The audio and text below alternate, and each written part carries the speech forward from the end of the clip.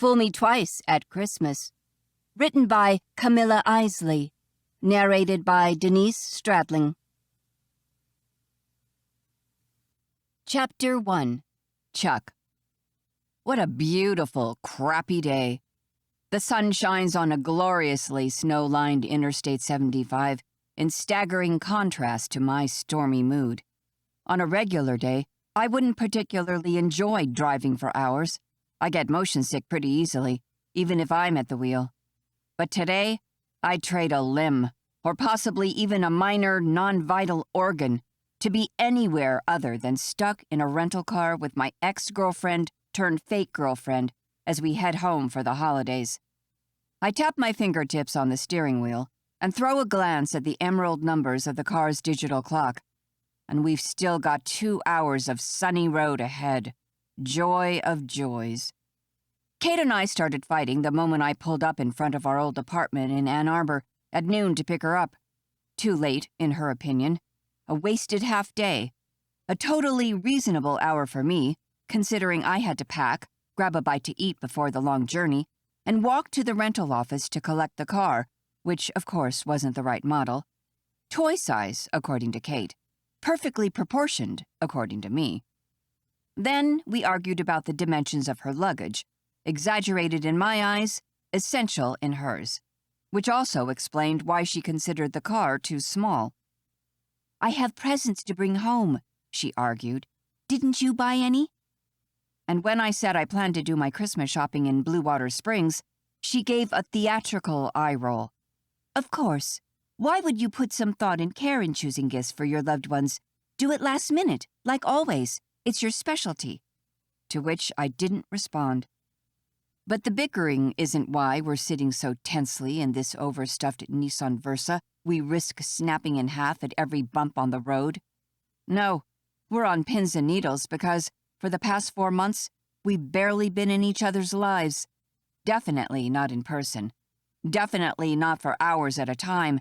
And definitely not in such a confined space like the passenger compartment of a allegedly tiny car.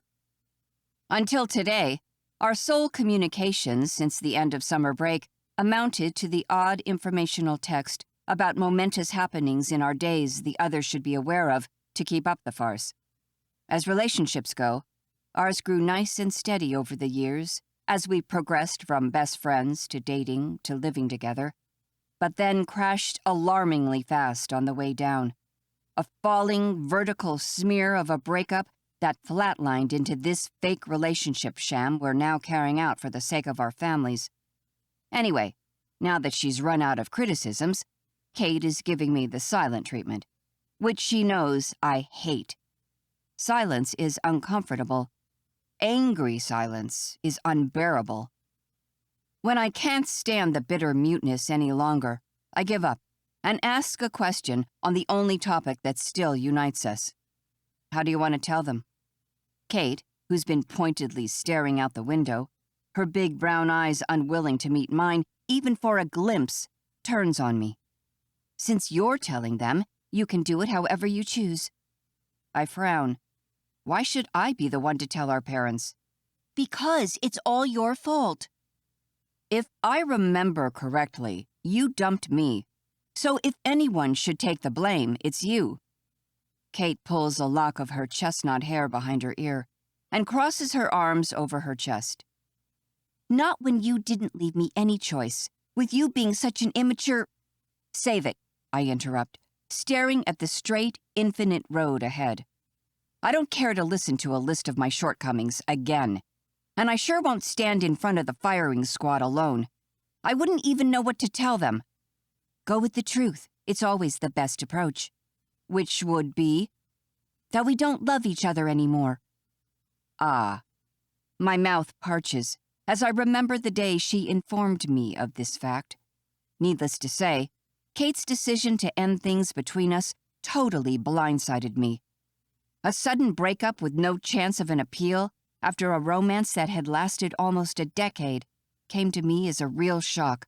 A freezing cold shower. And, okay, maybe I wasn't grand gesturing her every other day, and I might have taken our relationship a little too much for granted. I'm man enough to admit that. But I'd always assumed we'd grow old together. She was my rock, and I was hers, full stop. Only she had different plans. Plans that involved a new, shinier, half-Cuban rock. No, she didn't cheat on me, I'm positive. Kate just moved on painfully and humiliatingly fast. I don't know the details, I haven't asked. But we still have enough friends in common for the news to reach me that she has a new boyfriend, Marco Guerra. His Instagram account, where he delights his followers with daily sweaty videos of himself working out at the gym, has given me enough insight into this guy's life to know he's the complete opposite of my nerdy computer rat self. Marco is a stud, but other than that, what do they talk about when they're together? How many pounds he can bench press? Admittedly, the dude's not all brawn. He must have some brain, considering he teaches Latin American and Caribbean art to undergrads at the University of Michigan. That must be it. His knowledge of the arts provides him enough savoir-faire and catchphrases to hoodwink women. Kate must feel oh so sophisticated for dating a professor.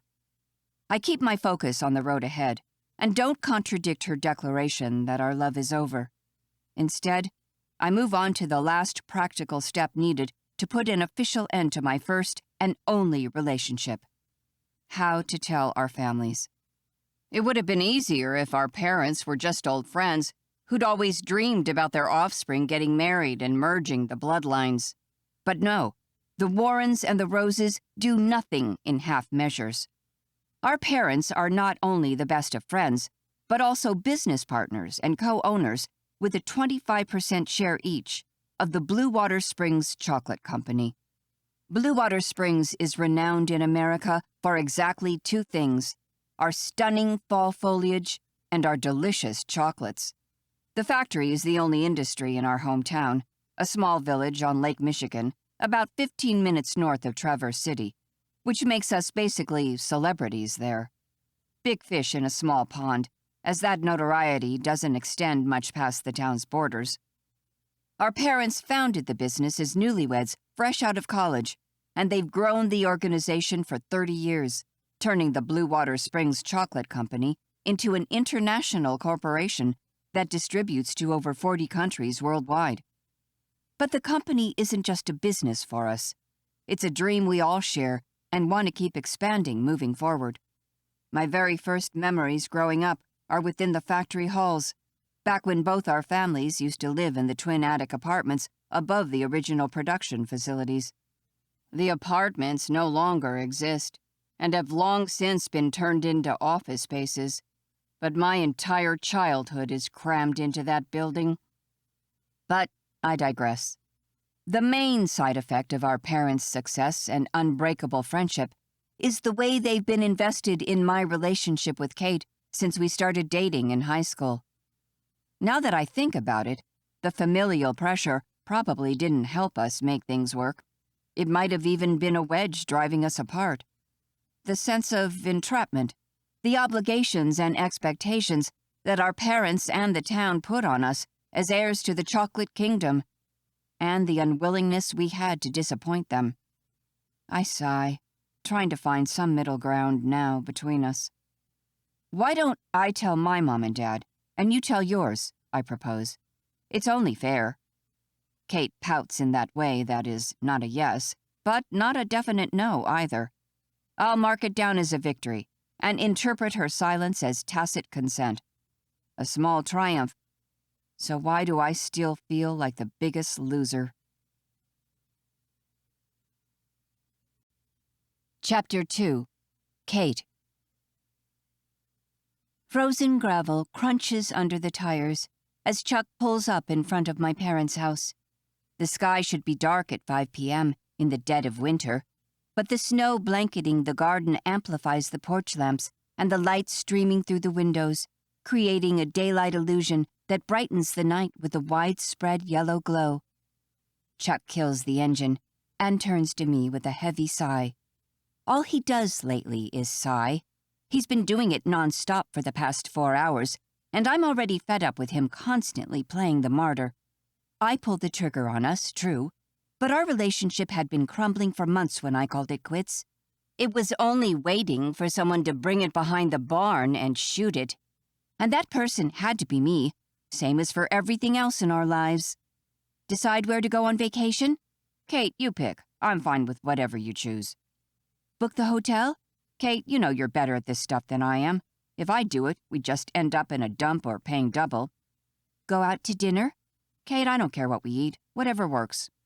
He didn't bat a lash, even when I brought him to a hardcore vegan restaurant that served only raw food and kombucha fermented cocktails. I was trying to shake things up. Not that he noticed.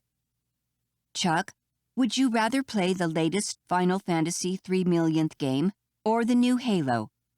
Now that would open up a debate.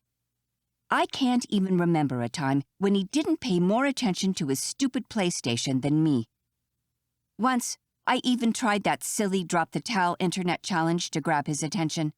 I snuck up on him while he was playing, dropped my towel to the floor, and sauntered to the bathroom naked, saying, "I'm going to take a shower." Chuck kept pushing buttons on his stupid controller, eyes glued to the screen.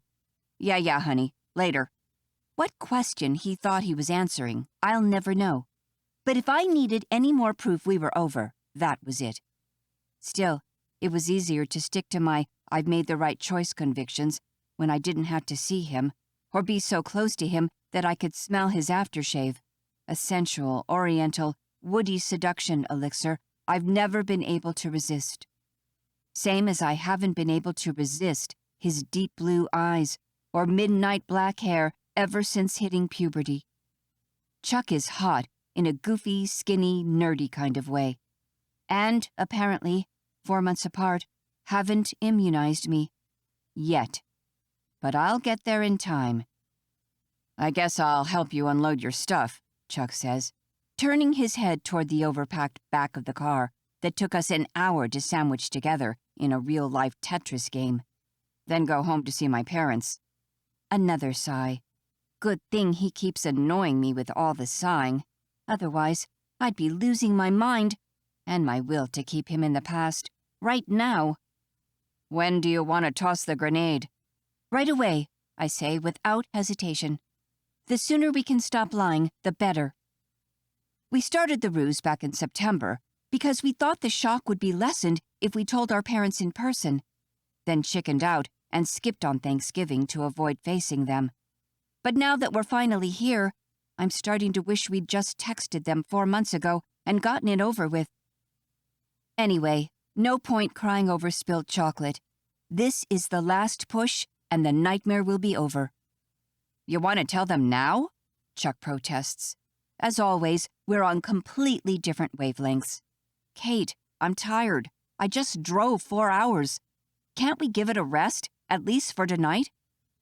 No, waiting will only make things harder. I say we go in there and rip the Band-Aid. They're here! A scream rips through the night, cutting me off. My mom runs down the porch steps in her pink Uggs, a white wool cardigan wrapped tightly around her shoulders to shield her against the winter wind. Dad follows close on her heels. Then Chuck's mom and dad, too. Ah, a full welcome committee. We should have known. Chuck and I have barely exited the car when the parents descend upon us. The dads kiss us briefly before unloading the Nissan. The moms hug us and fuss. How was the journey? We were expecting you hours ago. You look tired. Is everything okay? Come, inside. It's freezing out here. The questions come in such a whirlpool, I can't tell which mom asks what, or who hugs me tighter.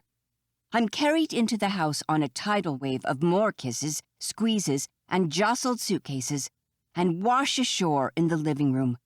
Logs crackle in the fireplace, warming the main room of my parents' cabin-like home, a nice contrast to the chill of the outdoors. My pops, Teddy, and Chuck's Nana, Fern, are also waiting for us inside. The elderly are more restrained in their welcomes, mostly because old age doesn't allow them to grab us as quickly or forcefully as our parents, but the enthusiasm is just as boisterous. We've only been away for a few months, but they all act like we're soldiers coming back from the front. Admittedly, us skipping Thanksgiving was an unprecedented act. We justified our absence, inventing a fake romantic trip to Niagara Falls. I went with Marco. I don't know what Chuck did. Probably took part in a virtual fried turkey competition on his PlayStation. But our absence must have been felt more than we imagined. While Mom puts the finishing touches on dinner, the rest of us scatter across the living room. At once, I'm bombarded with the usual million coming back home questions. How's school? How did you do on your finals? Are you eating enough? Did you lose weight, dear? Chuck's Nana always asks me if I've lost weight, but this time I've actually shed a few pounds, since Marco convinced me to pick up running. Nana Fern probably wouldn't approve. She's already saddled with a skimpy grandson, and I've always been her chubby consolation prize. But thankfully, I don't have to admit the slim sin to Nana Fern, as Mom comes into the room clapping to get our attention. Come everyone, sit down, dinner is ready. I take a deep breath. Maybe having both families under the same roof isn't a bad thing. We can break the news to them all at once, and this way I'll also be able to control the narrative so Chuck can't portray me as a heartless bitch who dumped him for no reason. I give my ex-boyfriend a loaded nod, then follow the others into the dining room. The rectangular table is laid for 8, with 3 plates on each of the long sides and the other 2 at the near end. An honorific spot for me and Chuck, I assume. At the opposite end of the table, a lumpy shape covered in a deep burgundy satin veil looms over the room. What's that? I ask no one in particular. A surprise, Abigail, Chuck's mom, replies as she squeezes my hand. Ah, sounds ominous. Sit, my mom urges as she disappears into the kitchen. She comes back a minute later, holding a dish in each hand. Turkey casserole for Chuck, and the Warren family secret recipe meatloaf for me. Your favorite, love? She places the casserole in front of Chuck and the meatloaf before me. And yours also, honey bun.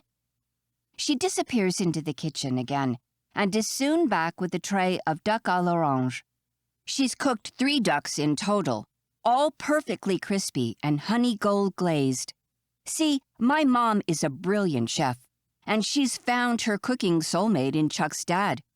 Mom and Bud are head chocolatiers at the Blue Water Springs Chocolate Company, while my dad and Abigail are in charge of the business side of things. Finance dad, and marketing Chuck's mom.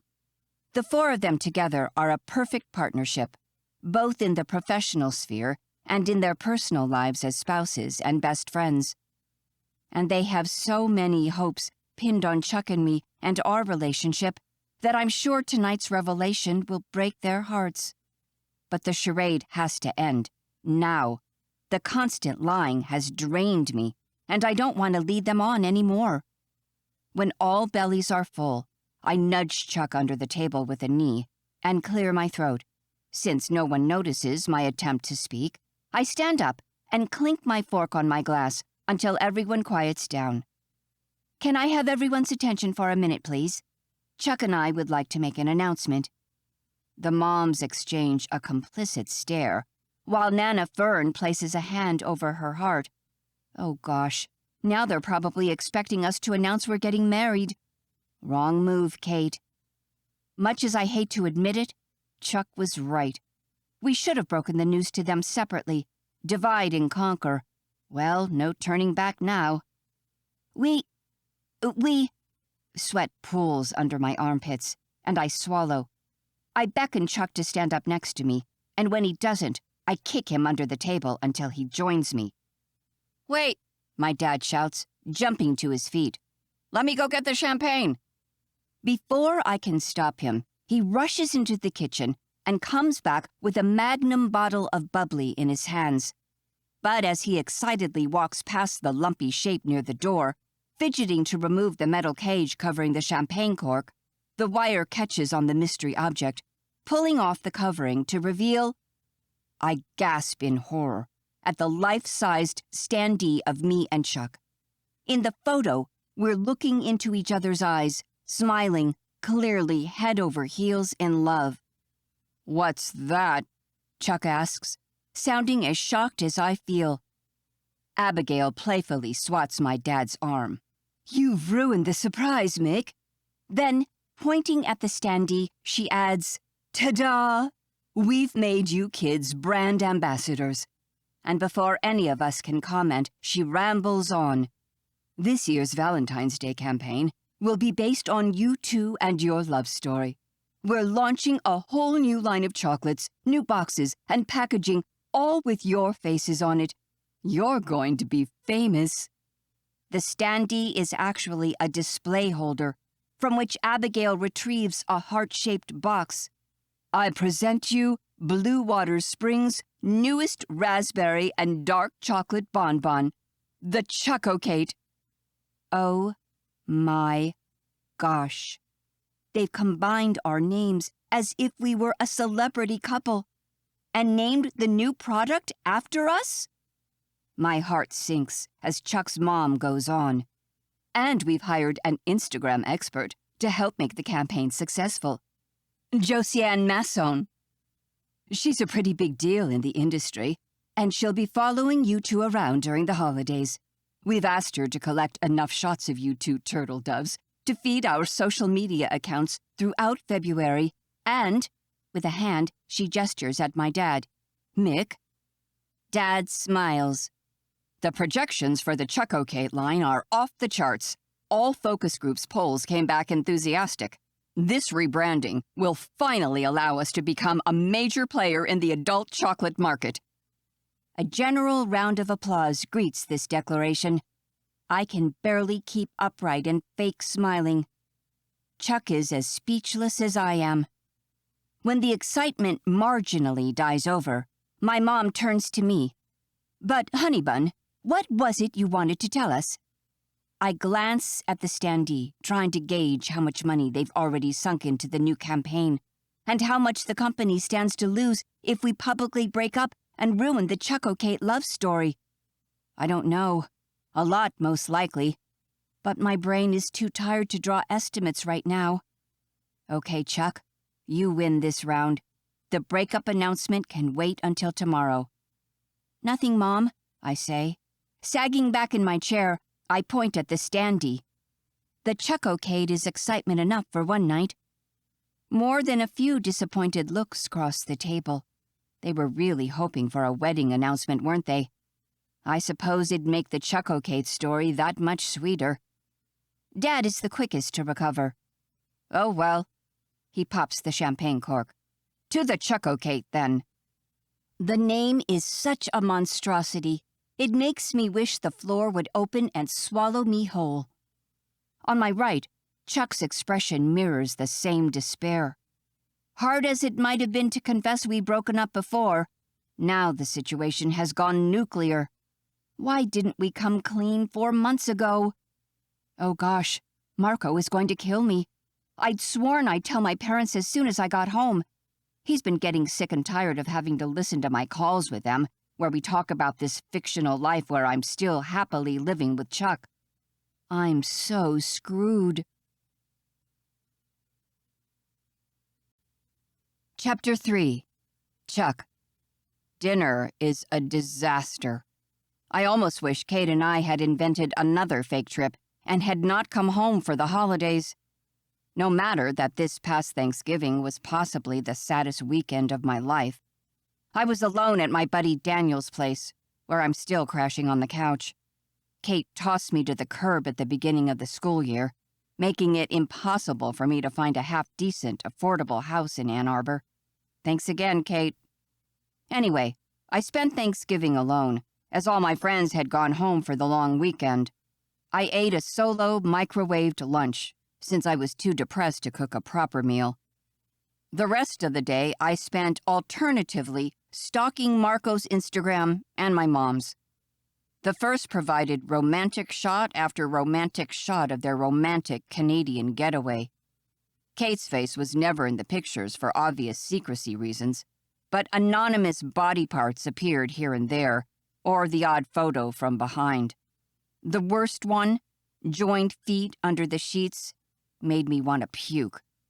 Mom's photo documentary of the holiday wasn't stomach-churning, but watching my loved ones enjoy the best homemade meal and many good times still made me tragically homesick. Hard to call what I would consider sadder, to have stalked my ex's new boyfriend or my mother on socials. I even sunk as low as creating a fake Instagram account to watch Marco's stories without him knowing it was me. Talk about hitting rock bottom. But, dreary as Thanksgiving was, today is making a good show at competing for Chuck's worst day ever. In fact, I'm ready to call it a night. Dinner is over, and we've all moved into the Warrens' cathedral-ceilinged living room for the traditional eggnog nightcap. Only this year, it comes out of a bottle as we're drinking our very own Blue Water Springs Chocolate Company's vanilla eggnog. We started testing bottled eggnog a year ago in a few local supermarkets. At first, I was skeptical about producing store-bought eggnog, but one sample taste changed my mind. Probably because Dad and Lillian used the same recipe they'd been making at home forever, and the market agreed with me. This holiday season, we're rolling out our eggnog nationwide, with plans to go international. We're also adding a nutmeg flavor variant. Delicious as the eggnog tastes, the syrupy drink isn't enough to sweeten the bitter pill that my life has become. So, the moment Nana Fern dozes off on the Warrens' couch, I seize my chance, gently elbowing my dad. "Dad, it's getting late. Shouldn't we drive Nana Fern home?" Dad pats my knee. "You're probably right, son." "Mind if I catch a ride with you?" I ask. I'm tired of driving. "Nonsense," Lillian, Kate's mom, interjects from her seat on the couch perpendicular to ours. "You're sleeping here, love." "Here, you mean?" "In Kate's room, of course." Out of my control, my voice raises to a squeal. "I can't sleep in Kate's room!" Kate, who's chilling by the fire with her dad, only catches this last part and turns to stare daggers at me. "What did you just say?" "I didn't say anything," I defend myself. "Your mama's insisting I spend the night." Alarm instantly replaces the annoyance on her face. "Mom, you seriously can't expect us to sleep together in a twin bed?" "Of course not, honey bun." "Oh, good. That's why we've refurbished your room." Lillian smiles proudly. "Tell her, Mick." Kate's dad makes jazz hands. "Surprise!" Kate reacts with an "I've had enough surprises for one night" face, and for once, I agree with her. "What have you done to my room?" she says flatly. "Not much, honey bun, don't worry," Lillian says. "We've only upgraded the bed and added some closet space. Nothing too serious. All your stuff is still there." "Thank you, Lillian," I say. "But I was looking forward to my bed and my room. I have all my stuff there." "But it's already decided," Lillian says. "Josiane Masson said she'd rather have you both under the same roof.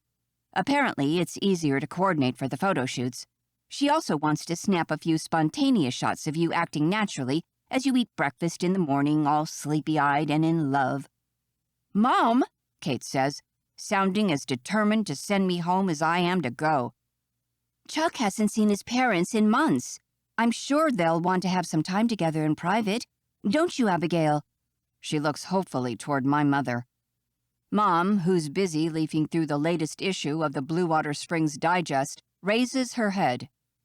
"Sorry, darling, what did you say?" "I was trying to explain to my mom how you surely want to have Chuck at home for the holidays." Puzzled, Mom looks at Lillian. "Isn't Chuck sleeping here? I thought it was decided. I haven't made his bed or cleaned his room." "See?" Lillian smiles in victory. "Chuck is staying. It's settled." "Mom," I plead, "are you sure you don't want me to come home with you? I can make the bed and clean the room. It's no big deal." "But why would you, darling?" She calls everyone darling. Mom gets up and kisses both my cheeks. "You belong with Kate. Plus, we spend more time here than at our house anyway." She nudges my dad. "Bud, we should really get going. Nana Fern is well past her bedtime." I try not to freak out as my getaway from Kate plans leaves without me. A few Kate-free, drama-free hours were the only thing that has kept me pushing through this lousy day. I was craving the loneliness of my old room, where I could have relaxed on my own turf and read a book in peace or shot up a video game. I sure could tear to pieces a few goblins right now. It'd be great for my nerves. And if I had any doubts, the look Kate shoots me across the room promises anything but relaxation. Heck, she's probably going to make me sleep on the floor. She doesn't send me straight to the floor, but that doesn't make our sleeping situation any more comfortable. Tension radiates off Kate as she manhandles the bed, throwing off the covers like they personally offended her. Grabbing the pillows, she constructs an impenetrable wall down the middle of the bed. "That's your side. Stay there." I shrug. One side of the bed is way better than the floor, so I'm not complaining. "I know you're probably heartbroken there's no PlayStation here," she continues, "but I'm sure you can survive a few hours without one." Yeah, okay. The thought of powering up my old console and blowing off some steam with a game crossed my mind, but... You know, I'm not addicted to gaming, I say. I can live without my PlayStation. Kate scoffs. "Yeah, right. Go tell that to someone who hasn't lived with you for the past 3 years." Before I can reply, her phone starts to vibrate. She glares at me, pressing a finger to her mouth. Not a word. I drop on the bed and cross my arms over my chest, while Kate moves closer to the window and picks up. "Hi, Marco." I can't hear the other side of the conversation, but from Kate's answers, I'm pretty sure I know what they're discussing. "Yes, it went well," she says. No, they were a little shocked at first, but now they're happy for me. Yes, they can't wait to meet you. When? Spring break, maybe. No, it isn't worth making the trek up here sooner. Don't worry, I'm fine." "Yeah, me too. Night." I'm not sure what that "me too" at the end stood for. Was it in response to, "I miss you, me too"? Or a more serious, "I love you, me too"? Could Kate really be in love with sweaty posts? That sounded an awful lot like you were lying, I say. "I wasn't lying," Kate hisses, as she sits on her side of the bed and gets under the covers. Despite the denial, her cheeks flush in that adorable way that used to make me lose my head. Still does. And is probably not the best thought to have before sharing a bed with my ex, pillow barrier or not. "I was only anticipating the truth," Kate continues. "It doesn't matter if we tell our families tonight or tomorrow. The end game won't change." She turns away from me and switches off the lights. "And now I would like to sleep if you don't mind." I don't even try to say I'd like to read a while to avoid another pointless confrontation. I just lay there, staring at the dark ceiling, wallowing in my misery. Morning will come soon. I can do this. Chapter 4. Kate. Snuggled in comfy warmth, I inhale deeply, relishing in the knowledge I don't have to get up just yet. Also, for the first time in a long while, I feel at home. Well, duh, you silly, because you're home. For the holidays. To tell my parents Chuck and I broke up. The Chucko, Kate. I blink, suddenly wide awake and in a state of panic. Then I realize who I'm snuggling with, and my mental health further deteriorates. I'm curled up against Chuck, my face resting on his chest and his stupid Star Wars pajamas, my feet comfortably nestled between his calves for warmth. How did I end up sprawled on top of him? I pull back, careful not to wake him, and assess the situation in the feeble light of pre-dawn. We're on his side of the bed, so he didn't creep on me during the night. I must have rolled on top of him in my sleep. The floor is strewn with discarded pillows. I must have kicked them off the bed to clear my path to Chuck. Well, it's not my fault. I've always been a hugger, and my subconscious perhaps still hasn't flagged Chuck as the enemy. Okay, maybe not an enemy, but an ex, who I hope one day I'll be able to go back to being friends with. We just have to wait for all the hard feelings of the breakup to settle. I look at him now, sleeping peacefully, while the Darth Vader black mask on his chest moves up and down in rhythm with his breathing. He couldn't be nerdier if he tried. With his pale, I spend too much time indoors in front of a laptop skin, and spaghetti-straight blue-black hair sticking out in all directions. But he used to be my nerd. My blue-eyed, long-lashed, chiseled nerd. An inexplicable lump rises in my throat. How did I go from loving this man with everything I had to barely being able to spend 2 minutes with him without arguing? A pang of regret beats against my chest from within. Well, of course, Chuck is my first love. My first everything. I can't expect to get over him in just a few months after a decade as a couple and a lifetime as best friends. But I must stay strong. Remember the apathy, Kate, and everything else you came second to. The lack of initiative, the laziness. Our lives were diverging into opposite tangents. I simply called the end first. Still, being home with him has not been the piece of cake I'd expected. Lots of buried feelings resurfacing. And our parents? Oh gosh, I hide my face in my hands as I envision the Chuckocate standee again. Of all years, why did they have to pick this one to make us brand ambassadors? The Valentine's Day campaign must be part of their not-so-secret plan to convince their only children to move back home once school is over and come work for the Blue Water Springs Chocolate Factory. Another can of worms I don't care to open just now. I'm not clear what I want to do once I finish my MBA next summer, but I'm positive I could do without the pressure. I want to be free to decide on my own, without the guilty impression I'm letting someone down if I don't choose the path they've laid out for me. Too many thoughts are jamming my brain. I get up and change into my thermal athletic gear, getting ready for a quick jog. I've wanted to get more fit forever, and Marco gave me the final push I needed to pick up running. He's full of life, full of interests, and exactly the kind of man I need by my side. Careful to creak the bedroom door open as stealthily as I can, I'm about to slip out when I see Chuck lying on the bed, half uncovered. He's going to catch a cold like that. I tiptoe to his side of the bed and pull the comforter up to his neck. I almost go for a kiss on the forehead, but keep myself in check. Until we've adjusted to our ex's status, we need to keep clear boundaries. I walk away from the bed, out of the bedroom, and hop down the stairs, mindful to avoid the third-to-last step, which always squeaks. At the front door, I zipper up my running jacket and walk out onto the porch. I breathe in the cold air like a tonic and jog along the driveway, heading for the lake. The sun is slowly rising as I cross the Blue Water Bridge, its rays igniting sparks in a million ice crystals dangling from every surface. Tree branches, house roofs, street lights. Every single house in town is decorated with Christmas lights. Many have an outdoor Christmas tree as well as an indoor one, and I pass countless snowmen along the way, from the simplest one to the most elaborate snow sculptures.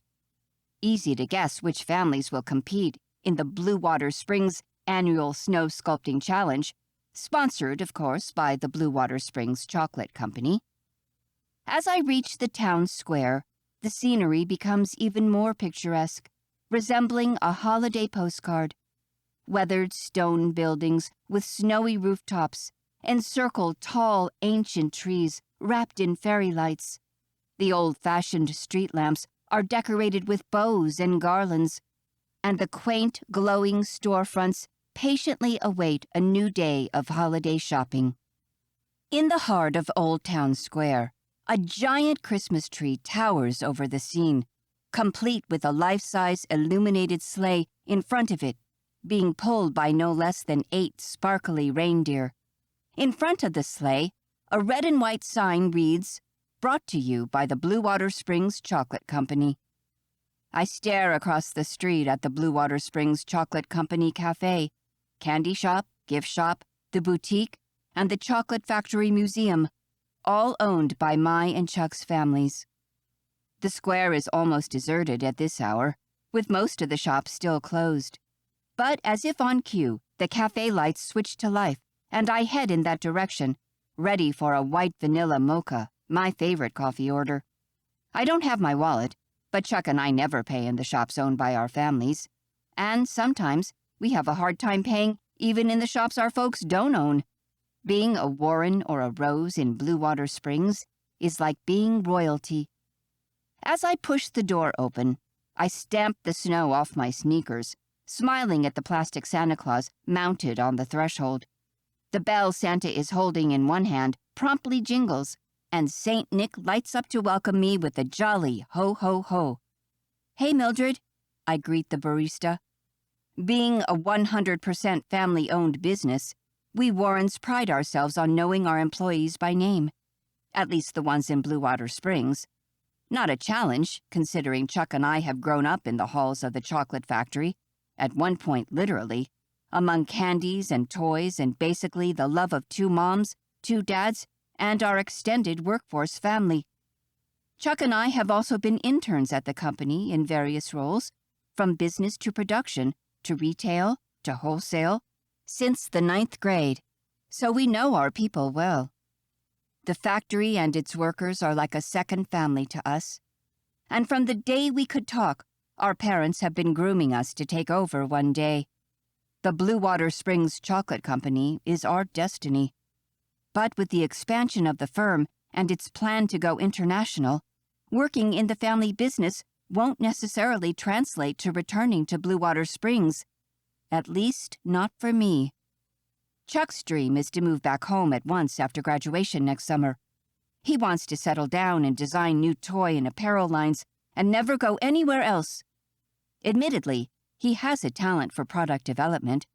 All the plush toys he designed outsold the others tenfold. Put a pencil in his hands, and he comes alive. Me, I'm more of a numbers girl, like my dad. And with the UK plant grand opening scheduled for next year, I could join the financial team in London. What an adventure it would be. But when I suggested the possibility, Chuck, of course, wouldn't hear of it. To get him off his precious couch is the worst defense one could ever pull on him. I don't know how he stays so fit, considering he never works out and eats like an unsupervised teenager who's been left in charge of doing the groceries. Chuck's not brawny, but he has defined flat muscles and a six-pack he honestly doesn't deserve. He's one of those insufferable people who could eat a whole turkey and not gain a pound. Not fair, especially when I have to be careful, given the business our families are in.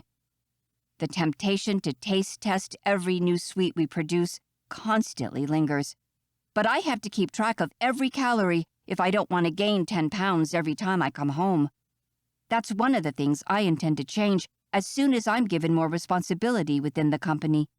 For years, I've been advocating for a reduction in our product's sugar levels and the necessity to bring to market lower-calorie, healthier alternatives.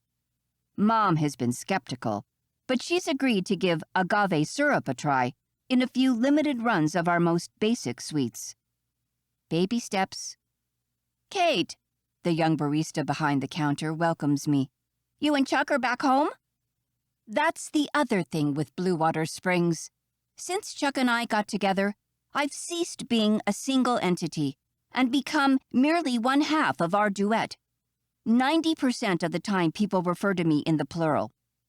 "Yeah," I say, "just last night." "What are you doing out this early?" "I took up running a few months ago." "Oh, that's new." The barista smiles. "If I could have stayed warm in bed under the covers this morning, I surely would have, especially if Chuck was there next to me." Mildred's comment is meant to be a joke, but I can't help the wince that comes naturally to my lips. Chuck is by far the best catch in town, not only because our families are well off, but also because he's the hottest, kindest, sweetest guy in Blue Water Springs. Maybe all he needs is to meet a girl who's happy to live her entire life in this small town, and who enjoys watching Star Trek movies, playing video games, And who doesn't find cosplay ridiculous? Because Chuck is the personification of the hot nerd, shy and irresistible. And more than a few hearts broke in our community when the news got out that we were an item. Well, ladies, he's going to be all yours again soon. An image of Chuck running across the Blue Water Bridge, chased by a horde of women in bridal wear, crosses my mind. It might not happen exactly like that, but the moment Chuck moves home single, the town's bachelorettes will engage in a battle to the last blood to snatch him up. The thought makes me want to puke. "Sorry, Kate," Mildred says. "I was joking. We all know Chuck only has eyes for you." The affirmation depresses me even further and causes my stomach to swirl with guilt. From what I've heard, or more accurately, not heard, from our shared friends back in Ann Arbor, Chuck hasn't been with anyone else since we broke up. Or maybe he's only been more discreet than me and has been having one torrid affair after the other. Heat rushes to my cheeks. Let's not go there. "No, Mildred, sorry. I had this awful cramp in my left calf. Plausible enough as excuses come. It gives me a bad case of resting bitch face every time. I wasn't upset with you." "Oh, okay," Mildred huffs, relieved. No one wants to mess with the big boss's daughter. Another aspect of Smallsville living that makes me look forward to the anonymity of London, where nobody will know who I am, or what my family does, or which man I was destined to marry from the womb. Our mothers even got pregnant within 2 weeks of each other. "Should I get the usual started for you?" Mildred asks. "Vanilla white mocha?" "Yes, please." "Anything to eat?" "No, thanks." Mom will surely fix a massive breakfast at home, and I don't want to spoil my appetite. 5 minutes later, Mildred hands me my drink. "Here you go, Kate, with an extra vanilla pump, just like you like it." I take the warm paper cup from her. "Thanks. By the way, are you excited about the new campaign?" "Huh?" "Oh my gosh, don't tell me I've spoiled the surprise. Mr. Warren and Mrs. Rose presented it at the company's Christmas party last week. They said they would tell you once you got home, and I just assumed—" "Are you talking about the Chucko, Kate?" I interrupt. "Thank goodness you know already. Phew, for a moment I thought I dropped the ball." No, it's all right. They told us last night." I take a sip of coffee, relishing the wave of heat it brings to my system. What did you think of the new chocolate?" "Oh, it's delicious. The crunchy raspberries are a stroke of genius." "I wasn't talking about the taste. What about the name? Don't you think it's a bit, I don't know, over the top?" "No." She actually bats her lashes dreamily. "It's so cute. You and Chuck are the perfect couple. So inspirational. You guys are going to become the next Brangelina." I refrain from commenting that Brangelina is no more. "You're lucky to have Chuck," Mildred continues. "Every girl in town wishes she were you." "Yeah, right. I don't think so.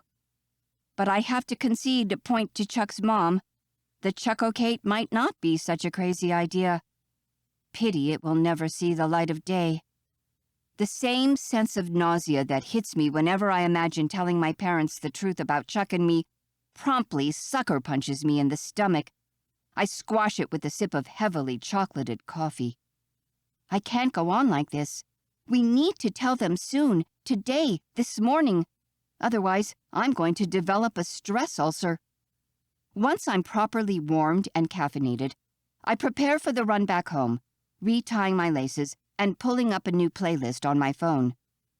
I've just walked out of the cafe when my phone rings. It's Marco. "Hey," I pick up, my breath pluming in the frosty air. "Hey, babe, I missed you on my run this morning." "Yeah, me too." "You done already?" "Actually, no. I was heading home now. I had a bit of a late start," I say. Because for Marco, 7 a.m. is late. He's really into fitness and keeping a balanced diet and a healthy lifestyle. "Read me your stats so far." Marco made me download a fitness app to track my progress. I open it now on my phone, while hopping from foot to foot to keep warm. The numbers aren't awful, but I still round them up a bit. I give myself an extra mile and shave a few minutes off the total running time. Only because Marco is fixated on constant improvement. Maybe a little too fixated. That's great, babe. Keep going like this, and you'll be able to run the point-to-point half marathon in June. I'm not sure about that. I could enroll in the 10K version like we talked about. Don't sell yourself short, babe. If you train hard enough, you'll make it. Sometimes Marco can be a bit condescending, and maybe a little irritating too. Because, yes, I know I can complete a 13-mile race if I set my mind to it, but the idea just doesn't appeal to me. I don't care about marathons or half marathons. For me, running isn't about the competition, not even with myself. It's just a fun, healthy exercising habit. But hey, I wanted to be with someone who encouraged me to become a better version of myself and pushed me to achieve more. Yeah, I should remember that. Marco is good for me. I like how energetic, vital, provided you don't eat too much sugar during the holidays. I throw a guilty stare at the cafe behind me. Marco takes his coffee black. No sugar, no milk, no chocolate, and definitely not a double shot of vanilla syrup. Whatever. It's Christmas. A small cup won't kill me. I'll do my best, I say. But you know sugar kind of is the family business. I'm only reminding you not to overindulge. If you go off on a tangent, even for just a couple of weeks, it could take months to get back in shape. Yeah, sure. Listen, I'm kind of freezing my ass off. Mind if we talk later? Oh, you're not running? I thought you said you were only halfway done. Yeah, I confirm, annoyed. But I've stopped to talk to you. I can't run and talk at the same time. I don't have the stamina for that yet. You need to work on your breathing, babe. Where there's a will, there's a way. Well, yeah, I'll work my way up to it. But now I really have to go. Talk later? Later, babe. We hang up, and I blast Tones and I by Dance Monkey at top volume on my phone to run back home. Marco is right about one thing, though. Where there's a will, there's a way. I can apply the same principle to confessing the truth to my parents. It's only a matter of taking a deep breath and making the plunge. As soon as I get home, I'm going to kick Chuck off the bed. He'll surely be still asleep. And drag him downstairs to come clean with our parents if it's the last thing I do. Chapter 5. Chuck. I wake up with the smell of Kate's hair filling my nostrils. For a moment, I think I'm dreaming, until I look down and find my ex spread-eagled over me. Did I trespass over the pillows and grab her in the middle of the night? I check the bed, but I'm still squarely on my half of the mattress. Kate is the intruder. She's resting her cheek on my chest, while her feet are nestled between my calves, in the same position we always sleep in, or at least used to. I don't know what to do. What I want to do is hold her tight and never let her go. What I should do, however, is roll her to her half of the bed before she wakes up and freaks out. I compromise by doing nothing, simply enjoying this moment of rare peace between us. She's the one on top of me, after all. It's not my job to move. Kate stirs in her sleep, sending me into a panic. What now? I shut my eyes and do my best to play dead. Kate inhales deeply, then raises her head slightly while I pretend to still be asleep. I can picture the small frown of confusion on her face as she takes in the new sleeping arrangements. I half expect her to shoot to her side of the bed, appalled, but she doesn't. She remains curled against me for a heartbeat longer before she slowly retreats, leaving me cold and exposed. A metaphor of the past few months. Her weight is still on the mattress, but she isn't lying down. I imagine her sitting against the headboard with her knees tucked under her chin, thinking. What are you thinking, Kate? I'd pay millions to know. A few more minutes, and she moves again and gets up. Rustling noises ensue, and I listen as she gets dressed. A zipping sound signals she's done. Muffled steps approach the bed, and Kate gently tucks me under the covers she'd lowered getting up. Such a simple gesture, but one so tender it makes my brain short-circuit with unanswered questions. Then the bedroom door clicks shut, and Kate's gone. 2 minutes later, the front door opens and shuts as well. I hurry to the window to spy on my ex. Where is she going this early in the bone-chilling Michigan cold? Kate jogs along the driveway, leaving small footprints on the thin layer of snow that fell during the night. Her clothes look super professional. Since when is she into running? There's so much already I don't know about her, and this new life she's created for herself.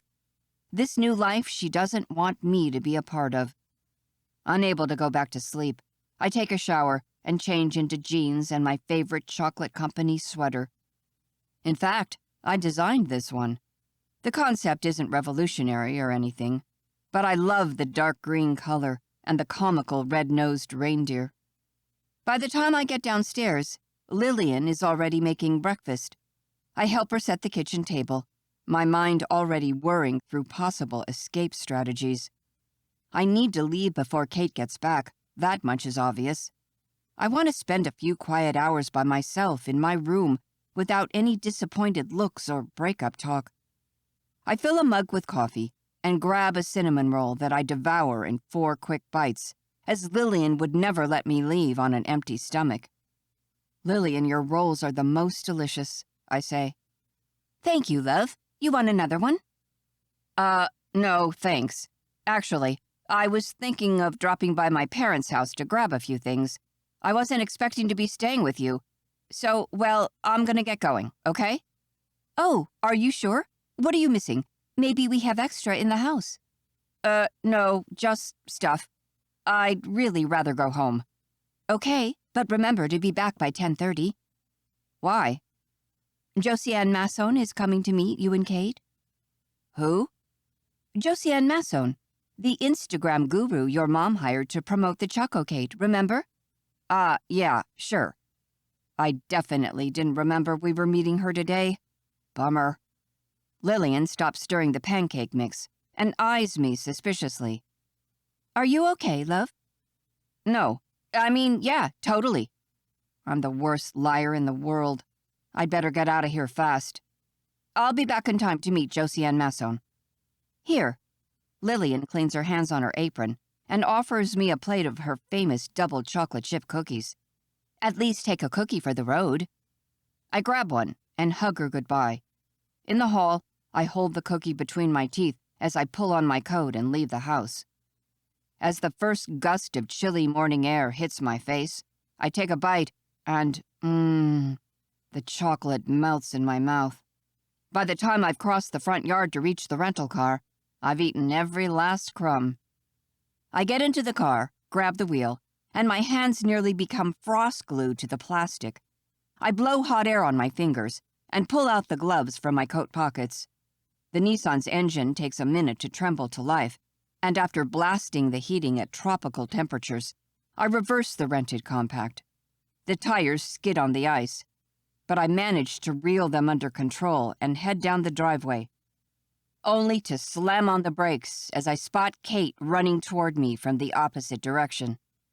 Her eyebrows draw together, and in a few quick strides, she's level with the car. Resigned to my fate, I roll down the window. Morning, I say. She attacks right away. Where do you think you're going? Home. Why? I need some quiet, Kate.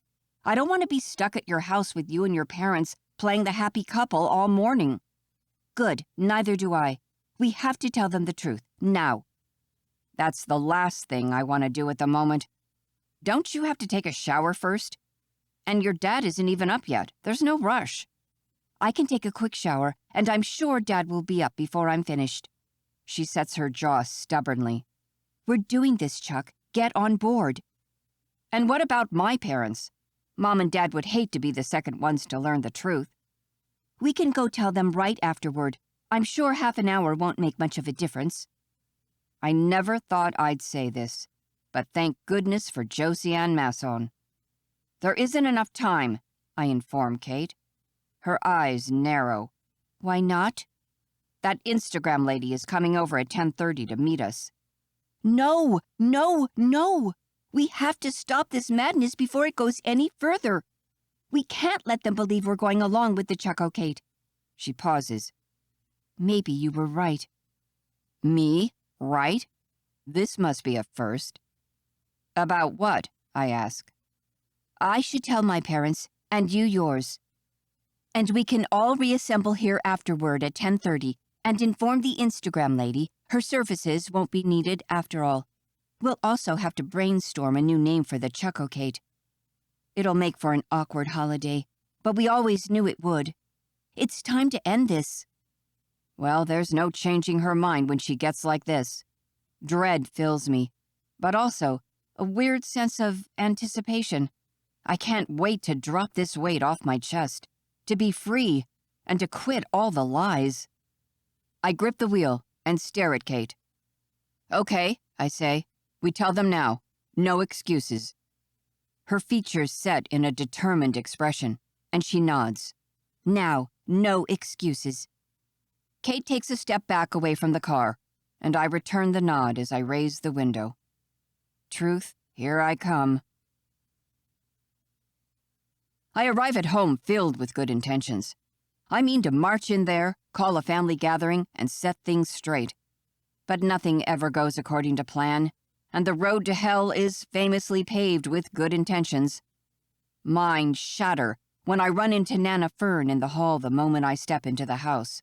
She grabs my elbow and asks me to follow her into her studio. Nana Fern used to be an artist, like me, a painter. She doesn't paint anymore. Her eyesight is too poor now. But the art studio is still her favorite room in the house. The space is awash in light, which streams in from the wall-wide windows at the back. The view of the backyard is always stunning, but in winter, the garden is straight out of a fairy tale. Open grounds extend out of sight in a wintry wonderland. Every tree, bush, and surface is coated in puffy snow that glitters in the sun. Nana Fern spends most of her time in this room. She used to either paint on her easel or sit in the sunshine and read, but nowadays she'll just relax and listen to audiobooks. I shop for her remotely or whenever I'm home, and I've taught her how to talk to her phone to load them up. I've also installed a Wi-Fi speaker system in the studio, so the sound is top quality. And Nana has mastered voice control. She guides me to the couch at the back of the room, the one nestled underneath the wide windows. We sit and contemplate the view for a few long seconds. It's impossible not to be momentarily awestruck. Then Nana Fern sighs and tears her eyes away, taking my hands in hers. Now I become worried. This is too much ceremony to simply have a welcome home conversation. Nana Fern, is everything okay? Yes, dear. Better than okay. My shoulders relax. She's not about to tell me she's ill or anything. Well into her 80s, Nana Fern is old, but I'm not prepared to say goodbye to her. I'll never be. Chuck, she continues, I'm so very proud of you, of everything you've accomplished with your life, and of the wonderful woman you have by your side. Oh my gosh, please let this not be about Kate. It seems only yesterday that you were a little boy pestering me to read you one last bedtime story. But a boy, alas, you are no longer. You're a man now. Next year you'll be finished with grad school, and you must think about the future. And you know what they say. No, Nana. There are no great men without an exceptional woman by their side. Definitely about Kate. Just what I needed to relax. A little Kate is wonderful propaganda. Nana, I know you like Kate, but... No buts, dear. You're never going to find a better woman than her. You are destined to be together, and nothing would bring me more joy than to see the two of you settle down before I die. Oh, come on. How is that fair? She can't play the death card. Low blow. How am I supposed to segue into my Kate dumped me news now?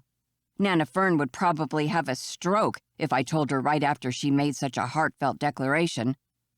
When in doubt, stall.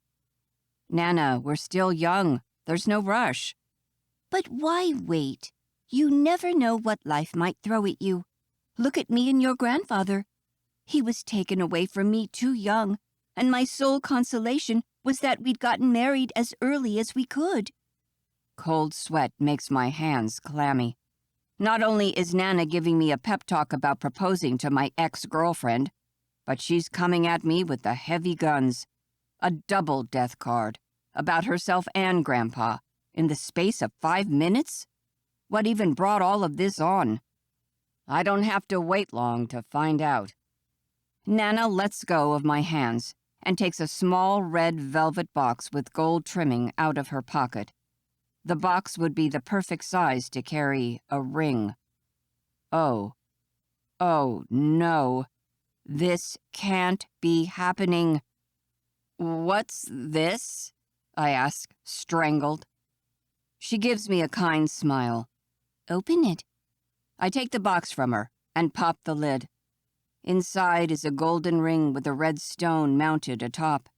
It's clearly an antique, and the band is embossed with ornate swirls that speak of a bygone era. Kate would adore it. I jerk the lid shut again and try to swallow, but I can't. My throat has clogged, and I'm having difficulty breathing. Thanks, Nana, I force out. But I don't think Kate and I are ready for marriage. I try to give the box back, but Nana Fern closes my hand over it with hers. Keep it, dear. One day you'll be ready to propose to Kate, and I want you to do it with the same ring your grandfather gave me. The ring has been in our family for 5 generations. Then she sighs again. Well, I hope I'll still be around when you finally decide to do it. She pats my hand. Can this woman guilt trip or what? I'll take the box, Nana, but don't expect any news soon. I've lived long enough to learn to never say never. Nana throws me a little wink. Now, can you help me find this new book I've heard so much about? What book? Nana feeds me a few major plot points that I type into Google, and we're able to find the title. I load the audiobook, then flee the studio, craving the solitude of my room. The past 24 hours have felt like a relentless struggle between myself and the universe. Me trying to get to my room to be in peace for 5 minutes, the universe doing its best to prevent me. And Mr. Cosmos isn't finished yet. Down the hall, I run into my mom. For a second, she's startled at finding me in the house. Then her gaze lowers to my hands, and for someone who wears glasses and has none on now, she spots the tiny red box I'm holding with disarming quickness. Oh my gosh, Chuck, you asked Nana Fern for her engagement ring. No, Mom, I say, raking a hand through my hair. The situation is getting out of control. Nana Fern forced the family heirloom on me, saying I should propose to Kate. Well, are you? Will you? No, Mom. Kate and I are nowhere near ready for marriage. But why not? You've been in love forever. You've known each other even longer. And besides, your father and I were young when... Before she can launch into another speech to remind me how young everyone in this family got married, or that at my age she was already pregnant with me, and you and Kate don't want to be old parents and all that, I stop her. I know, Mom, I know. I give her a quick hug and a kiss on the cheek. But different times. I'm going to my room now. I have to be back at Kate's in less than an hour. Oh yes, to meet Josiane Masson. We're all going. Great, I'll be down in half an hour. I shuffle past her and speed walk to my room. Once inside, I shut the door behind me and drop on the bed. I hit my forehead with the red box repeatedly. Hell, here I come. Chapter 6. Kate. The crunching of tires on snow alerts me to Chuck's return. I hurry to the window in time to see the Rose's Grand Cherokee parked next to my dad's Cadillac SUV. Chuck's mom gets out, and from the way Abigail is smiling and obviously in a good mood, it's clear Chuck has gone back on his word and hasn't told his parents a damn thing. The Nissan pulls up behind Bud's Jeep soon afterward, and Chuck steps out. I race down the stairs, taking the steps 2 at a time to intercept him, and throw the front door wide open before Abigail can ring the bell. Not that she ever does, since they usually just walk in. "Oh, hi, darling," she says, surprised. "Hi, I need to talk to Chuck." "Bud, would you look at this?" she says, addressing her husband. 1 hour apart, and the kids can barely survive. It's so sweet. Then, turning back to me, "Chuck is all yours, darling." Abigail steps aside to let her son in. I grab Chuck's hand and pull him across the threshold, none too gently. "Ow!" Chuck protests.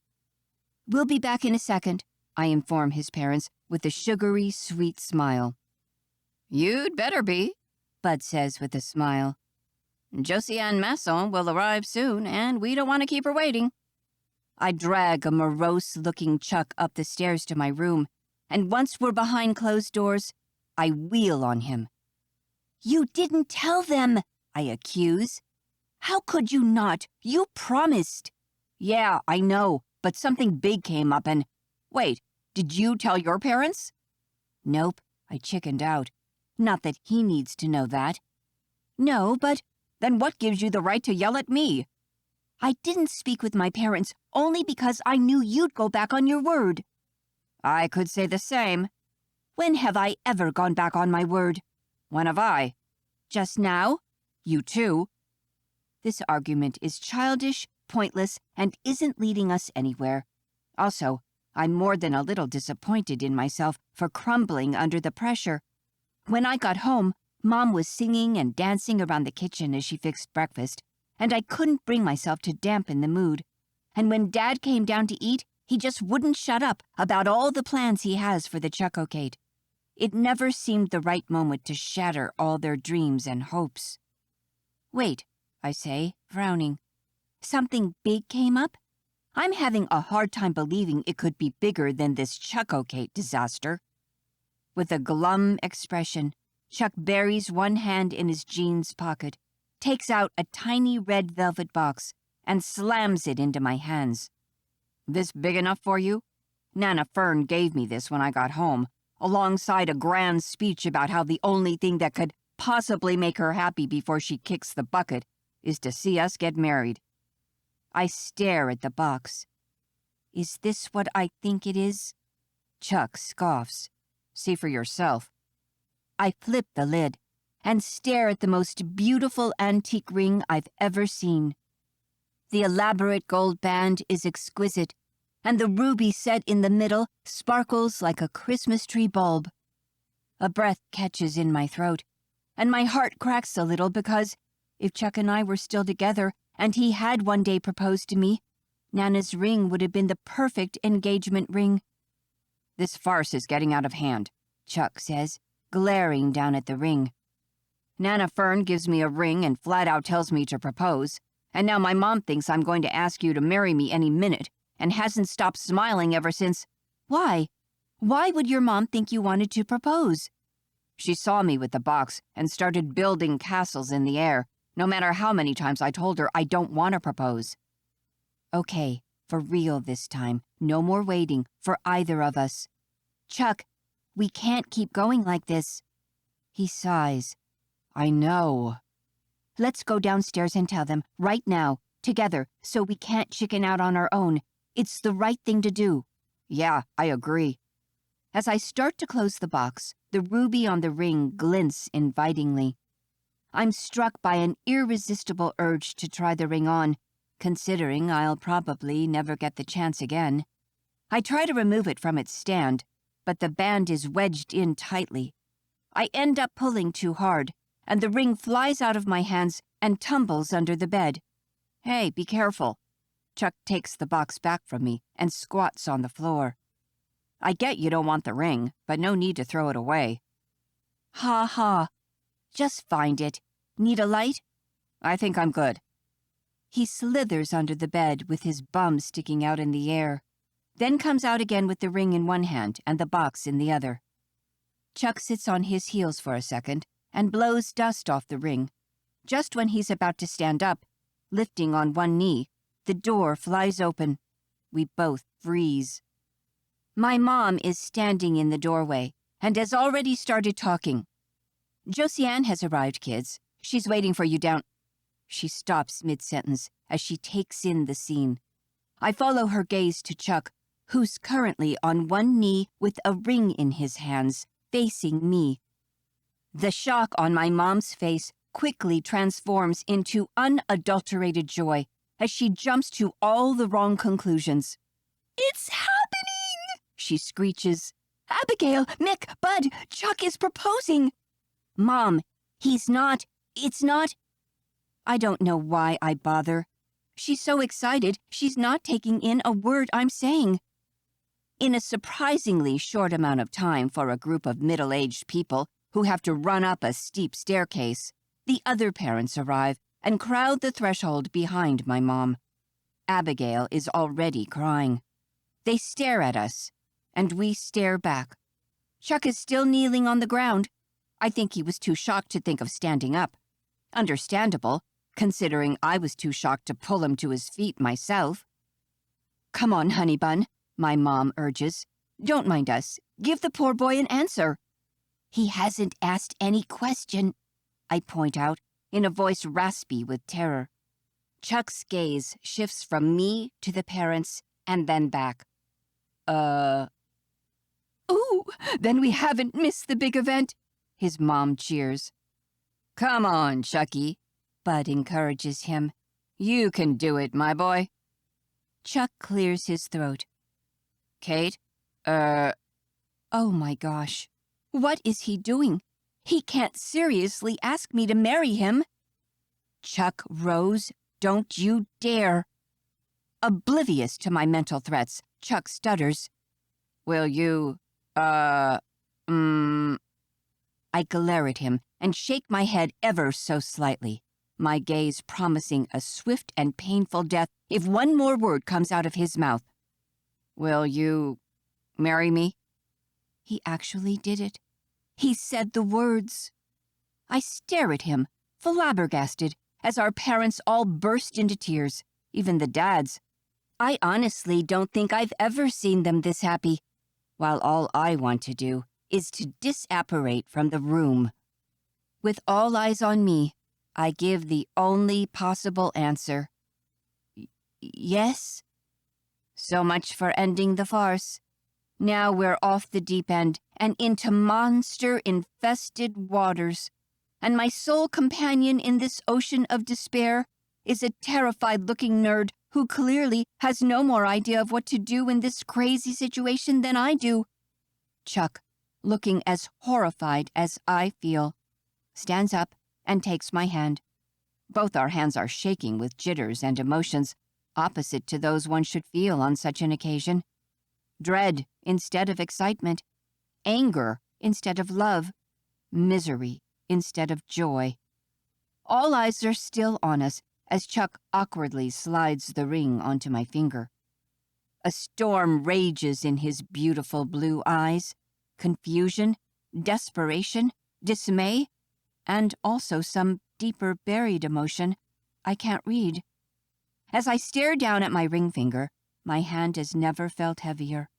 A weird sense of foreboding wraps tightly around my chest. The parents couldn't be in a more different emotional state. They erupt in cheers and applauses, sounds that mix with the clear noise of a phone camera snapping photos. Looking past my dad, I notice for the first time a short brunette with a tight bun and winter chic clothes, cream wool poncho, whitewashed jeans, and beige suede boots, staring back at me. The woman snaps one last shot and then turns to Chuck's mom. "Oh, they're just perfect," Josiane Masson enthuses. "The engagement is going to do wonders for the Chuck-O-Kate campaign." So much for, if there's a will, there's a way. Will has nothing to do with it. It's clear to me now that the only law determining my fate is Murphy's Law, Anything that can go wrong will go wrong. Chapter 7. Chuck. The morning passes in a blur of mothers fawning over us, dads smoking cigars as they anticipate a new Warren Rose generation, and a perfect stranger directing Kate and me into what feels like a million engagement photos. But the tears of joy in Nana Fern's eyes are the hardest to bear. Oh, dear. You had me scared this morning with all your "I'm not ready" and "these are different times" talk. But I knew you only needed a little push. You've made me the happiest grandma on the planet. The pressure is tightening around me like a boa constrictor. How is it that every time we try to stop lying, we just dig ourselves deeper? Assuming we don't tell them over Christmas and go along with the whole Chuck-O-Cade madness until February, then what? We can't just continue to pretend we're together for the rest of our lives. I have no idea what Kate is thinking, as we haven't been alone for a second since the accidental proposal. And I'm a little ashamed to confess I'm glad a private conversation will have to wait until tonight after dinner. This afternoon, I have to go Christmas shopping. And yeah, Kate had a point. I shouldn't have left it to the last minute. I certainly don't need the additional stress. Then I have to meet a few of my buddies for a beer. Meanwhile, Kate has been conscripted by the moms. The official reason is to spend a girls-only afternoon. But I suspect they want to talk shop and get started on the wedding planning. Poor Kate. I sure don't envy her. As expected, my last-minute Christmas shopping blitz is incredibly draining. After many years of giving original gifts to my beloved ones, coming up with fresh ideas has become hard. I miss being a little boy, when one of my drawings would do the trick. Or the easy first Christmases when it was wool hats, gloves, and a scarf for everybody. This year, it takes all my creativity to pick items people don't own already. Or at least, I hope they don't. For Mom, a temperature control smart mug, because she constantly complains about her coffee getting cold before she finishes it. Dad's gift is not original, but always appreciated. Every December, I check his stock of spices at home and replenish it. Lillian, a new set of pot holders and an oven glove. Today at breakfast, I noticed her current ones are pretty worn out. Mick has been obsessing about the future of bees lately, so when I see the local gourmet store offers a program to adopt a beehive long distance and receive the honey once a year, I sign him up and get a certificate to give him on Christmas Day. Nana Fern is the easiest to sort, with an audiobook subscription. Pop's Teddy, a weighted gravity blanket, supposedly the best accessory for a profound rest. And then there's Kate. What do I get my ex-girlfriend/fake fiancé, knowing that she'll open the present in full view of our entire family? It has to be something thoughtful and personal, but not so thoughtful and personal that Kate thinks I'm still in love with her. I finally settle on one of those health and fitness smartwatches with a built-in GPS. Sure, she'll probably use it with Marco. If his Instagram account is any indication, I bet he's behind the sudden early morning fitness madness. Still, Kate will like the smartwatch, so what the heck, why not? I load all the shopping bags in the trunk of the rental car, and then set out for the pub, more than ready to spend a few hours catching up with my friends. The Plough and Harrow is one of the oldest buildings in town. It dates back to the late 1800s, and it still has the original placard and woodwork. The interior is mostly authentic as well. Only the emerald green and gold carpet panels on the walls and booth upholstery have changed over the generations of pub owners. The counter, tables, floor, and ceiling are made of dark wood that's older than anyone inside. An equally old iron chandelier dominates the center of the room, and antique light fixtures hang from the walls. They provide little illumination, but the semi-darkness is part of the charm of the Plough and Harrow. Also, there aren't any TV screens behind the bar or mounted on the walls. Stanley, the owner, has stubbornly refused to put one up forever. "This is a place where people come to socialize," he'd say. "My pub is a family environment, good for storytelling, singing, and laughter. Not to get brainwashed in front of a TV. If you want that, go to the Red Wings," he would add with disdain, referring to the new sports bar near Route 31. And, to be honest, Stanley has a point. As I walk in, the atmosphere couldn't be more relaxed, cheerful, and welcoming. Groups of people are gathered around, chatting happily and guffawing. The holiday decorations draped on every surface and hook make the place even more holly-jolly. I close the door behind me and take off my hat and gloves as a draft of warm air engulfs me.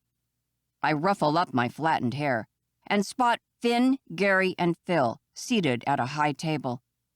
Gary catches my eye and waves. I trudge through the crowded room to reach them and sigh in relief at the 4 beers resting on the table. Great, the line at the bar is huge. I sit on a high stool and finish removing my scarf and jacket before clasping hands with each of my friends. The last time we met in person was at the end of summer, and I've missed them. Also, since I couldn't be honest about the Kate situation, I haven't kept in touch as much as usual. Phil works in New York, Gary is in med school at Stanford, and Finn is doing his master's at the University of Arizona. All places far away enough from Ann Arbor they wouldn't find out the truth by chance. They promptly hassle me about the disappearing act. But once the bantering is over and the first beer is gone, I can't help but notice Finn seems to be making an effort to appear happy while coming off even more tortured than I am. "Hey man, is everything all right? What's up with you?" Phil answers for him. "Eva broke up with him." "No," I say. "When?" "Just before the holidays, dude. It sucks." "Why?" "She said she felt claustrophobic in our relationship, and that it'd gotten too serious too fast." "Sorry, man," I say, unable to express how much genuine sympathy I feel for him. "Yeah," Finn says, and takes a long sip of beer.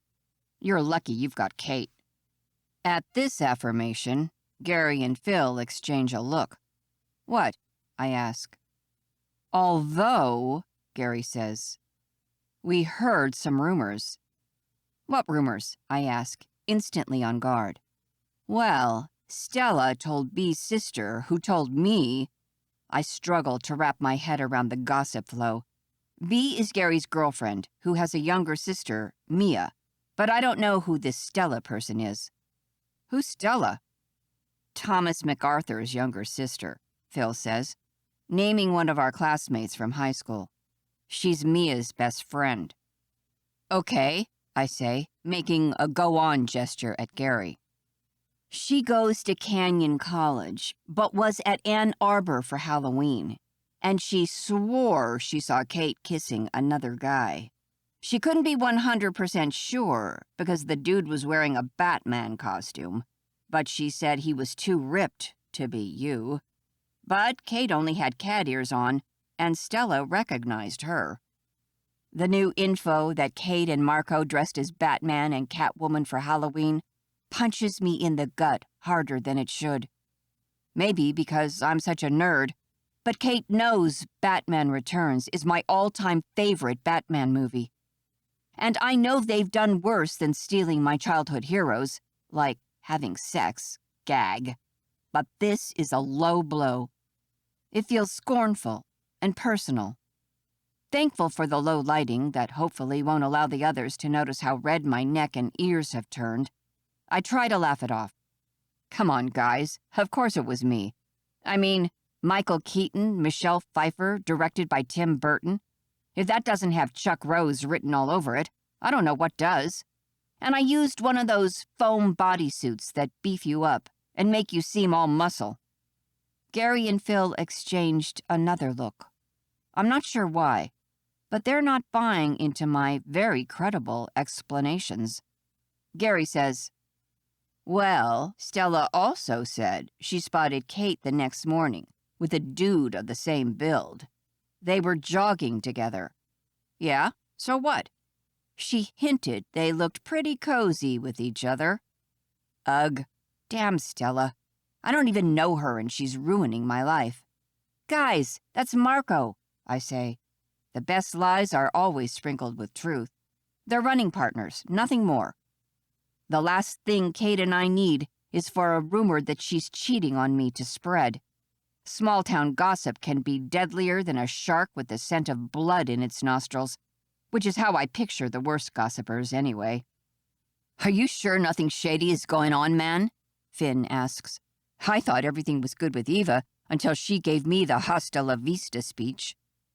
No, yeah, plus Marco has a girlfriend. Amanda, Amelia, Angelina, something that starts with A. Really? And him having a girlfriend is enough to sleep well at night? They could both be cheating on— Listen, guys, I interrupt. Kate and I are fine. I'm beginning to sound desperate, and I can see it reflected in the skeptical stares of my friends, which makes me panic even more. So before I've had time to reflect on the soundness of what I'm about to do, I blurt out, in fact, we're more than okay. We're engaged. What? Phil shouts. Seriously, man? Why didn't you tell us right away? Finn asks. Guess I haven't really processed it myself yet. It just happened. Now that I've made the announcement, I try to downplay it. Like, literally, only a few hours ago. Man, you're talking as if you were surprised yourself, Gary points out. I scratch the back of my head. I kinda am, man. It wasn't planned, you know. At least this part is true. But then this morning, Nana Fern gave me the ring, and the proposal sort of followed naturally. More like tragically, and totally by accident. Finn hollers his approval, while Gary slaps me on the shoulder and Phil shakes my hand. Cool, man. Congratulations, Finn says. We must celebrate. Gary stands up. I try to stop him, saying the engagement is not official yet, but he's already halfway to the bar and waves me off to go order another round of beers.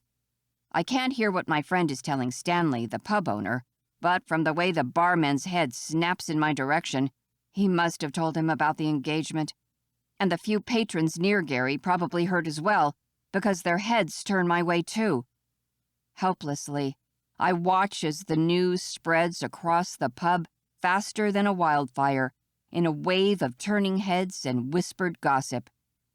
The broadcast, however, doesn't stop within these walls.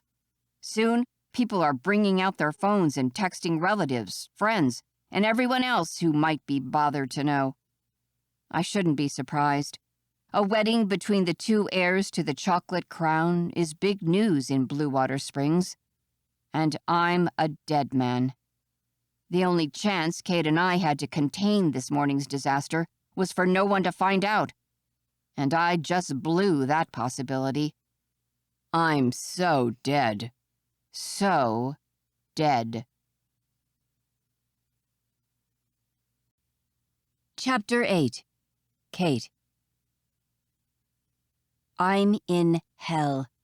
The next time I see Chuck, I'm going to kill him. That would solve all my problems. No fake fiancé, no fake engagement, no fake wedding to plan. This has positively been the most miserable afternoon of my life. I'm drowning in wedding talk and surrounded by overexcited women. Mom, Abigail, Nana Fern, Aunt Muriel, my cousin Gretchen, and Josiane Masson, who seems committed to documenting every single moment of our fake relationship on camera for the world to see. The men, Pops and the dads, have been banished to the refurbished barn, lucky them, and I've no idea where Chuck has snuck off to, leaving me to hang. I've been cornered and held captive in the living room since after lunch, being forced to listen to these smothering, nuptials-craving women ramble about wedding plans for hours. I've had to fend off one useless question after another about a wedding that will never happen. Summer or winter, big or small, what color scheme, where do we want to do it, and on and on. Never mind how many times I tried to pass the message that just because Chuck and I got engaged today, it doesn't mean the wedding will be soon, or ever. No matter what I said, they point-blank ignored all my objections. Of course, I didn't disclose the one piece of the puzzle that could shut them up for good, that Chuck and I are no longer together, and the engagement is merely a huge misunderstanding. But I put forward plenty of plausible explanations for why we'd want to wait. We're still young. We have to finish school first. Maybe travel the world before we settle down. Nothing. My words kept going into one ear and out the other, leaving no impressions on the brains in between. Mom and Abigail have been so determined to see their only two children married to each other that now that the dream is finally within their reach, they can't feign even the smallest amount of self-control. They're acting like over-sugared toddlers. "What about the dress?" Aunt Muriel asks. "Do you know what shape you're going for? With your figure, you look stunning in a mermaid dress." "But," Abigail cuts in, "wouldn't a princess gown with a wide skirt be more of a statement? Like in a fairy tale?" "Ball gowns convert very well on socials," Josiane Masson says. "They receive an average of 20% more likes." Nana Fern sighs. "The simpler, the more elegant, dear. None of those crystal appliques I see so often on the TV. Mom cuts into the conversation. "Stop the nonsense, gals." I stare up at her with a glimmer of hope. Has someone finally realized how ludicrous the debate about a non-existent dress for a non-existent wedding has become? But then Mom finishes the phrase. "Kate is going to wear my wedding dress. It's tradition." A general intake of breath seizes the room, and all eyes turn on me. I do my best not to cringe. My parents got married ages ago, and Mom's dress is close in style to Princess Diana's wedding gown, which might have been all the rage after the royal wedding, but definitely isn't my style. I smile with a non-committal, "We'll see." Mom goes all teary-eyed. "Actually, would you want to try it on?" An even louder collective gasp spreads through the crowd. The darkening sky provides me with the perfect excuse. "What if Chuck comes back and sees me, Mom? It'll be such bad luck." "Oh, don't worry, darling," Abigail says. "Chuck is having a beer at the Plow and Harrow with Gary, Phil, and Finn. He texted me earlier. I don't expect him to come home before dinner." Is there smoke coming out of my ears and nostrils? There must be, because I'm fuming. Chuck is out having the time of his life with friends, while I have to sit here and endure this. "Wonderful," Mom says. "I'll go fetch the dress from the attic." The loft is directly above the living room, which my parents kept at double the height of all the other rooms in the house, without a second story. From down here, we can hear her scrape around and move stuff like we would a raccoon. Mom comes back 10 minutes later with a proud smile on her face and a huge white box in her arms. The box is wrapped in several layers of plastic, and as my mom drops it on the coffee table in front of us, a cloud of dust puffs up. Abigail and I suffer the worst of it. Coughing and spluttering, I fan the air away from my face. "Ah, well," Mom says, "it's been in storage for many years, so a little dust is normal." She peels off the first layer of plastic, the second, and the third, to reveal the box in all its white splendor. The golden Blue Water Springs bridal writing shines intact in the firelight. And there goes my last hope mice would have eaten the damn thing, so I wouldn't be forced to try the outdated frock on. Mom sets the plastic aside and turns the box toward me. "Open it, honey bun." I study the lid without touching it. "Mom, I really don't think this is a good idea." "Don't be silly. It's just a dress. It won't bite you." With my luck these days, it probably will. Reluctantly, I take off the lid and move aside various layers of protective wrapping tissue to uncover the eyesore underneath. Oh gosh, the dress is even worse than I remembered from the pictures. Mom can't resist and pulls it and all its excess fabric out of the box to reveal the gownster in all its horror. Of course, the dress will need a little restyling, but the fabric and lace detailing are still intact. "This was your Grandma Mabel's dress," tears surface in Mom's eyes. I had it adapted to marry your father, and now you will make it your own to marry Chuck. The Warren women all getting married in the same gown, passed down from mother to daughter. I stare at the dress again. Even if I had any intention of actually marrying Chuck, which I don't, I'm pretty sure no amount of tailoring could make that thing wearable. Mom, I'm not sure using your dress is a good idea. The hashtag My Mom's Dress is very popular on Instagram, Josiane Masson pipes up. Many modern brides choose an environmentally conscious attitude toward fashion, where fabrics are repurposed instead of being put to waste. Something old rather than something new will give the Blue Water Springs Chocolate Company brand a real green boost. What does the wedding have to do with the company? I ask. Well, the wedding could play an important part in the rebranding. The company already dominates the niche of premium chocolates in the kids' market, but we want to expand the appeal to adults and make it a truly family brand. Josiane pauses and stares at Abigail. At least, that's how I understood the brief. Chuck's mom smiles. I couldn't have said it better. So, Josiane continues, the Chuck-O-Kate launch will be the first aggressive play into the adults market for Valentine's Day. But the wedding could be the real market push. I suggest doing it in winter, since it's the best-selling season for chocolate. And would you consider the actual factory to host the ceremony?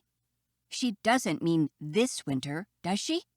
Isn't it premature to discuss venues? I ask, a bit desperately. Miss Influencer ignores my objections and moves along with her marketing pitch. The town square would be a magnificent spot, too, as long as the candy shop could be featured in the background, and maybe the gift shop, too. Harder to do in winter, though. And Lillian, would you and Bud consider expanding the Chuck-O-Kate brand to include a white chocolate variant that we could bring to market as the bridal line? Ah, Josiane, that's a marvelous idea. Mom frowns, taken up in a creative moment. We would have to adjust the acidity to compensate for the higher sweetness of the white chocolate, but I could definitely see it working.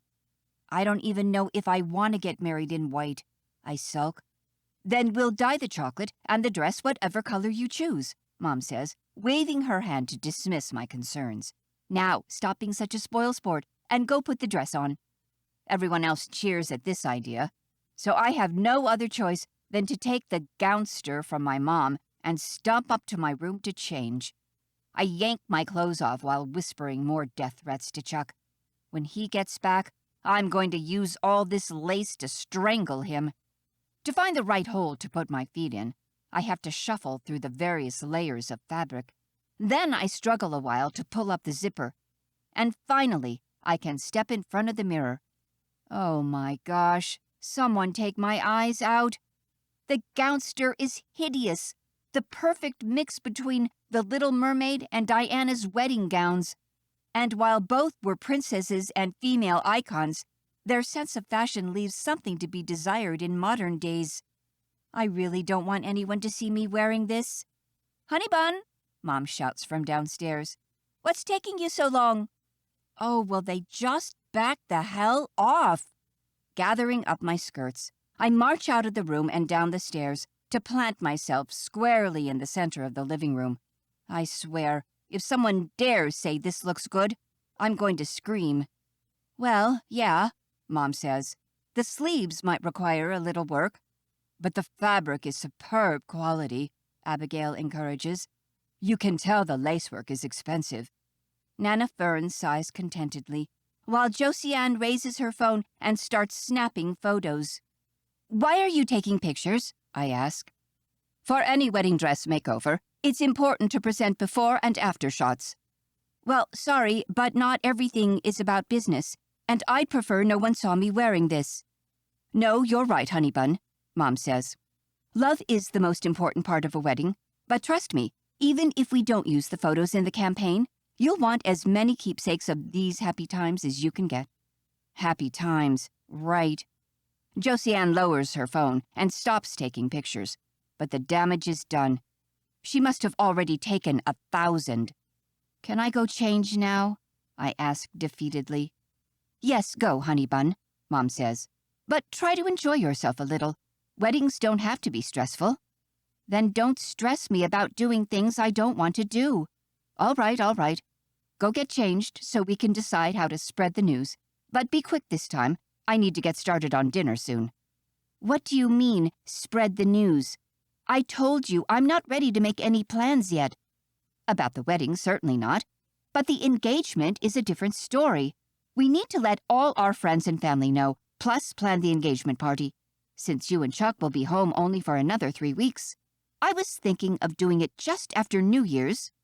My mouth goes dry.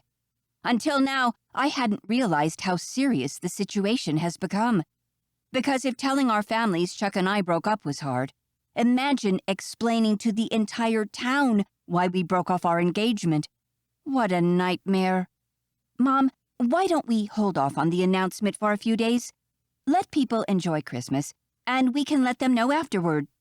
But honey bun, if we're going to throw a party, the guests will need to know ahead of time to organize their schedules.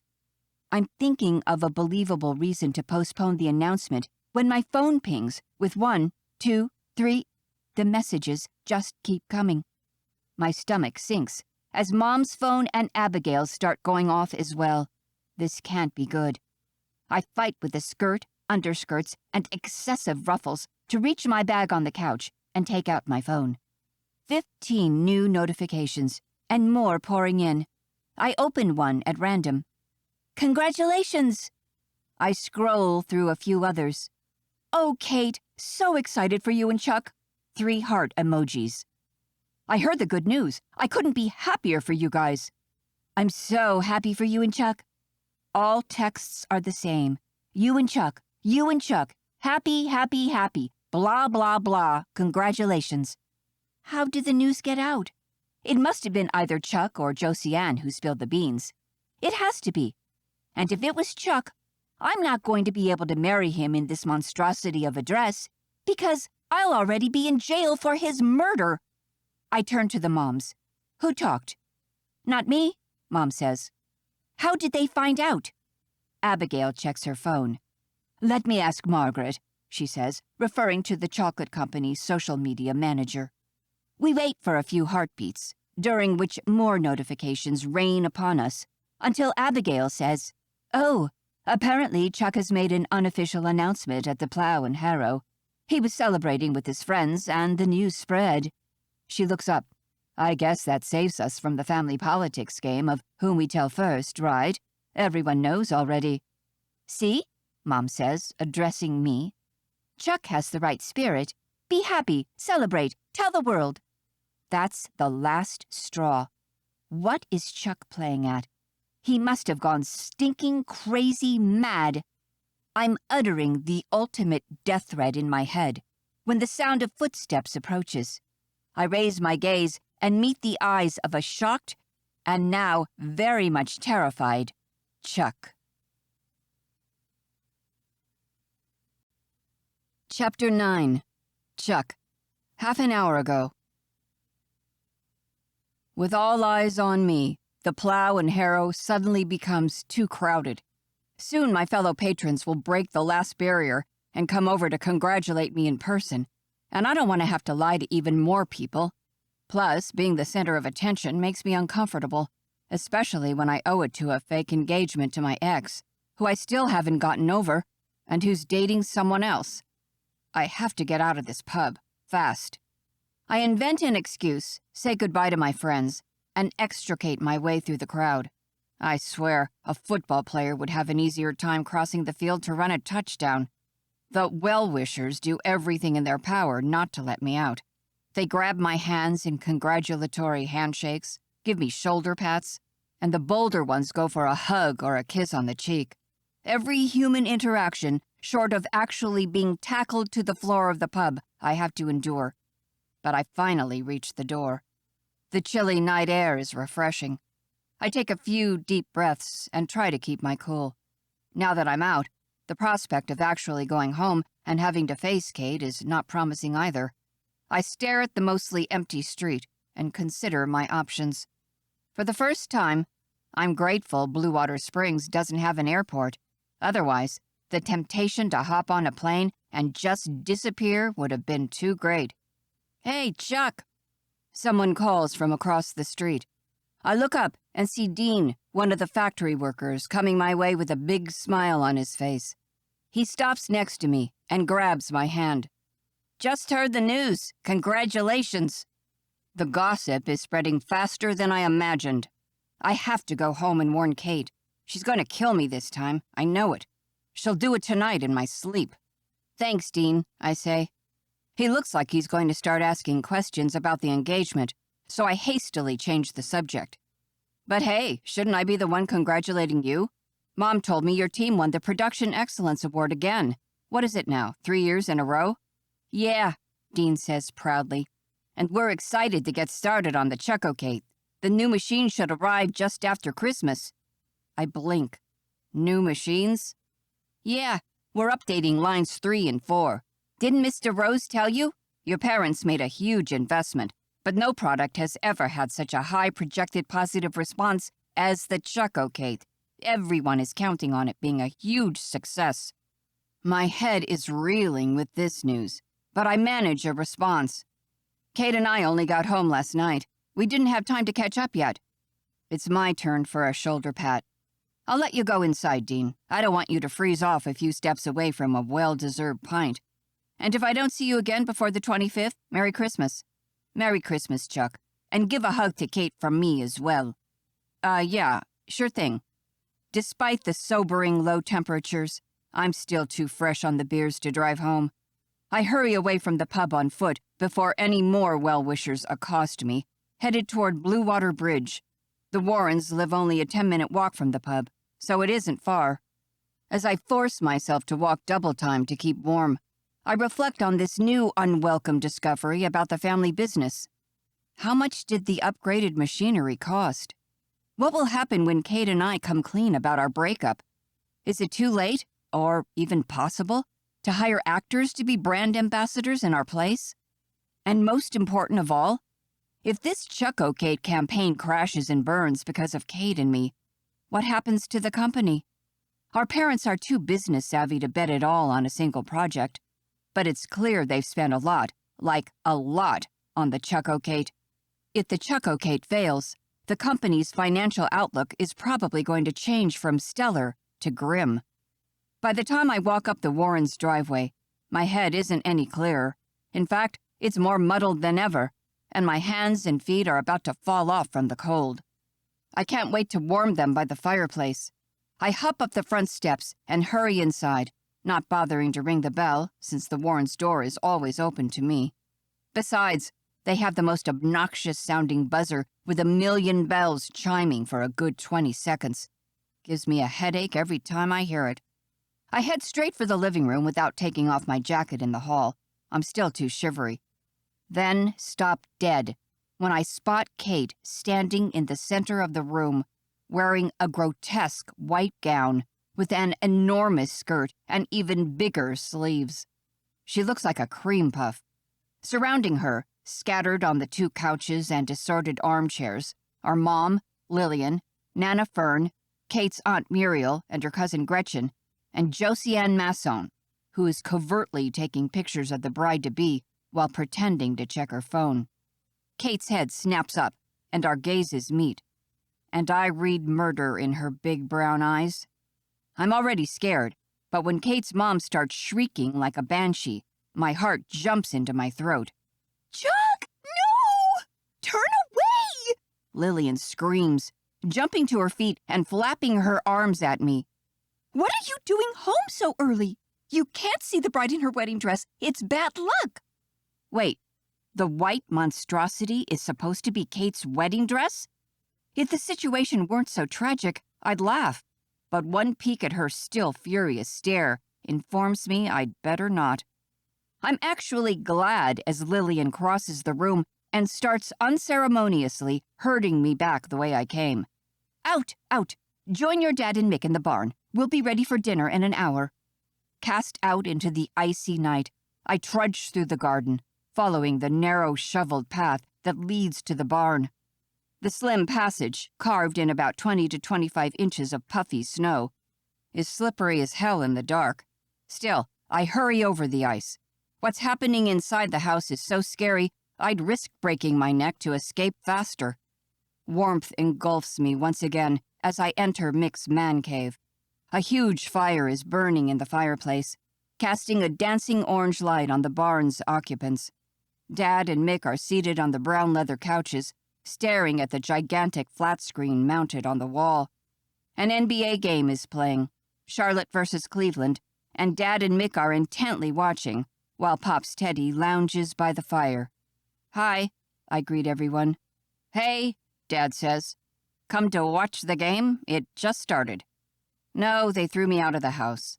The women are plotting secret wedding stuff and declared me persona non grata. "Tell us about it," Mick says with a laugh. "We've been exiled all day."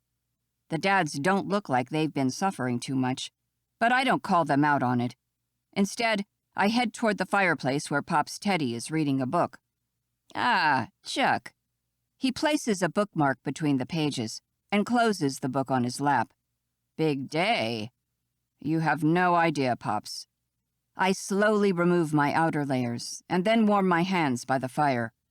The snow begins melting off my boots and forms little puddles on the hardwood floor. "So, you're about to marry my Kate." Wow, can't I go more than 3 minutes before someone mentions her? And is Pops going to give me the speech? I was expecting it from Mick, not him.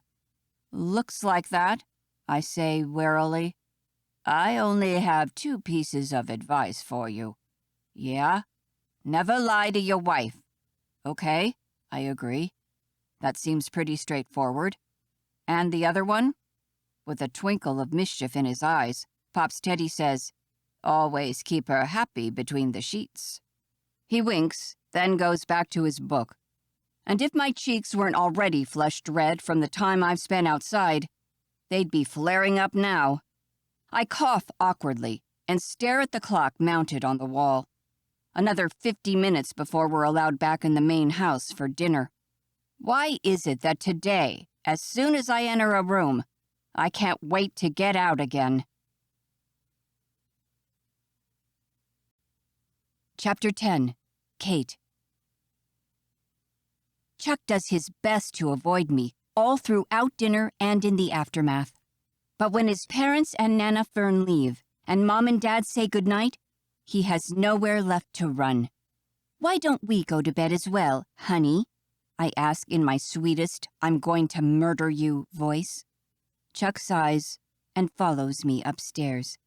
The moment he closes the door, I wheel on him. "Why did you tell the entire town we're engaged? What is wrong with you?" "It was an accident." I cross my arms, glaring at him. "You mean to tell me that in a single day, you've managed to both accidentally propose to me and accidentally tell the entire town about it? What's on the agenda for tomorrow? Accidentally marrying me over breakfast?" "I was trying to do damage control," Chuck says. He feeds me a story about his friends thinking I cheated on him at Halloween and how he had to tell them about the engagement to save my reputation. Then he brings up a new investment our parents made in the factory, specifically for the Chuckocate. I sit on the bed and massage my temples as he finally stops talking. The urge to murder him is gone. He's just too sincere in his rambling explanations for all the drama he's caused to be intentional. "Okay," I eventually say. He peers at me suspiciously. "Okay? That's it?" "You could have handled it better, obviously. But there's not much we can do about it now. Fact remains that we're in an even bigger mess than before. We need to set the record straight with both our families and the entire town, and all without ruining the Chuckocate brand and costing our parents hundreds of thousands of dollars." Chuck groans and flops down on his side of the bed. "It'd be a lot easier if they just chose another couple to represent the stupid Chuckocate. There's gotta be someone out there better suited to be brand ambassadors than us." "That could solve the business side of things, maybe, but our parents would still be obsessed about us getting married." We sit in silence for at least a minute, both lost in our own thoughts. Then out of the blue, the perfect solution hits me. That's it. What's it? We've been tackling the problem from the wrong angle. The key is for our parents to not want us to be together. Chuck turns this over in his mind for a few seconds. Because if they hated the idea of us as a couple, it'd be a relief rather than a tragedy when we called off the engagement. Plus, they definitely wouldn't want us as their brand ambassadors, which means we'd be off the hook completely.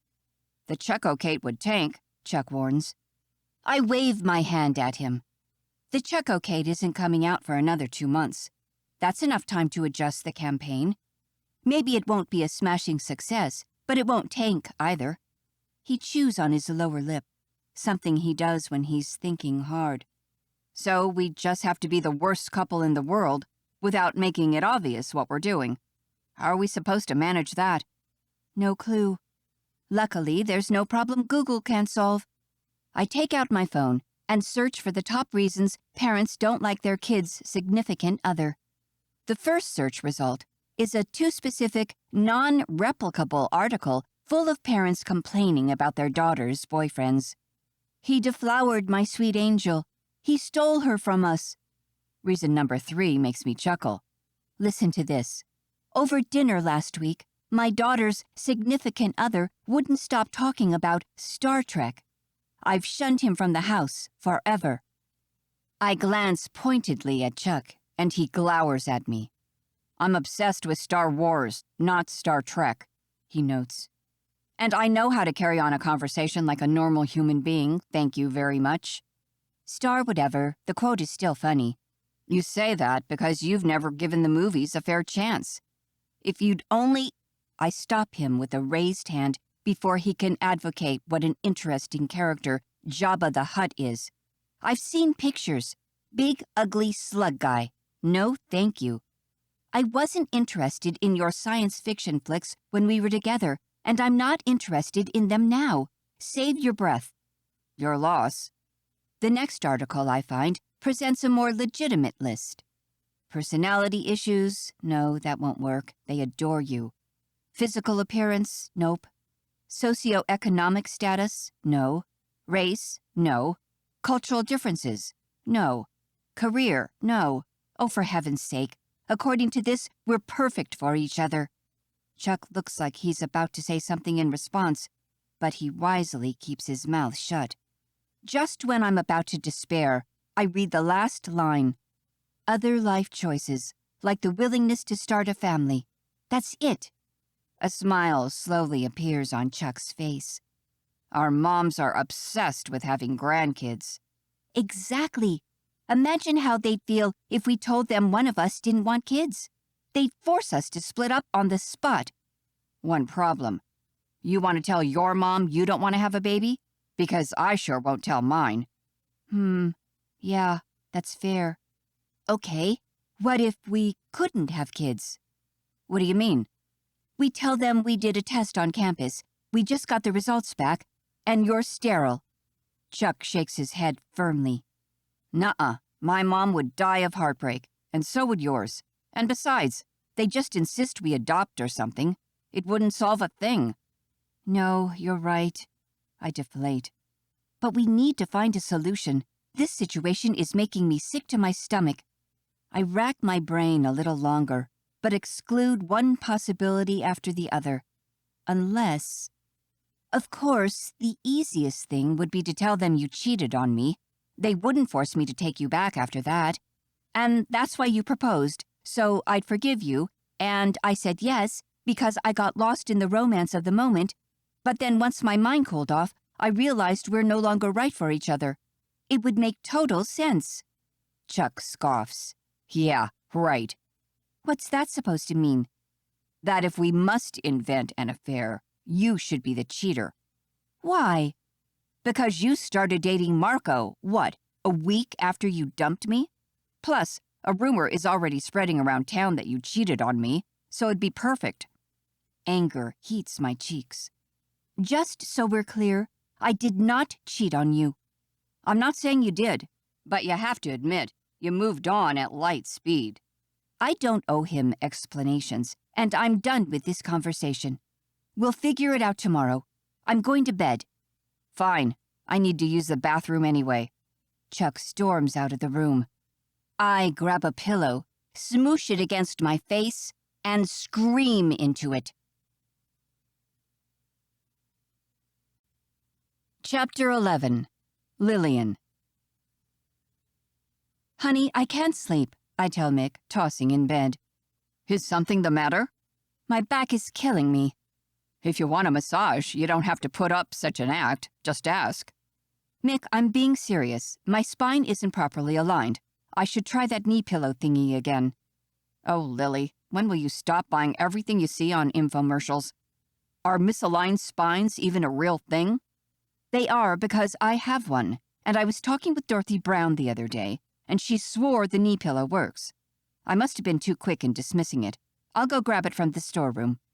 All right, sweetheart. Just promise me you won't spend the night kicking me in the shins. I promise. I kiss my husband on the nose and get out of bed. The storeroom is adjoining to Kate's room, and from the hall, I can hear the kids' voices inside. I still remember the days when Mick and I would stay up all night talking. Well, not just talking.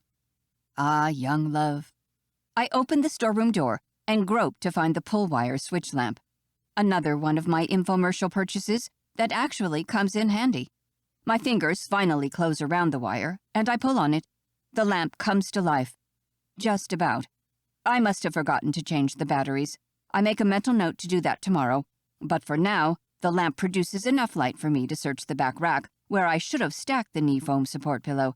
Ah, there it is, on the bottom shelf. I grab the pillow, and I'm about to leave when I overhear Kate's voice in the other room enunciate the word grandkids, clear as day. I pause, and I know I shouldn't, but I lean closer to the bedroom wall. The voices aren't exactly distinct. I can only make out a few words of what Chuck is saying in response. To tell Mom. Have a baby. Oh, dear me. Is Kate pregnant? Am I about to become a grandma? We did a test on campus. Results. And you're virile. Virile? Is that what Kate said? I can't be sure, but it must be. My honey bun took a pregnancy test, and it was positive. Chuck mumbles something I can't discern. Kate replies, but I only catch the ending. It's making me sick to my stomach. So that's why she looked so pale all day, and why she stomped around in such a horrendous mood this afternoon. Now it all adds up. She has morning sickness. How many weeks along is she? Sweetheart, are you okay? Mick's voice makes me jump. Shh. I grab my husband and pull him into the storeroom, closing the door behind him. Without the light coming from the corridor, the wire lamp is doing an even poorer job, and we're in semi-darkness. What are you doing? Mick asks, understandably confused. Eavesdropping on Kate and Chuck. I'm not sure you should. Kate is pregnant, Mick. We're going to be grandparents. His smile lights up the storeroom better than the wire lamp ever could. Really? When? How? Hands on my hips, I stare my husband down. Mick Warren, do I really have to explain to you how? Mick pulls me into an embrace and nuzzles my neck. Actually, I wouldn't mind a practical lesson. I bet it would also solve all your back problems, too.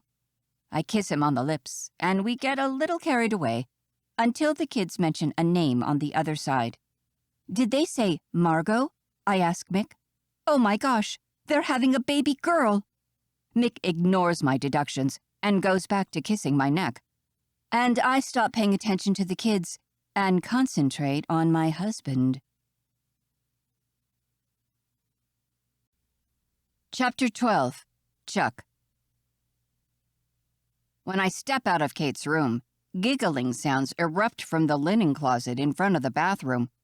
For a moment, I think I've imagined it, but then I hear another noise. There's definitely someone, or something, in there. Hello?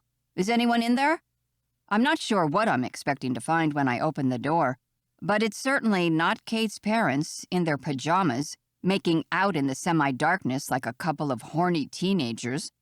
Lillian spots me and squeaks like a mouse while her husband is still trying to kiss her. I stammer something incomprehensible and then flee back into the safety of Kate's bedroom, She's lying on the bed with a pillow pressed over her face. When I close the door, Kate removes the pillow and raises an eyebrow at me. That was quick. I never made it to the bathroom. Got lost? Ha ha. No, I caught your parents making out in the storage closet. They looked 1 minute away from tearing their clothes off. Oh, ew, gross.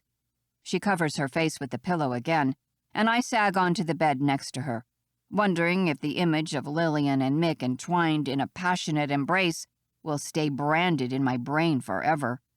Well, I say, at least it looks like your dad is following Pop's marital advice. Kate ditches the pillow and turns to me. Meaning? Today, Teddy told me the secret to a happy marriage is twofold. Never lie to your wife, and always take care of her in bed. Kate pats me on the shoulder sarcastically. You had one of those nailed down, but you might want to work on the other one for your next relationship. I never lied to you, I protest, outraged. She arches her eyebrows pointedly. No, I know. I was referring to the other thing. I scowl. Are you saying I was lousy in bed? No. She shrugs.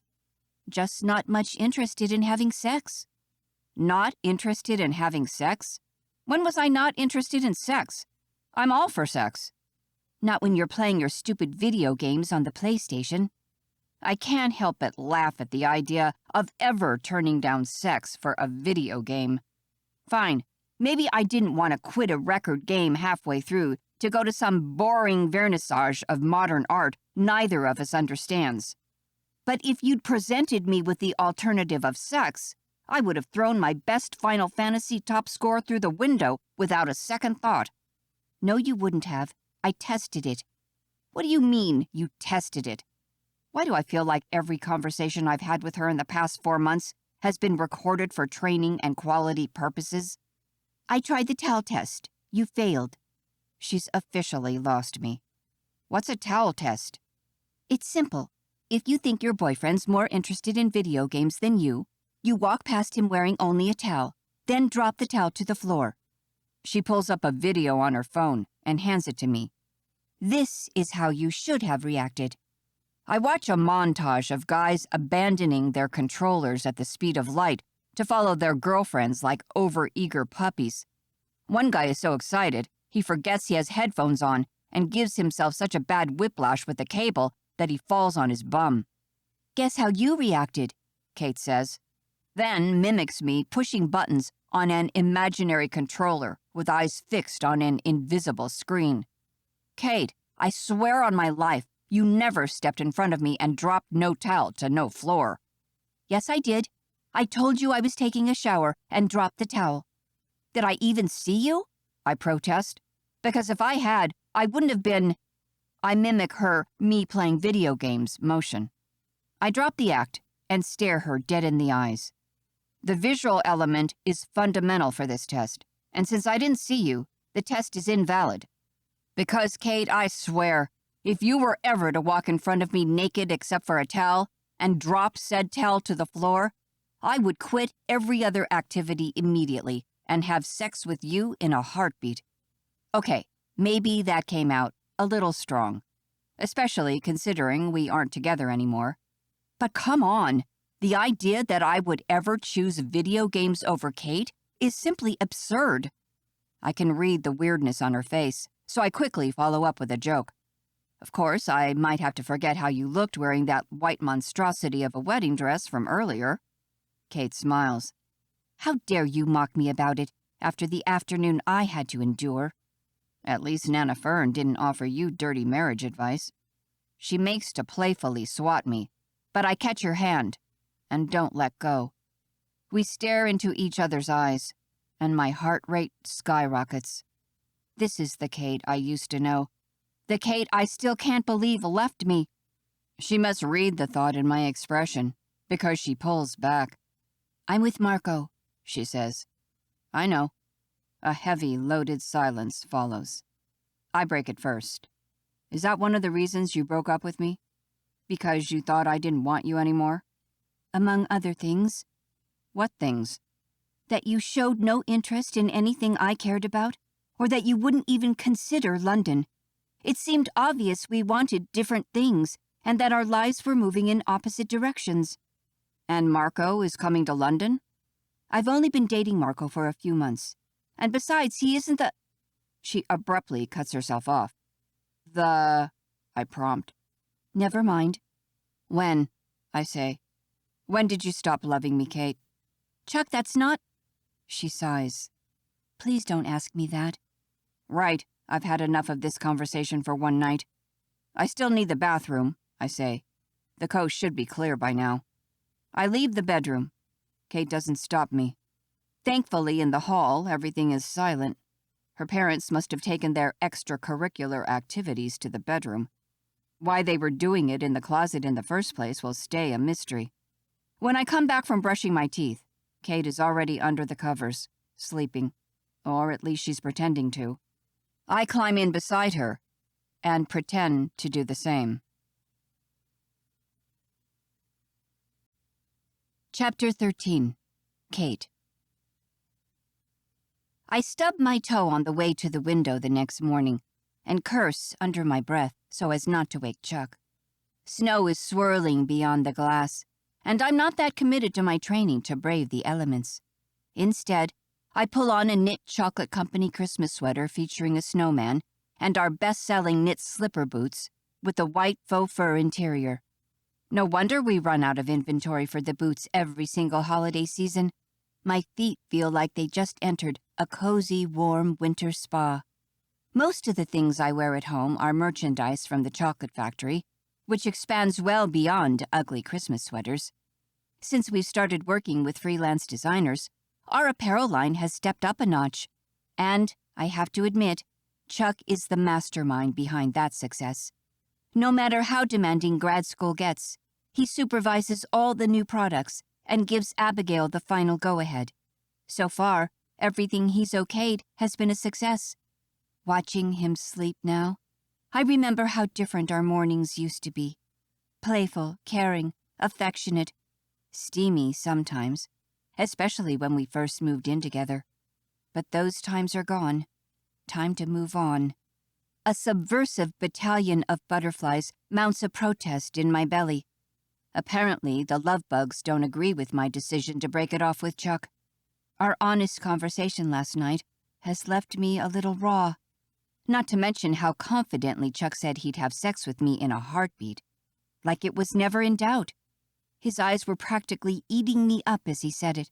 Like I was a particularly delicious treat ready to be devoured. It was enough to make me wonder if Chuck really didn't see me that night. Is it possible to get so focused on something you don't notice your girlfriend parading naked in front of you? It just seems so ridiculous, and yet, the way he was looking at me. If not for Marco, I'm pretty sure Chuck and I would have had sex last night. But thankfully, I have a boyfriend, which has saved me from the inevitably awkward morning after, and from having to kick myself for relapsing with my ex. I can't get sloppy in this breakup. Leaving Chuck was the hardest thing I've ever done. I don't know if I could summon the strength to do it twice. Our lives are moving on divergent paths. I have to remember that. Chuck can't wait to finish school and move back home. He's looking forward to spending all his evenings at the Plough and Harrow with his friends, while all I can think about is London. At least getting over him will become easier once we've got an ocean separating us. As I exit the bedroom, the wonderful fragrance of Mom's cooking wraps around me like a warm blanket. Fresh baked goods. My stomach growls in response, and I hop down the stairs and join her in the kitchen. "Morning, Mom," I say, playfully bumping butts with her. "Good morning, honey bun," she greets me with a radiant smile. The bright welcome is a nice change of attitude from last night's sulky side stares. She wasn't happy with me after the scarce enthusiasm I showed for the gownster. But I guess all the storeroom sex with my dad turned her mood around. "What are you cooking?" I ask, sitting on a stool at the island. "Smells delicious." "Gingerbread cookies with a little extra ginger." She waltzes between the oven and the kitchen island, removing one tray of baked gingerbread men and putting a fresh tray in. Then she hands me a plate with a warm cookie. Want to try one? Ginger is a fantastic natural remedy to settle a queasy stomach. I don't have a queasy stomach, but I don't need an excuse to eat my mom's fresh-out-of-the-oven cookies. I grab the little man and break off his legs, arms, and head to make them cool faster. One last blow, and I bite the head in half. Mom, I say with my mouth still full. This is delicious. Mom stares at me eagerly. Perhaps too eagerly. And how are you feeling this morning? Okay, I guess. No nausea? No, Mom. What's with her and the nausea? Do I look exhausted or something? I didn't exactly sleep well. Maybe I should have freshened up before coming downstairs. You don't have to pretend around me, honey bun. A mother can sense certain things. What things? That you and Chuck are having a baby? What? I half choke on the gingerbread man's head and sputter crumbs all over the island. I'm not pregnant, Mom. I know it's considered bad luck to tell anyone before the end of the first trimester, but I'm not superstitious. Well, that's good, because I'm not pregnant. And besides, it's not about superstition. People wait until the first trimester is over because that's when the majority of spontaneous miscarriages occur. Look at you, already the expert. Come on, you can talk to me. There's nothing to talk about. Where did she even get such a crazy idea? Deny it all you want. She beats a wooden spoon over the batter bowl. But I overheard you talking with Chuck last night. I didn't mean to, of course. It just happened. I must go pale, because she runs to my side. Oh, honey bun, don't worry. There's nothing to be ashamed of. Mom, you must have heard wrong. No, I didn't. You were talking with Chuck about having a baby, that you felt sick, and that you didn't know how to tell us after you did a test on campus. So really, honey bun, you can quit the Secrecy Act. I'm starting to get desperate now. Mom, there's no Secrecy Act because there's no secret. If you're not pregnant, then what else could you and Chuck possibly be keeping from us that's making you sick to your stomach? My brain tries to speed shuffle through possible answers to that question. Anything but the truth. But of course, I blank out, and words escape me. Mom whoops, then grabs me in a bone-crushing hug. I knew it! Oh, congratulations, sweetheart! That's when Chuck enters the kitchen, looking impossibly hot geeky, with his hair adorably disheveled, and his Christmas elf sweat set on, another of his designs. Mom doesn't even try to play it cool. She rushes to him and hugs him, saying, "Ah, the father of my grandchild." Chuck looks taken aback and stares at me over Mom's shoulder with a confused expression while patting her on the back. I wince. Good news, honey. Mom knows about the baby that we're having. Together. Chuck's face drains of blood. He disentangles himself from my mom's arms and, with an incredibly forced smile, says, "Lillian, do you mind if I talk in private with Kate for a second?" "Oh, don't be mad at her for spilling the beans," Mom says. "I'd already found out on my own. I'd still like to have a word." He walks over to me, grabs my hand, and all but drags me out of the kitchen.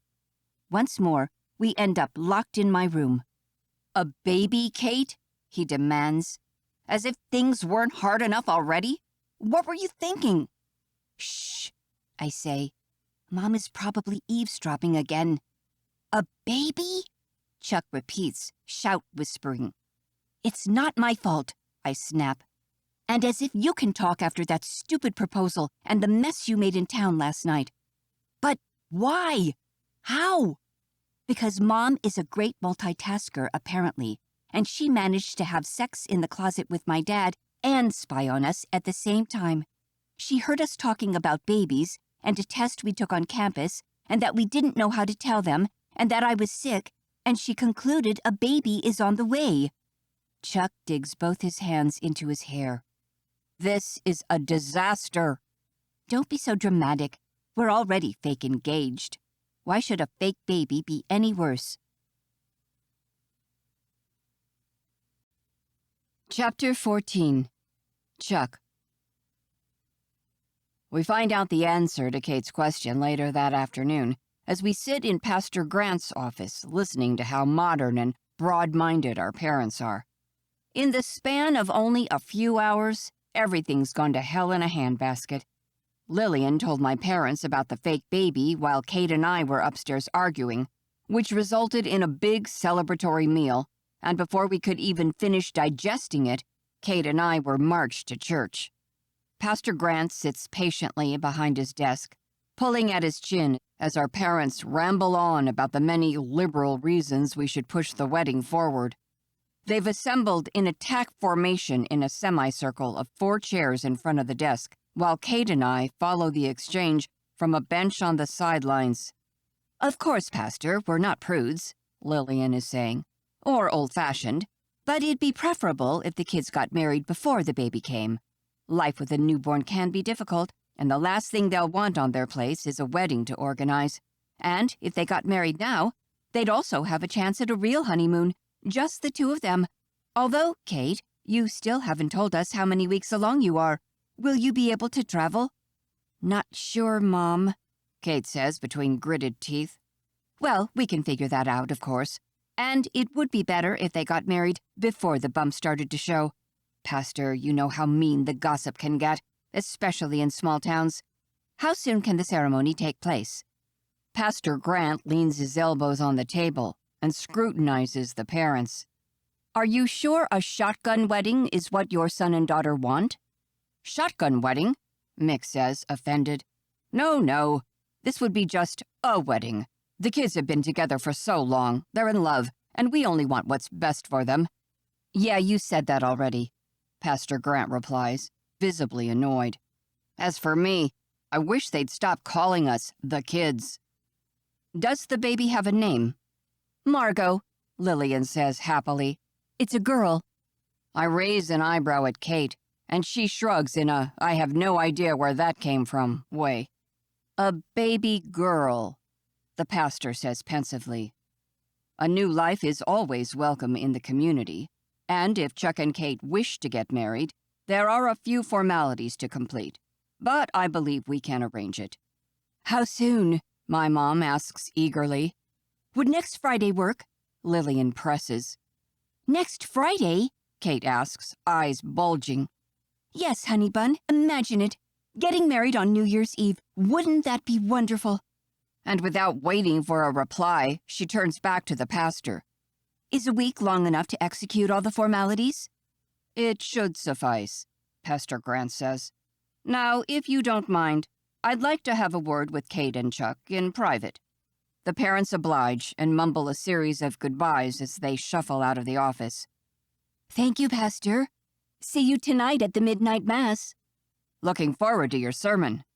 Lillian closes the door behind her, leaving me and Kate alone under the stern gaze of the pastor. He gestures at the now empty chairs before his desk, and we dutifully move into the direct line of fire.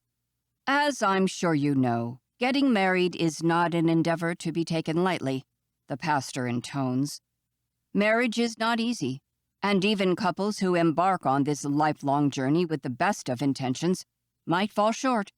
Yes, you're about to become parents, but that can't be the sole reason to make such a commitment.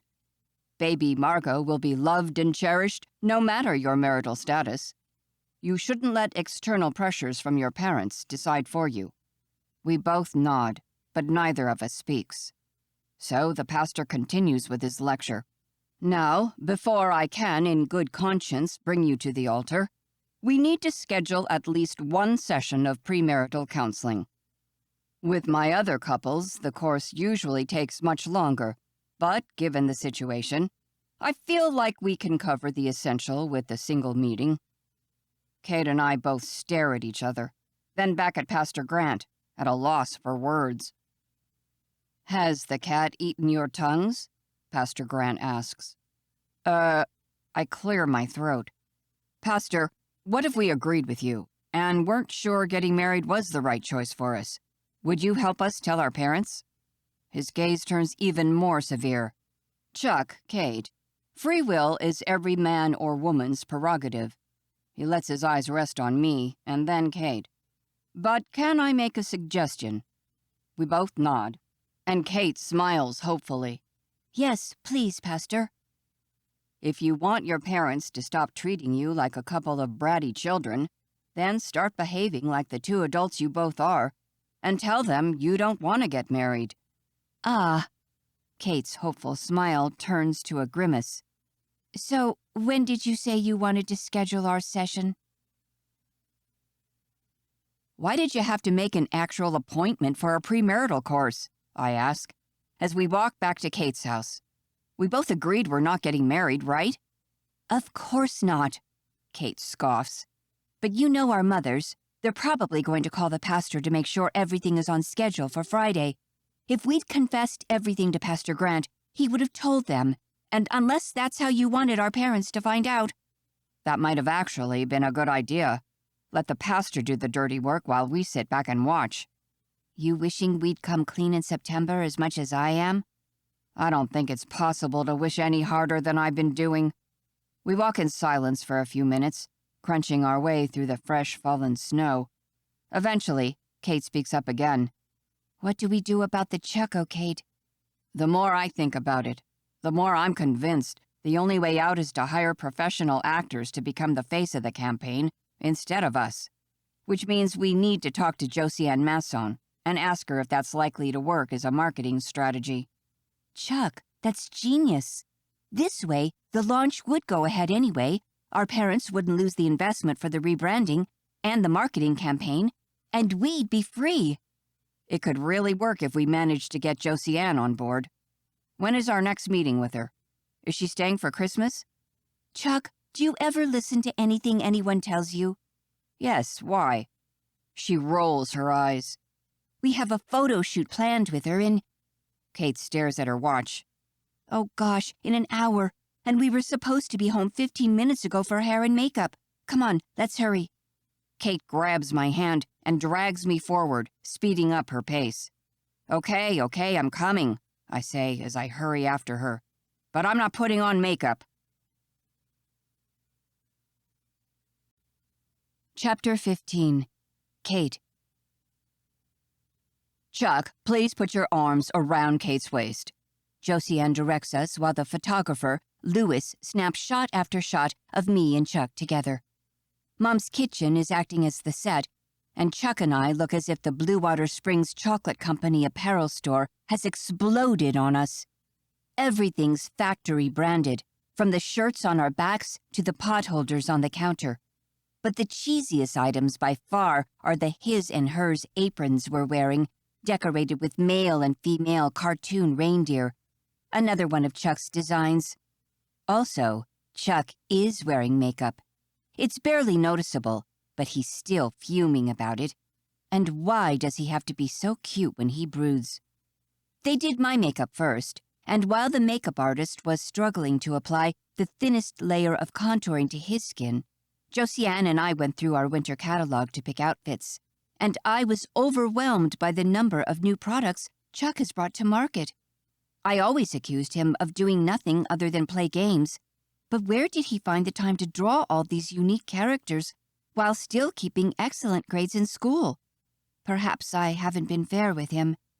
Also, why is apparel generally categorized as ugly Christmas wear, making him 10 times hotter than normal? It's not fair. And looks aren't even the worst part. The tactile aspect of all these poses we have to switch through is quickly becoming impossible to cope with. And it's about to get worse. As Chuck follows Josiane's instructions and hugs me from behind, my body temperature soars to fever levels, and not just because we're standing near the lit oven. Wonderful, Josiane encourages. Now, Chuck, move your hands on Kate's belly as if you were caressing her baby bump. I don't have a baby bump, I protest. You will soon, and we want to document all stages of the pregnancy. Kill me now. Is this okay? Chuck whispers in my ear, his breath a warm, distracting caress down my neck. If you want to stop, I reckon she got enough pictures. No, let's do as she says and get this over with. I grab Chuck's hands and place them on my belly. Perfect, Josiane says. That's even better. Keep holding hands. Chuck, bend a little and kiss her neck. Behind me, Chuck stiffens, so I squeeze his hands to let him know it's okay. Soft lips press on my skin a few seconds later, searing a burning patch in that spot just below my ear Chuck knows makes me lose my mind. Did he do it on purpose? Or was it an involuntary reflex to kiss me there out of habit? Hold, Josiane instructs. If she doesn't make us change positions soon, I'm going to ignite like a sparkler and begin to emit flashes of light. Which is weird, because Chuck hasn't made me feel so hot and bothered in ages. My skin is tingling, my pulse is speeding, and again, if Marco wasn't in my life, once this photo shoot was over, I'd probably drag Chuck to my bedroom and... Let's leave it there. Is that why people often end up having sex with their exes after they've broken up? Because it feels safe but prohibited? New but familiar? Wrong but right? I don't know. Chuck has been my only serious boyfriend, and my only serious breakup. Could it be, since I'm not supposed to want him anymore, Chuck has become the forbidden fruit, and that's why I've developed all these dirty fantasies about him? Whatever the reason, if the air turns any steamier in this kitchen, I might turn into a dumpling. Okay, Chuck, thank you. You can straighten up. Chuck follows the directions, letting go of me, and suddenly I feel colder than if I was running around the backyard in my underwear. No, Josiane hurries to add. Keep your arms around, Kate. He hugs me again from behind, and I'm ashamed to be relieved his arms are back around me. Now, Kate, Josiane continues, dirty your hand with some flour and smear it across Chuck's nose as you stare up at him adoringly. We're going for playful and romantic, so don't be afraid to have some fun with it. I do as instructed, even if it was 10 times easier to deal with the awkwardness without the added stress of eye contact. I've always adored Chuck's deep blue eyes, and apparently the breakup hasn't changed the effect they have on me. Not when he looks at me like I'm the only person in the room. Heck, the only woman in the whole wide world. My heart skips a beat, then positively stops as Josiane utters the next instruction. And now, kiss. Chuck's eyes widen in panic, as well as some other emotion I can't place. Is it really necessary? I ask, looking at her. We're not that comfortable with PDAs. Josiane huffs impatiently. I'm asking you guys for a peck on the lips, not to make out in front of the camera. You'll have to kiss in front of people at your wedding. Might as well start getting used to it. With a heavy sigh, I turn back to Chuck and nod. He closes his eyes and presses his lips on mine in the softest kiss ever. Gosh, I missed his lips, is the first treacherous thought that crosses my mind. Fantastic, guys. Don't move. Lewis needs to shoot a few different angles. And relax, please. You're both too rigid. Kate, reach up with your right hand and bury it in Chuck's hair. I do as I'm told, and oh gosh, Chuck's soft hair is my other great weakness after his eyes. I can't help but move my fingers between his silken dark locks, while my other hand tightens on Chuck's. In response, he pulls me in closer to his body from behind, positively knocking the breath out of me. All right, Josiane says. I think we have it. We pull apart, breaking the kiss, but remaining in each other's arms. Chuck stares down at me in wonder, and a deeper emotion he tries to hide. Could it be longing? And I don't know how I'm staring back at him, but it must be equally intense, because Josiane cheers. Yes, yes, yes. Don't move. Keep looking at each other like that. That's our money shot, right there. Exactly what true love should look like. I push back from Chuck as if electrocuted by Josiane's words. Sorry, I say, and blab the first excuse that comes to mind. I'm going to be sick. Not even an excuse, as I might actually be sick. I run out of the kitchen as Josiane comments, Poor girl, I've heard the first trimester can be a real bitch. Chuck's reply barely reaches my ears as I rush upstairs. Right, I better go check on her. His words put a new sprint in my step, and I reach the upstairs bathroom and lock myself in before he can catch up with me. As I stare in the mirror, my heart is racing in my chest, and not just because of the recent sprint up the staircase. Fake engagements. Side effects might include nausea, sudden bouts of tachycardia, lust attacks, fever, regrets, confusion, disorientation, longing. Chapter 16. Chuck. Hey, I knock on the upstairs bathroom door. Everything all right in there? Yeah, Comes Kate's muffled voice from the other side. but I might be experiencing a hysterical pregnancy. You want me to tell Josiane and the photographer to go home? They've taken enough pictures. Yes, thank you. I'm not up to do more. All right. I walk back down the stairs and inform everyone Kate is too tired to continue. Josiane is disappointed, but tells her crew to start packing up. As they put away the various lighting equipment, I sidle over to her. Josiane, I say, can I pick your brain about something? Yeah, sure. As you probably saw today, Kate isn't comfortable in the spotlight, and frankly, neither am I. Plus, you said it yourself, the first trimester can be difficult, and Kate could do without the additional stress. Would it make a big difference to hire actors for the rebranding campaign? Actors? Yeah, models who would pose for the photo shoots in our place. That'd be a disaster, Josiane says without a moment's hesitation. The media is flooded with fakes, and consumers crave authenticity. The Blue Water Springs Chocolate Company is a family brand. You and Kate are the family. We are family, just not in the way everyone assumes. After growing up as close as Kate and I have, not even a breakup could dissolve that bond. But I can't see how we can possibly sell our fake fairy tale romance to the masses, especially not when the lies just keep piling on.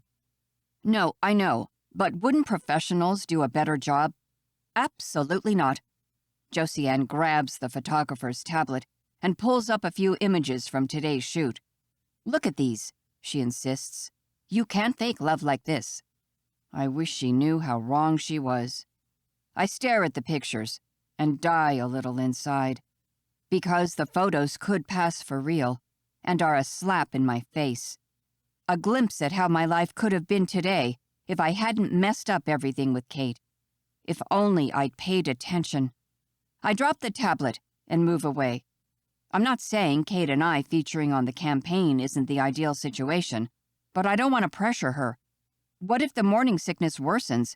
What I'm trying to say is, if push came to shove, could professionals substitute us and take over the campaign? I wouldn't recommend it, but yes, it could be done. And what would be the impact? Josiane places a hand under her chin, thinking. I'd say a 30 to 50% drop in engagement. Little chance of going viral. Fewer likes, comments, and reshares would lead to fewer eyeballs on your ads, which in turn would lead to even fewer likes, comments, and reshares. It's a vicious downward cycle. Organic reach would drop even further. So much for that. She's basically saying the campaign would flop. No way I'm doing that to the family business. Not after all the work I've put into it. Thank you, Josiane, I say resignedly. We'll take into consideration everything you said. Sure. So, are you going home tonight, or? Oh, no. I'll come back tomorrow morning to arrange the dining room. Your mom showed us some pictures of past Christmases, and Lillian truly did an excellent job with the setting up. But this year, we want to raise the bar to make the seating look more professional. I want a picture of your family's Christmas table to be repinned on every holiday decor board Pinterest has. So, no telling our parents until at least after Christmas then. Not if Josiane is going to be hovering around all day.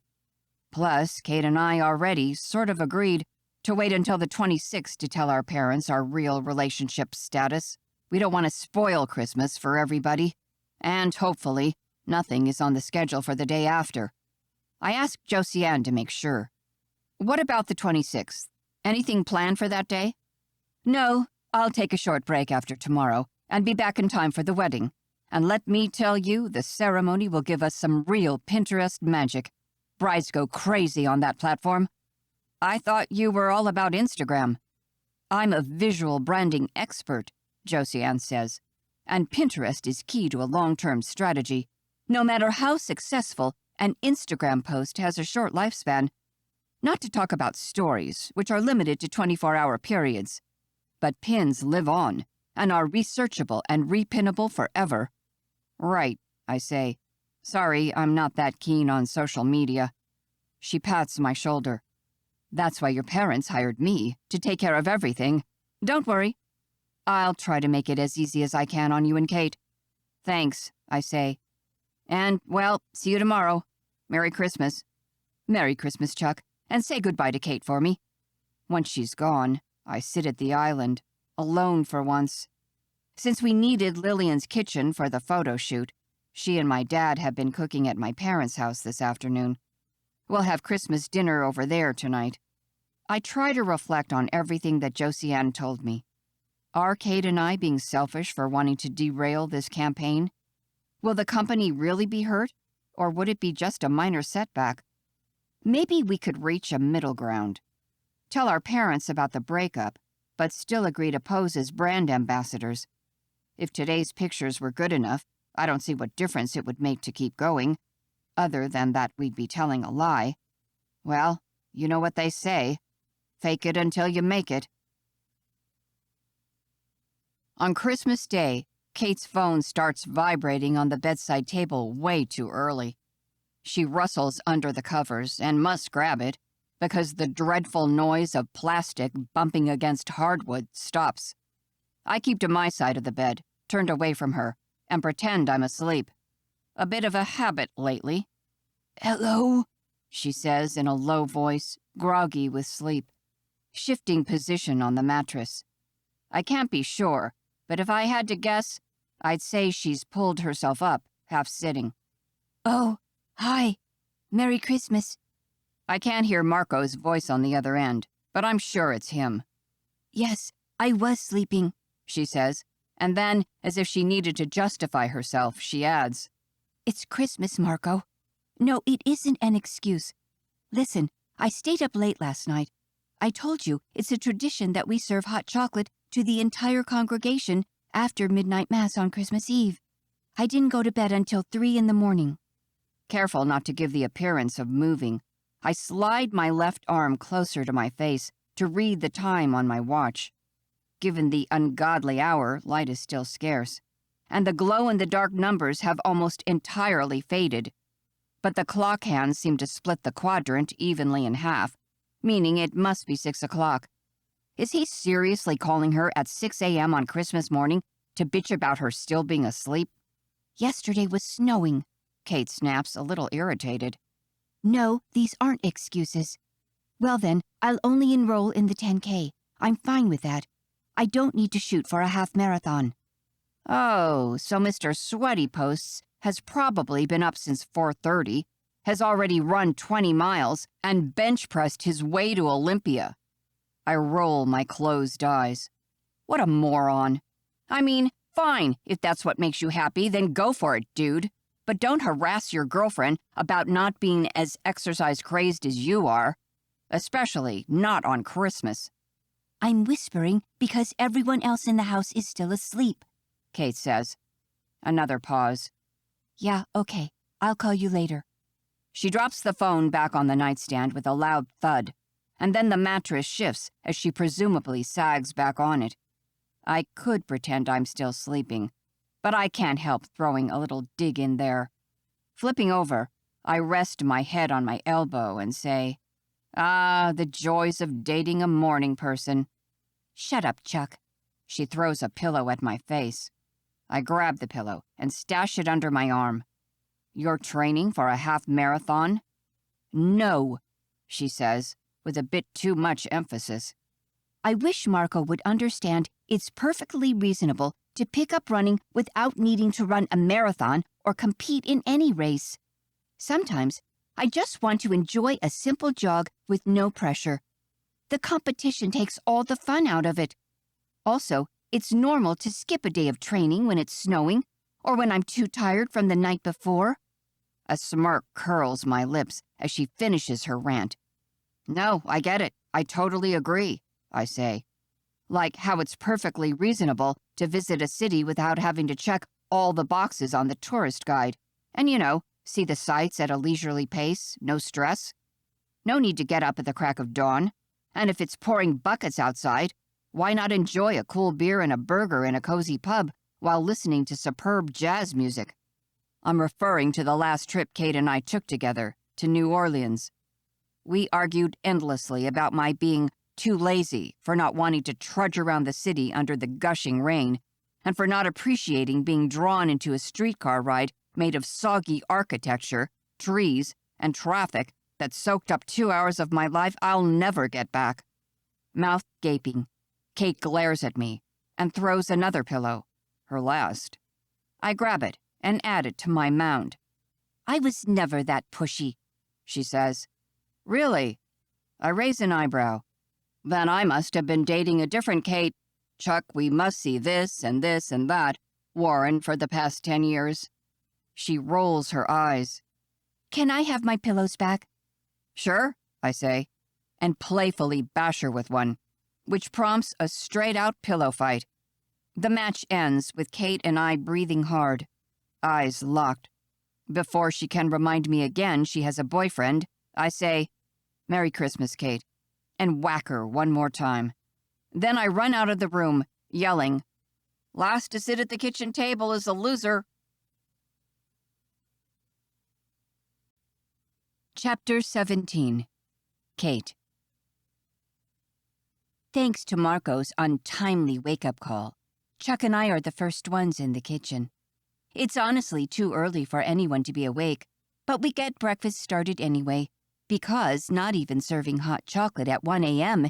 is enough to keep my family asleep for long on Christmas Day. Chuck grabs plates and mugs from the cabinets and lays the table while I tune the stereo to the Christmas channel and then load the coffee maker while dancing along to Jingle Bell Rock. And I try really, really hard to ignore how cozy and familiar the arrangement feels, or the confusing way my ex makes me feel these days. First with all the talk of towels and sex, then with us having to kiss for the photo shoot, and this morning, after that stupid pillow fight.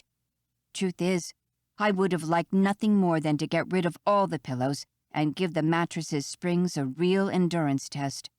Which is wrong for so many reasons. I don't even want to peek under that particular rug.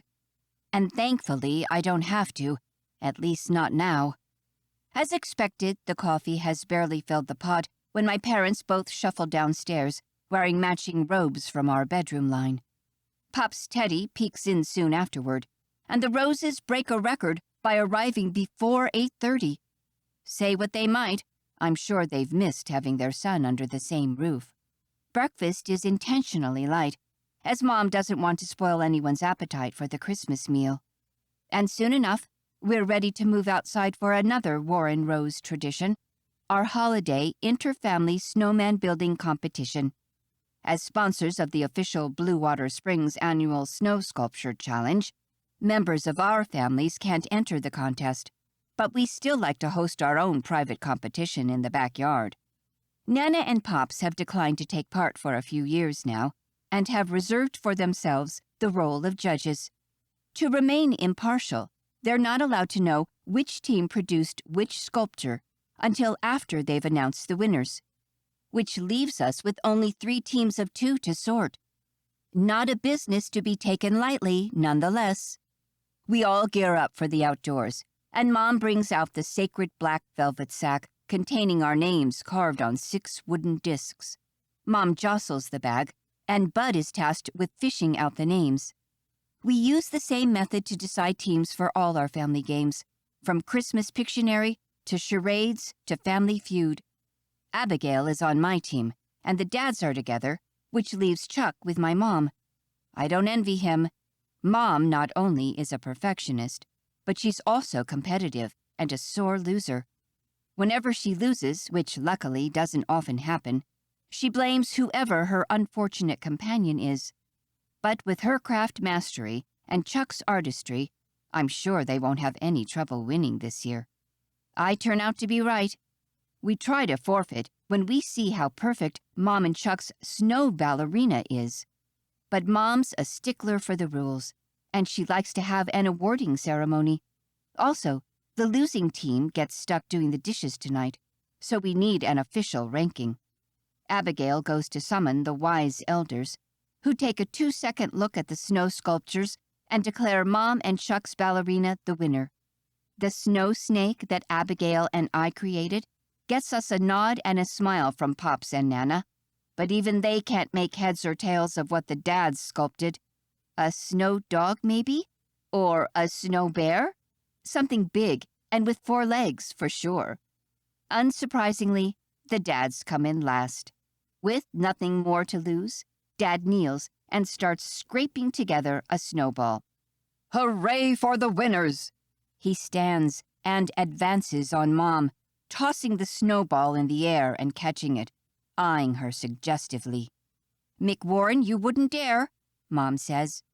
Dad throws the snowball, and Mom dodges behind her sculpture. The missile explodes against the ballerina, taking off one of her arms. Mom and Chuck are outraged. They both pat together snowballs of their own, and all hell breaks loose. Snow projectiles fly in every direction, and no one's safe. It's mayhem, a full-blown snowball fight. Chuck hits his dad square in the neck. Bud retaliates, but catches Lillian instead. I'm so focused on sneaking up on Dad with an armful of snow that I don't even notice Mom's snowball until it hits me square in the shoulders. 15 minutes after the fight starts, the snow sculptures are pulverized, and the lawn that a couple of hours ago was a perfect, thick sheet of pristine white fluff is now reduced to a poultice of dirty snow. But everyone is laughing their heads off, and I suspect it will snow again soon to cover up our impromptu battlefield and restore the white blanketing. We all stumble back into the house, shaking snow off our hair and clothes. When Dad removes his coat, an unexploded snowball that must have lodged in his collar splatters to the floor of the mudroom, and we all start laughing again. Wet boots are exchanged for chocolate company slippers, and we all move into the living room to warm up by the fireplace. I'm exhausted, but exhilarated. The cheerful holiday spirit stays with me throughout the rest of the day. I don't even care that I'm not allowed any alcohol at lunch because of the fake baby. Nothing could dampen my good mood. Not even Josie Ann and her crew, constantly flapping around the table with their cameras. Yes, they're a constant reminder of the Chuckocade and the mess that awaits. But today, Chuck and I took a vacation from the truth-telling business, so I'm going to enjoy Christmas and not think about all the wrong things in my life. And anyway, the camera crew takes off soon after the turkey is cut, leaving me completely free to live in the moment. Half an hour later, I eat my last bite of turkey, drowned in Mom's special cranberry sauce, and recline in my chair, caressing my belly, contented. If not a real baby, I'm for sure carrying a food baby today. My phone vibrates in my pocket. I check the screen. Marco. Still annoyed with him about this morning, I let the call go unanswered and fire him a quick text to tell him we're still eating and that I'll call him later. I can't help but wonder how he, or any other boyfriend, would fit into this family picture. No one will ever fit in as well as Chuck. Presently, my ex has an arm slung around Dad's shoulders, and they're half-drunkenly singing the University of Michigan Victors song. As I watch them, another pang of regret sets in. A lump lodged in my throat that I find hard to swallow. Was breaking up with Chuck the right choice? This summer, I felt like I had no choice, but just a few days home together, and I'm questioning everything. Luckily, Mom soon brings out the desserts, and the heavy chocolate content floods my system with handy endorphins that quickly push the wistfulness away. And so my good mood is restored just in time for the best part of the festivities. We leave our empty dishes behind. Good luck with those, dads. and gather around the Christmas tree to finally open the presents. Like every year, it's a messy business of boxes switching hands, labels falling off, and gifts being opened by the wrong person and then returned to the legitimate owner. I adore Christmas presents and open mine with the same unabashed enthusiasm of when I was a little girl.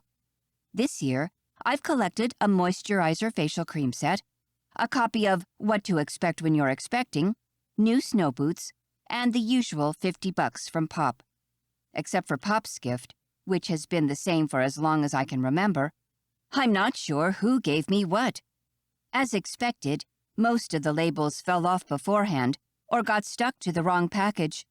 But to guess and be wrong and find out later is part of the fun. Lastly, I open a tiny square box and squeal in excitement when I discover a fitness watch. I might not want to run a half marathon, but I've enjoyed tracking my progress on the app Marco downloaded for me. And I have to admit, I relish the morale boost that comes from earning all those achievement badges. I stare up at the crowd, shaking the watch. Who is this from? I love it! From the other side of the room, Chuck stares up at me, and I immediately know the watch is from him. And if I already had it on my wrist, those cardio zone minutes would pile up like greased lightning, considering how fast my pulse is racing. And before I can process my gut's reaction, I panic once more, because I've just realized something. Holding Chuck's gaze, I blurt out, "I forgot your present!" Chapter 18. Chuck. I stare at Kate's legitimately sorrowful eyes, and all I want to do is get her out of the tough spot. In our family, she's considered the master gifter, who always picks a personal and thoughtful gift for everyone, and now everyone's staring at her in confused silence. They probably didn't think she could forget a present. And when she says she forgot me, I know what she really means is that she didn't buy me anything because she didn't imagine she'd have to give me a present this year. Back in Ann Arbor, we both assumed that by Christmas our separation would be official. As the room is held in a suspenseful silence, I realize this would be the perfect occasion to confess the truth. That Kate dumped me, that the engagement and the baby are fake, and that she's dating a gym stud who's obsessed with health apps, running stats, and who probably counts calories when he eats. But as a worried shadow crosses Nana Fern's face, I can't bring myself to speak up. I know Kate and I are only digging a deeper grave every day we delay the inevitable, but the more we lie, the more it seems impossible to stop. Our lies are hurting us, but telling the truth will hurt everyone else. There must be a way we can get out of this with no one's heart getting broken. Except for mine, of course. But that ship sailed a long time ago. With all eyes still on us, I spin Kate's admission with humor. Laughing like I don't have a care in the world, I say teasingly, "Next time I tell you to pack only the essential, you should listen to me." I chuckle nervously. With everything that I had to stuff in the car, I'm surprised we didn't leave behind more. Everyone chuckles along. Kate half grimaces, half smiles at my save, a new expression she's been perfecting since we came home, and follows my lead. Well, that's what you get for trying to find your present before Christmas. I must have hidden it so well I completely forgot about it. Lillian jumps in. Don't worry, honey bun. It's perfectly normal to become a little forgetful when you're expecting. You must already have pregnancy brain. Kate stares at her mom. Pregnancy brain? "Oh yes, darling," my mom piles on. "Say goodbye to your wits for the next 3 years, and just wait until those hormones really kick in. You're going to lose it completely. All the info is in the book."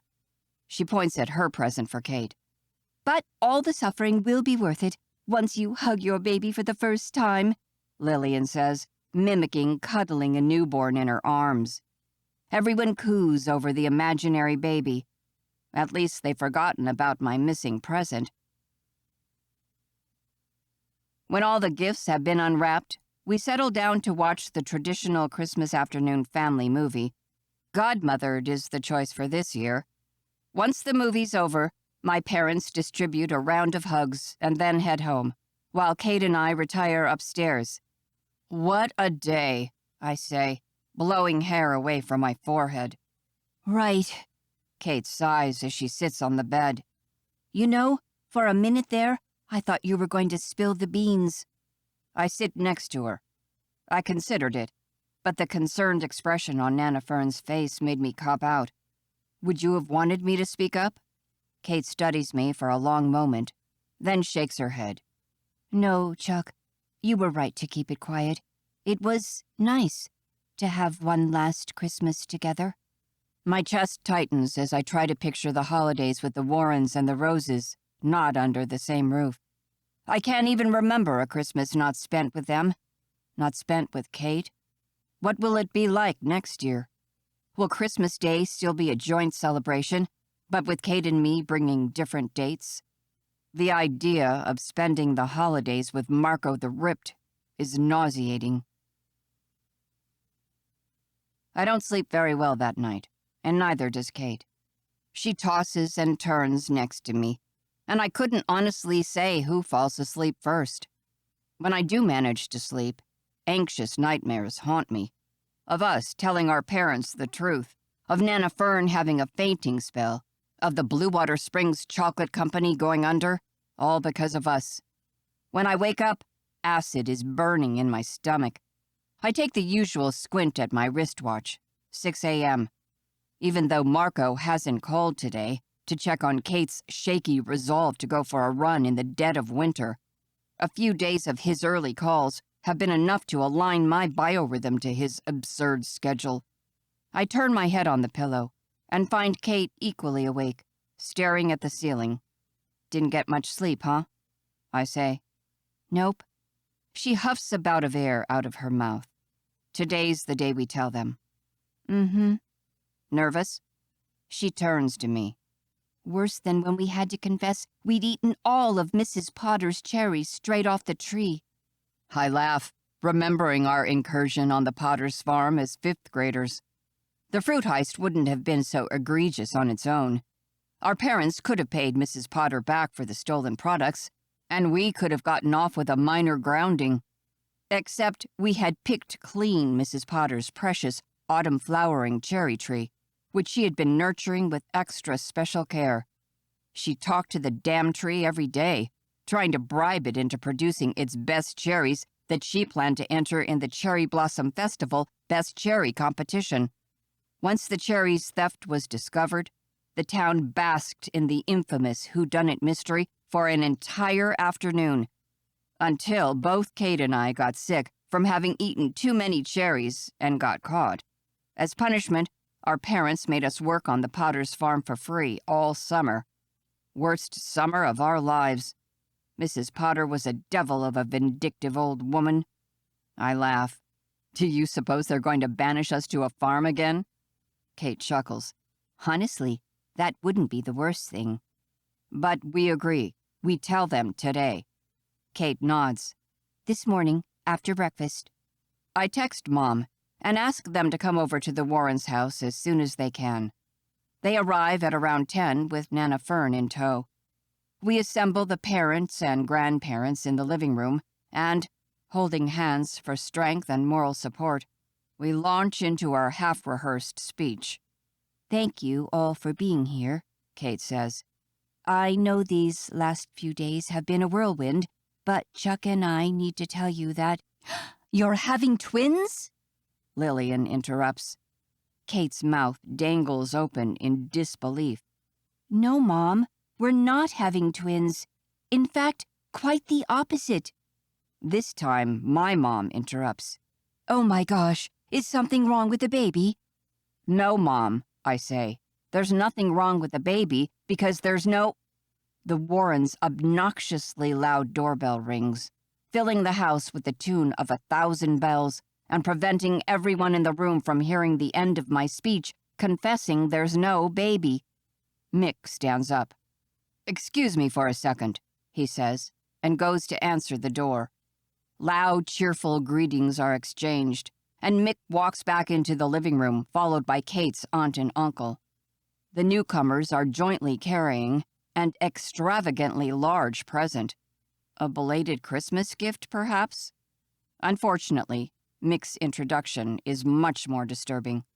Uncle Joe and Aunt Mary have brought you kids an early wedding gift.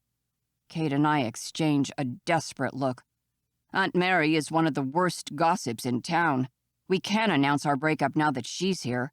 So we thank them, invite them to stay for a hot chocolate, and sit down for a good 30 minutes of nastily dull small talk.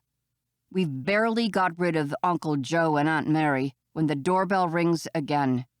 This time, our unexpected guests are the Baxters.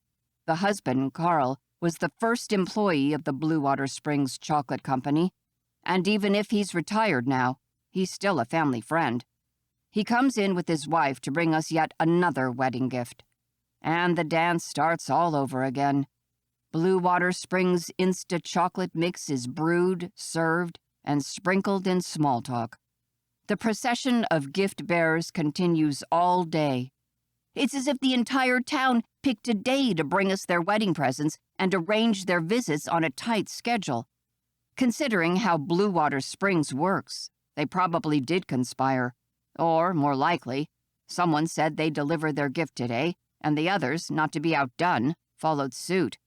A few visitors stay over for lunch, and the social calls don't stop throughout the afternoon. By the time we've thanked and small-talked all the guests, my cheeks ache from all the fake smiling. And after stashing all the gifts in Kate's room, we're both too mentally and physically exhausted to tackle any serious grand discourse with our families. We sag on the bed and stare at each other. Do you think we'll have to return all these gifts after we cancel the wedding? I ask.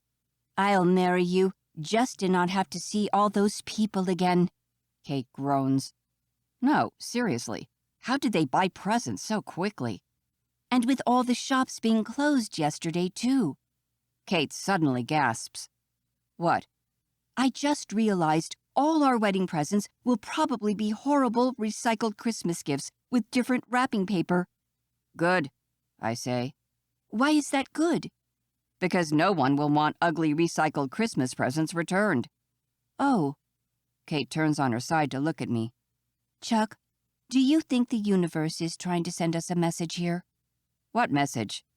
That it doesn't want our parents to learn the truth? She leans back and sighs. Maybe we should just stop fighting it, get married, and be done with it. My guard is down, and in a moment of excessive sincerity, I blurt, I don't want to marry you that way. Kate's eyes become huge, because I basically just told her I want to marry her. But before she can reply, the doorbell chimes again, and we both groan in actual physical pain at the idea of having to repeat the dance one more time. Then Lillian's voice drifts up the stairs. Kate, it's a friend of yours. We'll be down in a second, Mom. Okay, Lillian shouts back. I'll make Marco a hot chocolate in the meantime. Marco! The name registers in both our minds at the same time, and we turn to each other. Hands on our faces, mouths open, in a silent scream a la Macaulay Culkin in Home Alone. Chapter 19. Kate. I rush down the stairs, Chuck following closely on my heels. We careen into the kitchen and find Marco seated at the island on a stool, his coat unbuttoned but still on, a military green rucksack dropped at his feet. Marco, I say, straining so much to smile my lips might crack. He turns, stands up, and hugs me, going for a kiss full on the mouth. I turn my face at the last minute, and his lips land on my cheek. I quickly push him away, and Chuck rushes in to hug him and pat his back, saying, You made it, man. So glad you could come. Marco blinks at Chuck, bewildered, and is thankfully too shocked to react. He knows who Chuck is, but they've never met face to face. My ex-boyfriend is probably the last person Marco expected to find at my house. Mom, who up until a second ago was frowning at Marco's handling of me, relaxes, and smiles at the knowledge he's supposedly Chuck's dear friend. I was making Marco a hot chocolate. She turns toward the stove and grabs a clean mug. Are you here for the wedding, Marco? Kate, Chuck, if you have other guests coming in from Ann Arbor, you should tell me. I'm already working on the seating arrangements, and the beach club has limited space. Marco frowns. What wet? Before he can complete the phrase, I slap my hand over his mouth and grab his elbow. You know, Mom, we've had enough hot chocolate for today. We're going for a beer in town. See you later. And before she can reply, or Marco can protest, we've dragged him into the hall and are putting on our coats and snow boots. As soon as we step outside, Marco wheels on me. What's going on here? What wedding? Why are you two together? Not here, I say, and pull him down the driveway. He follows, albeit grumbling the whole way. Chuck wisely keeps his mouth shut and lets me handle it. We walk for about 10 minutes in strained silence and stop at a small park about half a mile from my parents' house. In the rush of getting away, I forgot to put on gloves, and my fingers are already going numb. I jam my hands in my pockets to warm them and pace around as I tell Marco everything that has happened in the last few days, trying not to sound too crazy. Chuck looms in the background a few feet away from us, silently observing. You mean you've been lying to me all this time? Marco says when I'm finished. Technically, yes, but only because the timing didn't matter. What difference do a few days make? Let's see, Marco says, mock pensive. Only that if you keep postponing, you'll end up married. He points his finger between me and Chuck. I still can't believe he proposed and you said yes. I told you it was a complete misunderstanding. From the distance, Chuck shouts. Totally unintentional, dude. You stay out of this, Marco snaps. Or what? Chuck says, and then, under his breath, adds, What are you gonna do, bench press me? What did you just say to me? Nothing. Chuck again follows up with a whispered provocation. Idiot. Cabron, Marco retorts. Jerk. Pendejo. The last thing I need right now is for my fake fiancé and my real boyfriend to get into a fight. Listen, I say, grabbing Marco by the shoulders and guiding him a little further away. Please bear with me just for tonight. Now it's too late to talk to our families, and we're all tired, and Chuck's parents aren't at the house anyway. But I promise we will tell them tomorrow morning, first thing. No excuses this time. What about tonight? Marco asks. Where am I supposed to sleep? That's a good question. We have a guest bedroom in the house, in theory, but it's so filled up with Mom's paraphernalia, it's a hazard to even enter. You can crash in the barn, I say. Keeping him and Chuck under two separate roofs might not be a bad idea as well. Marco doesn't agree. While he sleeps in your room? He protests. It's totally innocent, you know that. I broke up with him, remember? Chuck's face falls at that, but he'll have to suck it up, because Marco's my priority right now, and Marco clearly isn't happy about the sleeping arrangements, but after a little more convincing, he finally comes round. As we start to head back home, Chuck accidentally on purpose bumps shoulders with Marco. By the way, he says, marching on and kicking at chunks of ice the snowplow has amassed by the side of the road. If anyone asks, you have a girlfriend. I do have a girlfriend, Chuck replies without turning or stopping. Well, in this town, it's not Kate. And just when I thought things couldn't get any worse, when it rains, it pours. Chapter 20. Chuck. That night, Kate tries to sneak out of the house to join sweaty posts in the barn at least 3 times, but she gets caught every single time. On the first 2 attempts, bad luck trumps her as she bumps into her parents wandering around the house for their own mysterious reasons. Maybe they're hoping to overhear more inaccurate details of our personal life. On the 3rd try, which she waits until past midnight to pull off, she gets sloppy. As she walks down the stairs, she forgets to skip the 3rd-to-last step, which always creaks. Rookie mistake.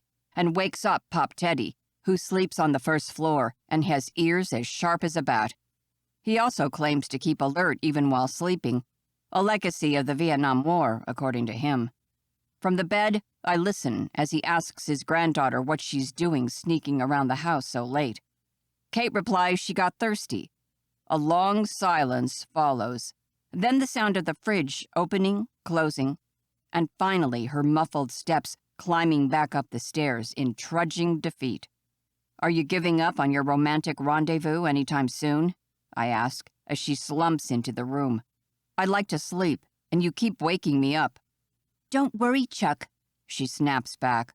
"Tomorrow night you'll be in your room alone, and no one will disturb you ever again." That shuts me up all right. I turn on my side and brood in silence. Kate slips under the covers next to me, equally unhappy. She doesn't move or make any sound, but I can tell she's moping. It takes us forever to fall asleep again. When Kate's alarm goes off at 6 o'clock the next morning, I'm ready to murder someone. A very specific, tan-skinned, rip-chested fitness maniac dude. Now that the half-marathon police has arrived in town, Kate is suddenly all aboard the early morning run train. She's up and dressed well before sunrise and takes off into the polar temperatures with her musclehead boyfriend for an hour-long jogging session. When Kate gets back, I'm still nestled under the covers and don't plan to get up anytime soon. But I don't have a choice. Once Kate has showered and changed, she marches over and yanks the comforter off me. "You need to pack," she tells me. "Relax," I say, trying to grab the covers and warmth back. "What's the hurry? My parents won't arrive before 10 anyway." "It doesn't matter. I want you out of my room." "You or Marco?" Kate's face crumbles. "I'm sorry, Chuck. I know I'm being a bitch for no reason. But with Marco coming here, gosh, that was the last thing I needed. As if I wasn't stressed enough already. I'm doing the best I can." I don't doubt the professor has been giving her an earful for every extra second she unnecessarily spends in my presence. Taking pity on her, I get up with a shrug. "Don't worry. I've heard fake pregnant women get short-tempered all the time." That wrestles a smile out of her. "That must be it. Thank you, Chuck, really, for being so understanding." It looks like she wants to say more, but she doesn't. "Give me a moment to get dressed and grab my stuff," I say. "I'll meet you downstairs." By the time breakfast is over, it's past 9:30, and I'm so sick and tired of Marco's glares that I become as eager as Kate to get down to business and finally come clean with our parents. "Lillian," I say, "do you know when my mom and dad plan to arrive? Kate and I would like to talk to you all." With the sweetest smile, Lillian replies, "Oh, they're not coming here this morning. We're meeting them somewhere else." "Where?" I ask. "I can't say." Lillian makes a zip-my-mouth gesture. "But we're going on a field trip. It's a surprise." I throw a worried glance at Kate and read the same terror in her eyes. This can't be good. "But Mom, I was—" Kate pauses, then starts again. "I mean, Chuck and I were planning to show Marco around town today. Can't we do the field trip tomorrow?" "No, honey bun, we made plans." Then, turning to Sweaty Posts, she adds, "Marco, you're welcome to tag along, of course. And once we're done there, Chuck and Kate can show you around town all they want." She checks her watch. "We could even make it back in time for you to join the noon tour at the factory. Bernie is handling that, and he's our best guide, except for Chuck and Kate, of course." I like how Marco isn't able to come up with any objections and promptly gets rolled under the Warren Rose overbearing parenting style just a few hours after having joined the club. With 6 of us now going on this mystery field trip, Pop's Teddy is coming too, we have to take 2 cars. I refuse to go anywhere near Marco's ridiculous red sports BMW, so I go outside a few minutes early to free the Versa from the snow. Despite the shining sun, the air is frigid, which makes scraping the windshield particularly hard. To make a half-decent job, I have to turn on the car to get a little help from the interior heating. I've done half the windshield when Sweaty Posts comes out of the barn. "We could have gone in my car," he says. "I have a heated windshield." Of course he does. The BMW, having arrived only yesterday, isn't as snowed in as the Versa, but I'd rather scrape 1,000 frozen solid cars than catch a ride with Marco. And with him driving, I'd probably get carsick in 2 seconds. And while throwing up in Marco's sports car would be thrilling, I prefer not to show any weaknesses before the enemy. "It's okay," I say. "I'm almost done anyway." Mick and Lillian come out a few minutes later, followed by Kate and Pops Teddy. She's helping him walk down the driveway, making sure he doesn't slip on the ice. Once Kate has safely delivered Pops Teddy to her father's SUV, she joins Marco and me next to the Nissan. Then she pauses and turns to yell at her mother. "Where is it we're going again?" "Don't worry, honey bun. Just follow us." Lillian climbs into their car, and we pile into the rental. No matter how much preheating I did, it still takes a good 10 minutes before the temperature in the Nissan becomes acceptable, especially since we're driving as fast as a sedated slug. Mick insisted on driving and is keeping a good 5 miles under the speed limit, even in 25-mile-an-hour zones, and given the overnight freeze, he's proceeding with even more caution than usual. I swear, in a previous life, he must have been a DMV instructor or a traffic enforcer. We drive out of town for about 15 minutes along the coast, until Mick lights the blinker and turns to the right. We pass through a perfectly pristine white picket fence that marks the beginning of a neat cobblestone driveway. A wooden signpost identifies the place as Sunrise House. Kate's dad parks next to my parents' car, which is already lined up next to another car in front of a huge house with light blue wood siding that overlooks Lake Michigan. I pull up on the other side, and we all get out of our respective cars and go through the usual rounds of greetings, kisses, and hugs. At least until my mom spots Marco, does a double take, and asks, "And who's this handsome young man?" I roll my eyes. Thank you, Mom, for pointing out the obvious. Lillian, enjoying being more informed on what's going on with the younger crowds, takes it upon herself to make the introductions. "This is Marco Guerra. He's a good friend of Chuck and Kate's. They've invited him to the wedding." Mom, who until that last phrase has been ogling the beefcake, turns toward me and asks, "Really? Is he in the wedding party?" "No, Mom," I say. "Only Phil, Gary, and Finn are. Since Kate has 3 bridesmaids, we wanted to keep things even." Lillian jumps back in at this point. "You have 3 bridesmaids, honey bun? I thought you only wanted Cousin Gretchen." "Gretchen is my maid of honor, Mom. I'm going to need bridesmaids as well," Kate says, as if this is something we've discussed plenty of times in the past. Lying has become such second nature to us. I'm afraid by the end of this holiday, we both will have trouble remembering what's real and what isn't. Marco's angry frown at this casual discussion of wedding arrangements is an excellent reality check, though. The wedding talk gets mercifully interrupted by a woman in a business suit exiting the house. She rushes down the front steps, waving and greeting. "Ah, everyone's here. How marvelous. Shall we go in?" Between us, the parents, the grandparents, Nana Fern tagged along too, and Marco, we take a while to squeeze through the entrance door and reassemble inside. "As you can see, the first floor is one big open space," the woman says, "and light pours in from the wall-wide windows at the back. And I probably shouldn't reveal the showstopper right away, but what can I say? I like to start every visit with a bang. Please, come this way." She heads to the French doors, and I dutifully follow, even if I don't understand why our parents have arranged a visit to a house in the middle of nowhere. Are they planning to expand our office facilities? Why would they buy space so far from the factory? Then I get excited. Is this going to be a detached think tank reserved for the creative team? That would actually make total sense. I could see myself working here, where the light is so much better than in my tiny office back at the factory. Incidentally, what used to be my old bedroom. Oh yes, this is definitely a change I could get behind. The real estate agent swings open the French doors and walks out onto the deck. Admire.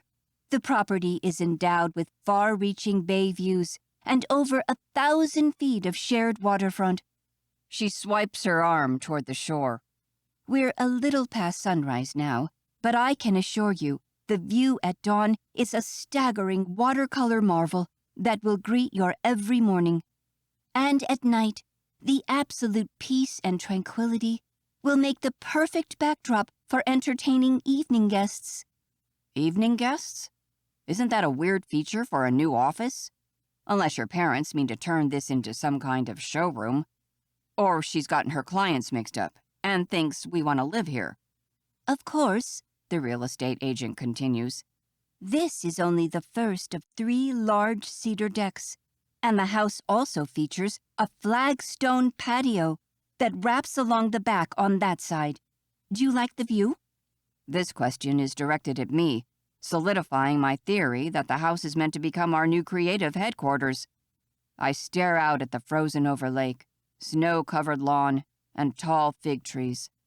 The landscape is stunning, and the agent knows it. I tell her as much. Pleased with the answer, she escorts us back inside. The kitchen has a beautiful island and is a proper cook's kitchen with top-of-the-line appliances. Makes sense. Maybe Lillian is tired of using her own kitchen to do all the creative experiments, and she and Dad want to secure an additional space where they can express all their culinary genius. I like the vibe of this house. It has a ton of potential. The first floor also has a full bath, laundry, and library. The agent continues. Shall we move upstairs? We all follow, except for the elderly, who opt to sit on the veranda to enjoy the views. Once they're safely settled in their Adirondack chairs, and they've assured us they won't try to wander off on their own and break a hip, we move on to the second floor. The upper level boasts 5 bedrooms, 3 baths, and the master suite. Let's start with the smaller room first. It would be perfect for a nursery. Nursery? That's a little odd in an office. But our parents might plan to offer a childcare service as a benefit for employees with children. To be socially responsible is becoming more and more important for companies, and we've been named among Michigan's top employees 5 years in a row. Guess they don't want to let go of the title. When we reach the last room, the real estate agent becomes even more ecstatic. See the master? How huge the room is? And it features a private Jack and Jill bath and his and her walk-in closets. Take as much time as you need to peek around, she concludes. I'm going to wait for you downstairs. It's a gorgeous master suite for sure. Again, not sure how useful it'll be when we turn this place into the creative department's headquarters. Maybe it could become my office. Turn the walk-in closets into storage rooms. I suppose I could see that working. When we all reassemble downstairs around the kitchen island, our parents look as excited as the real estate agent. What do you think? They ask me and Kate. It's beautiful, Kate says. I nod in agreement. But why exactly are we looking at a new house? Are you guys moving? Oh, it never occurred to me Kate's parents might have been looking at the house for themselves. Not us, Lillian says. The house is your wedding present. We bought it for you. Surprise! My stomach drops, and not having a mirror, I can't say whose face looks worse at this announcement. Mine, Kate's, or Marco's. Chapter 21. Kate. Marco displays an uncharacteristic amount of patience by waiting until we're back at the house and out of my parents' earshot to lay into me about this latest debacle. You have to tell them, Kate, he says. Do you know how hard it was to keep my mouth shut back there? When they said the house was a wedding present, I wanted to punch a hole through the wall. I pull the barn door open and usher him inside. I know. They blindsided me too, you know. What happened to telling them everything? You promised. But did you see how excited my parents were about the new house? I sigh as I sit by the antique fireplace and start nibbling on a cuticle. How could we tell them after that? Kate, come on. You know this has gone too far. Marco sits next to me. Your parents just bought you a mansion. They're convinced you're getting married on Friday. The more time you wait, the more lies pile on, and the harder it'll be to tell the truth. Don't you think I know that? I grab a fire poker and stab at the ashes, just to have something to do with my hands. It just never seems to be the right time. What was I supposed to do? Blurt out the truth in front of the real estate agent? The wedding's in 4 days. You're running out of the right time. I'll tell them tomorrow. You said that yesterday. Well, I didn't expect the house. Always an excuse. Not this time. Tomorrow we'll tell them. Marco removes the fire poker from my hands and holds them in his. You promise? I promise. Marco's mood doesn't improve when I tell him I have to go to that stupid premarital counseling session with Chuck this afternoon. My boyfriend stays close to mute throughout lunch and excuses himself as soon as the meal is over. I can't go after him without arousing too many suspicions. I can only watch him through the dining room window as he exits the barn in his sporty gear and goes for a jog in the freezing outdoors. No matter that we already ran this morning, exercise is how he copes with things. Besides, he always feels better after a run. Endorphins in thee I trust to save my relationship. To get to church on time, Chuck and I have to leave before Marco is back. And at 2:30 on the dot, we walk into Pastor Grant's office, ready for a 2-hour lecture on how to make our relationship work through the highs and lows of married life. Maybe we should have taken this class a few years ago, back when our love story was still salvageable. The pastor welcomes us with a warm smile. Chuck, Kate, perfect timing. Instead of inviting us to sit on the chairs before his desk, the pastor gets up, picks up his jacket from the backrest of his chair, and beckons us out of the office. Please come this way. I like to hold my premarital courses in a different room.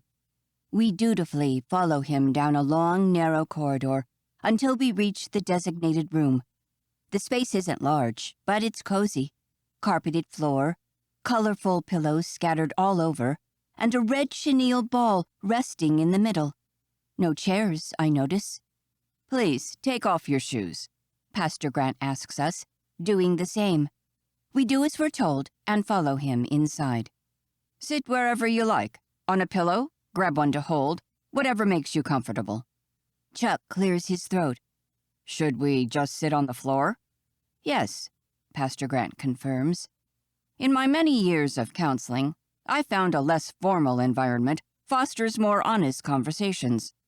We all sit on the carpet, forming a small 3-person circle.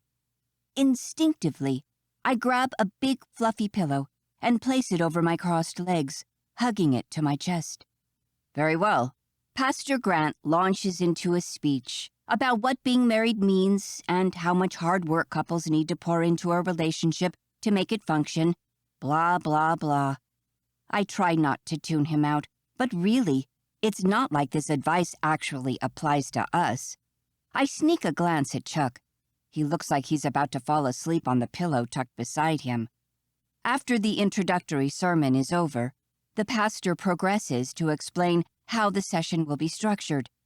Usually, I discuss various topics with my couples, like how well they know each other, or if they share the same views on starting a family.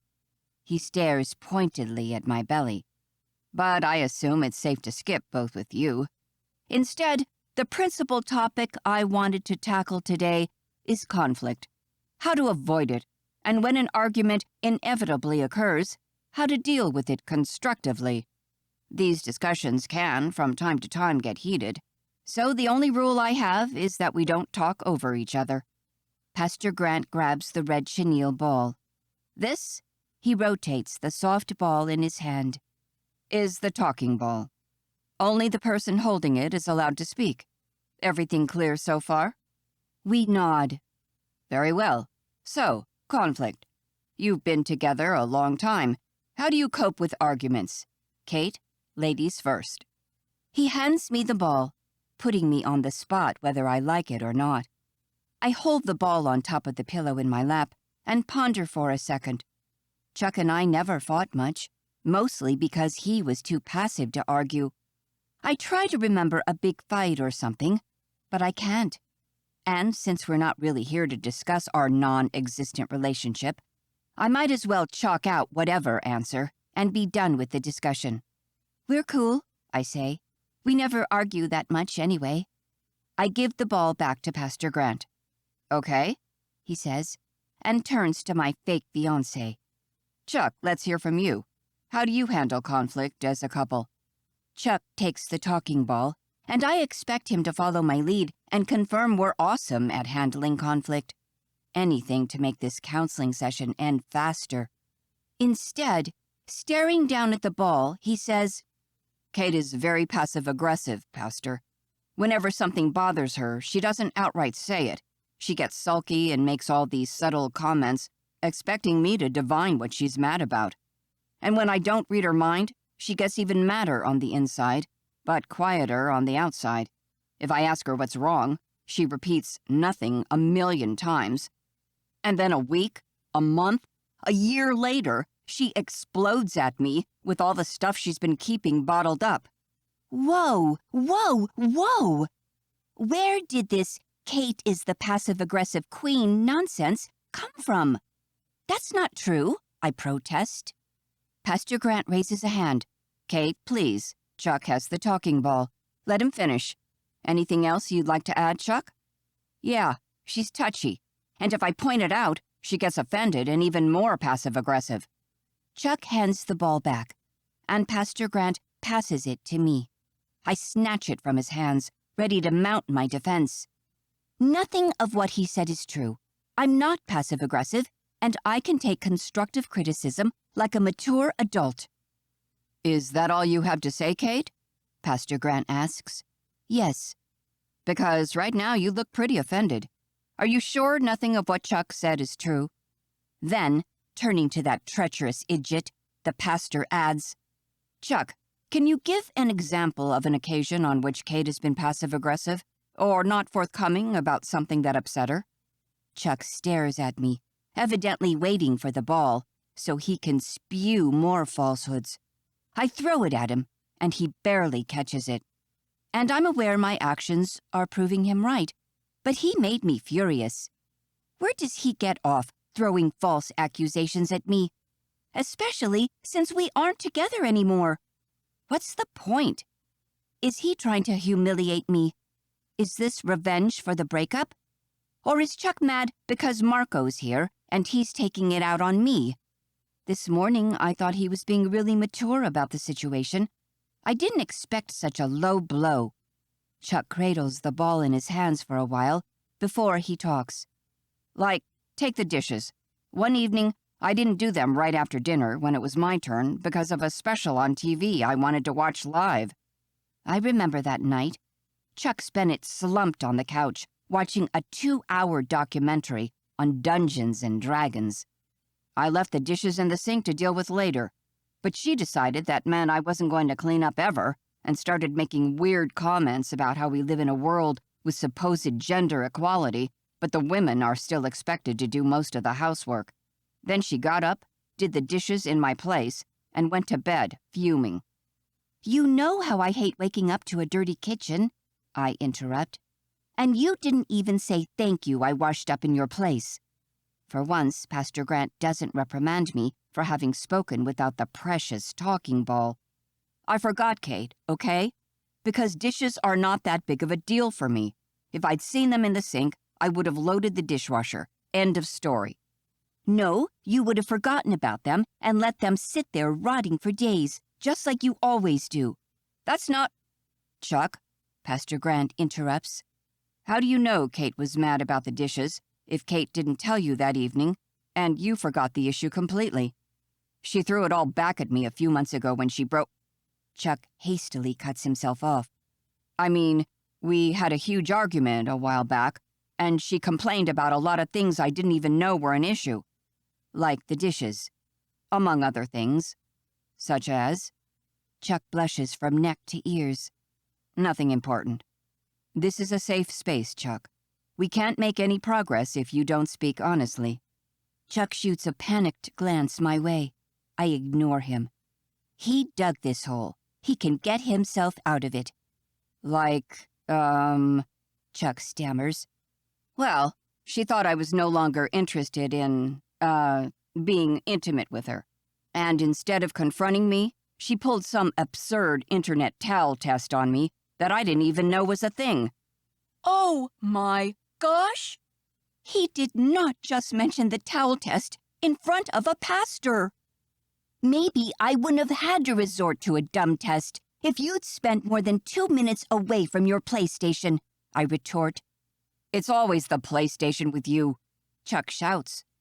Don't you think I'd burn that damn thing to ashes, along with every video game I've ever owned, if I thought it would fix what happened? He's panting, and his eyes are blazing with intensity, and I stare back, utterly confused once again. Where did all this passion come from? And why didn't he tell me all these things when we broke up? He barely put up a fight. I assumed he was okay with the decision.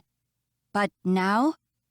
This premarital session is scrambling my already muddled feelings even more. Pastor Grant blinks at us. Could fix what, Chuck? What happened between you two? Chuck stares at the pastor, in shock, as if suddenly realizing a third person is in the room. Nothing, he says. I just never realized video games were such a thorn in her side. I wish she'd told me. I didn't think I had to, I say. It was so obvious. To me, anyway. Did he really not get that? Kate, Pastor Grant stares at me. Do you think you could be more assertive in expressing what you want out of your relationship with Chuck? I can try, I say. But Chuck could work on that too. Can you elaborate, Kate? While formally answering Pastor Grant's question, I stare at Chuck. He didn't tell me any of these things when we had our big argument 4 months ago. If he had... I trail off. Chuck's eyes are still blazing with passion as he stares at me intently. You're saying it could have gone differently if I'd said something? I don't know, Chuck. Maybe. Maybe, he repeats, like he's turning the word over and over in his head. Then he adds, I should have said something. Yeah, you should have. This is substantial progress, Pastor Grant says. But I don't pay attention to whatever rambling sermon he launches into. I'm lost looking at Chuck, struggling to figure out what's going through his head. The way he talks, he sounds like someone who'd do anything to turn back time. Why? Is he still in love with me? And why is that possibility making my head spin? Chapter 22. Chuck. Today's the day. No more excuses. I wake up ready for battle. With Marco in Blue Water Springs, the lie Kate and I have been carrying around has become too heavy. I can't stand it when she comes to bed with his sickening cologne all over her. Even if I'm sure they haven't had a chance to have sex since he arrived, seeing them together is still unbearable. Time to put an end to the farce. I pull on a pair of jeans and a branded chocolate company sweater with a gingerbread man. I try never to lose my humor, even when facing the firing squad, and head down to breakfast. Kate, of course, has been up for hours, ran at least 10 miles, and showered. Ever since we got back from our session with Pastor Grant yesterday, she's been doing her best to avoid me. Because of Marco, or because of what we said at the session? Before his surprise visit, we were returning to our old selves. But now, the truce is over. My sweet, fun Kate has been replaced by training for half a marathon, suddenly concerned about the economic state of the country, Kate. Listening to Marco make conversation at the dinner table and watching Kate agree with every boring, unoriginal banality he says is driving me crazy. It kills me to see how hard she works to impress Marco. She shouldn't. Marco should already be impressed, because Kate is perfect just the way she is. And now that I've started thinking in Bruno Mars's lyrics, I should slap myself, get my act together, and finish this charade once and for all. I take the stairs 2 at a time, and once on the first floor, skid to the kitchen's threshold. Marco and Kate are already seated at the island, displaying twin morose expressions. Lillian is hopping between the stoves singing Christmas tunes under her breath, while she puts the final touches on whatever she's making, oblivious to the silent fight that's taking place behind her back. The tension between Kate and Marco is so thick, I could cut it with a knife. Sullen and quiet, they're sitting next to each other, but leaning in opposite directions, as if to establish a little distance between themselves. Trouble in paradise? My heart soars, and then drops equally fast, when I notice they're not just glaring at empty space. They both keep throwing dirty looks at the back corner of the kitchen. Since I can't see what they're scowling at, I step into the room and take a stool opposite Kate's. My ex glowers at me, too. What did I do? I just got here. Then I throw a quick glance at the now visible corner of the kitchen, and the reason for her bad mood becomes clear. Hidden under the infamous burgundy veil is another lumpy shape that looks worryingly humanoid. Dread fills me as I déjà vu to our first night home and the unveiling of the Chuckocade. What have our parents concocted this time? I clear my throat. Lillian, I see we have another unveiling planned. Is it a new surprise? Lillian turns around. Oh, Chuck, good morning. I didn't see you come in. And I already told Kate, no spoilers, you must wait until your parents arrive. You kids are really 2 peas in a pod, always asking the same questions. Lillian's declaration produces a wave of winces around the table. She doesn't notice, as she's already returned to her cooking. Which is sort of broth? It smells funny. What on earth is she making? Kate glares at me even harder. What does she expect me to do? Magic away whatever's under that veil? I haven't asked for a new surprise any more than she has. I decide to distract myself with a little food and make to grab one of Lillian's famous buns, only to find the table littered with strange foods. I drop my hand back to my lap and study the various dishes. The foods have a distinctive Asian feel, and Lillian has propped label cards under the more obscure dishes.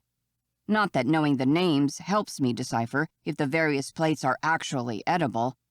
In front of me, there's a bowl of white rice covered in gooey brown beans. The folded cardboard identifies the dubious recipe as natto. Next to it, a black plate is elegantly laid with grilled fish. Yakizakana, apparently. Fish for breakfast? Not my thing. The next plate looks even more revolting. A blackish, dried seaweed called nori. Another greenish salad thingy sits behind it, kobachi. Then there are green pickles. Sorry, tsukimono. Another giant bowl of white rice, and whatever Lillian is brewing on the stove. My stomach grumbles in hunger and churns in disgust simultaneously. Whatever happened to good old-fashioned pancakes and bacon for breakfast? Weary of the various treats on display, I end up staring blankly into space while throwing the occasional suspicious side glance at the veiled shape in the corner. That's when I realize I must look just as frowny and miserable as Marco and Kate did when I walked into the kitchen. Kate's dad joins us a few minutes later, and soon afterward my parents arrive. Pop's Teddy pays the kitchen a visit, but he inspects the table and runs off before Lillian can trap him into joining the unusual breakfast party. He's probably gone to eat something from his secret stash of Blue Water Springs chocolate sweets that he's not supposed to have, but no one has been able to find and confiscate yet. The only Asian-style breakfast enthusiast is my dad. The moment he steps into the kitchen, he examines all the various delicacies on display. He turns a few labels, helps himself to a small spoonful of the gooey beans, and smiles in wonder at Lillian. "Lily," he says, "I thought you were giving us just a taste, but you've gone hardcore traditional. And what's that on the stove?" "Miso soup," Lillian replies. Poof. The last chance of having something palatable for breakfast has just disappeared. I've nothing against Japanese food, just not for breakfast, thank you very much. Ah, of course. My dad approaches the cooking range, grabbing a ladle on the way. Mind if I try it? Please help yourself, Bud. She waits expectantly with a hand on her hip for the verdict. Delicious, but I'd add a spoonful of soy sauce. You think? Lillian seems skeptical, so my dad gathers another ladle of soup and carefully adds a single drop of soy sauce from the bottle. Try it now, he says, offering the spoon to Lillian. Kate's mom swirls the hot liquid in her mouth as if she were tasting wine, and her face brightens. You're a genius. She pats my dad's shoulder. That's the Bud Lillian team in action, constantly improving and perfecting each other's recipes. They're the secret behind the Blue Water Springs Chocolate Company's success, alongside the other two parents' business acumen, of course. It's always best to mention both pillars of the company, lest one set of parents get offended. Anyway, now that the roll call is complete, I feel it's the right time to bring up the subject of the veiled silhouette again. And hopefully, I can also find out why we're being submitted to this gourmet breakfast. Not knowing is driving me crazy. I ask as much, in less sardonic tones. Lillian gives me a big smile and invites my mom to join her at the head of the island next to the humanoid shape. Abigail, she says, since this is your accomplishment, would you like to tell the kids? Mom beams at her best friend and then launches into her presentation. As you know, we're expanding to the UK next year. The London facilities are completed and will be open for business soon. But I've also cultivated a little secret side project. I've been searching for a partner in the Asian market forever, and this year, thanks to the Chuckocade, we might finally secure one. So, Mom pauses for effect, while my brain frizzes out. Heightened stakes on the Chuckocade, just what Kate and I need. It is my great pleasure to announce the birth of the Blue Water Springs Chocoreto Kojo. And if Chuckocade sounded ominous, this sounds even worse. At our startled and confused expressions, my mom explains, "We're expanding to Japan." With excessive flair, she removes the veil from the humanoid shape. "You guys are becoming a manga." She reveals a life-size cartoon poster of me and Kate. For a moment, I'm lost in the art. The drawing is superb, and the artist a skilled one. My brain at once buzzes with all the possible merchandise products we could associate with the new manga design. Funkos, minifigures, maybe even a board game. The possibilities are dizzying. From across the island, Kate throws me a "don't you dare say it's cool" look, as if she read my mind. So I keep my mouth shut and stare at my smiling mother, a bit mortified. She knows how much I love this stuff, and she was probably expecting a more enthusiastic reaction. The smile dies on Mom's face. "Well, the investors will join us tonight to finalize the terms of the deal.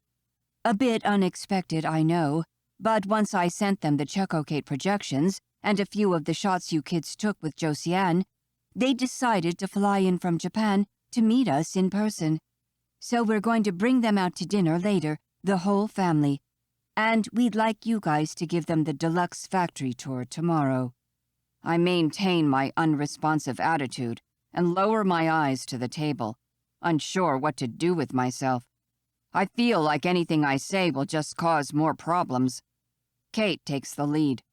"But Mom," she says, and gets promptly interrupted by Lillian. "I know what you're about to say, honey bun." I bet she doesn't. "That with the wedding to organize, you already have too much on your plate. But don't worry, I've hired a professional to help us out with the last details.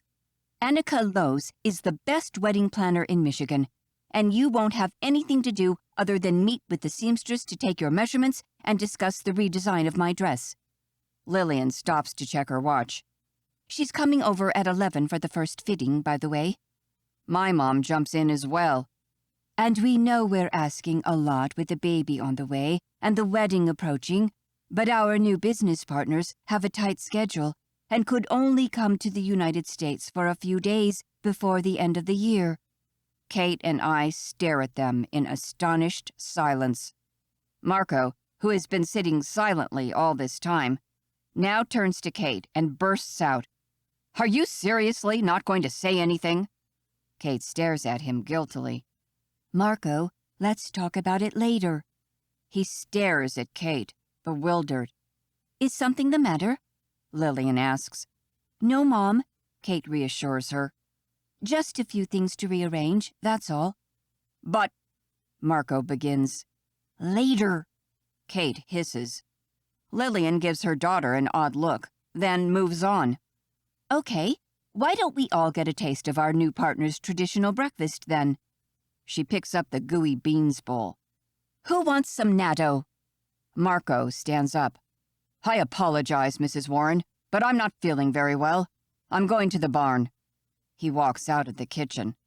Kate scrambles to her feet, saying, I'd better go check on him, and follows him outside. Lillian shrugs. Your friend is too grumpy, Chuck. He's done nothing but scowl since he's arrived, and the way he forces Kate to run for hours every morning is not healthy. Tell me about it, I mumble. Reinvigorated by her clear dislike for Kate's secret boyfriend, I raise my plate and offer to eat the gooey beans. I hope I won't regret this. Here you go, Chuck, Lillian says, happily piling beans onto my plate. You know Marco didn't have to pretend to be sick to skip breakfast. Whatever she puts on the table, never refuse Lillian's cooking, or risk ending up on her red list forever. Arigato, Lillian, I say with a little wink. Oh, Chuck, you're going to be the best son-in-law ever. At least one of the Warren women still prefers me. Pity it's the wrong one.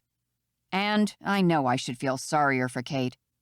But if her sophisticated, mature boyfriend throws a tantrum over what's clearly a business decision, I can't help her. I mean, can't Marco see we have to keep up the pretense until the investors have gone? What if he gives Kate an ultimatum?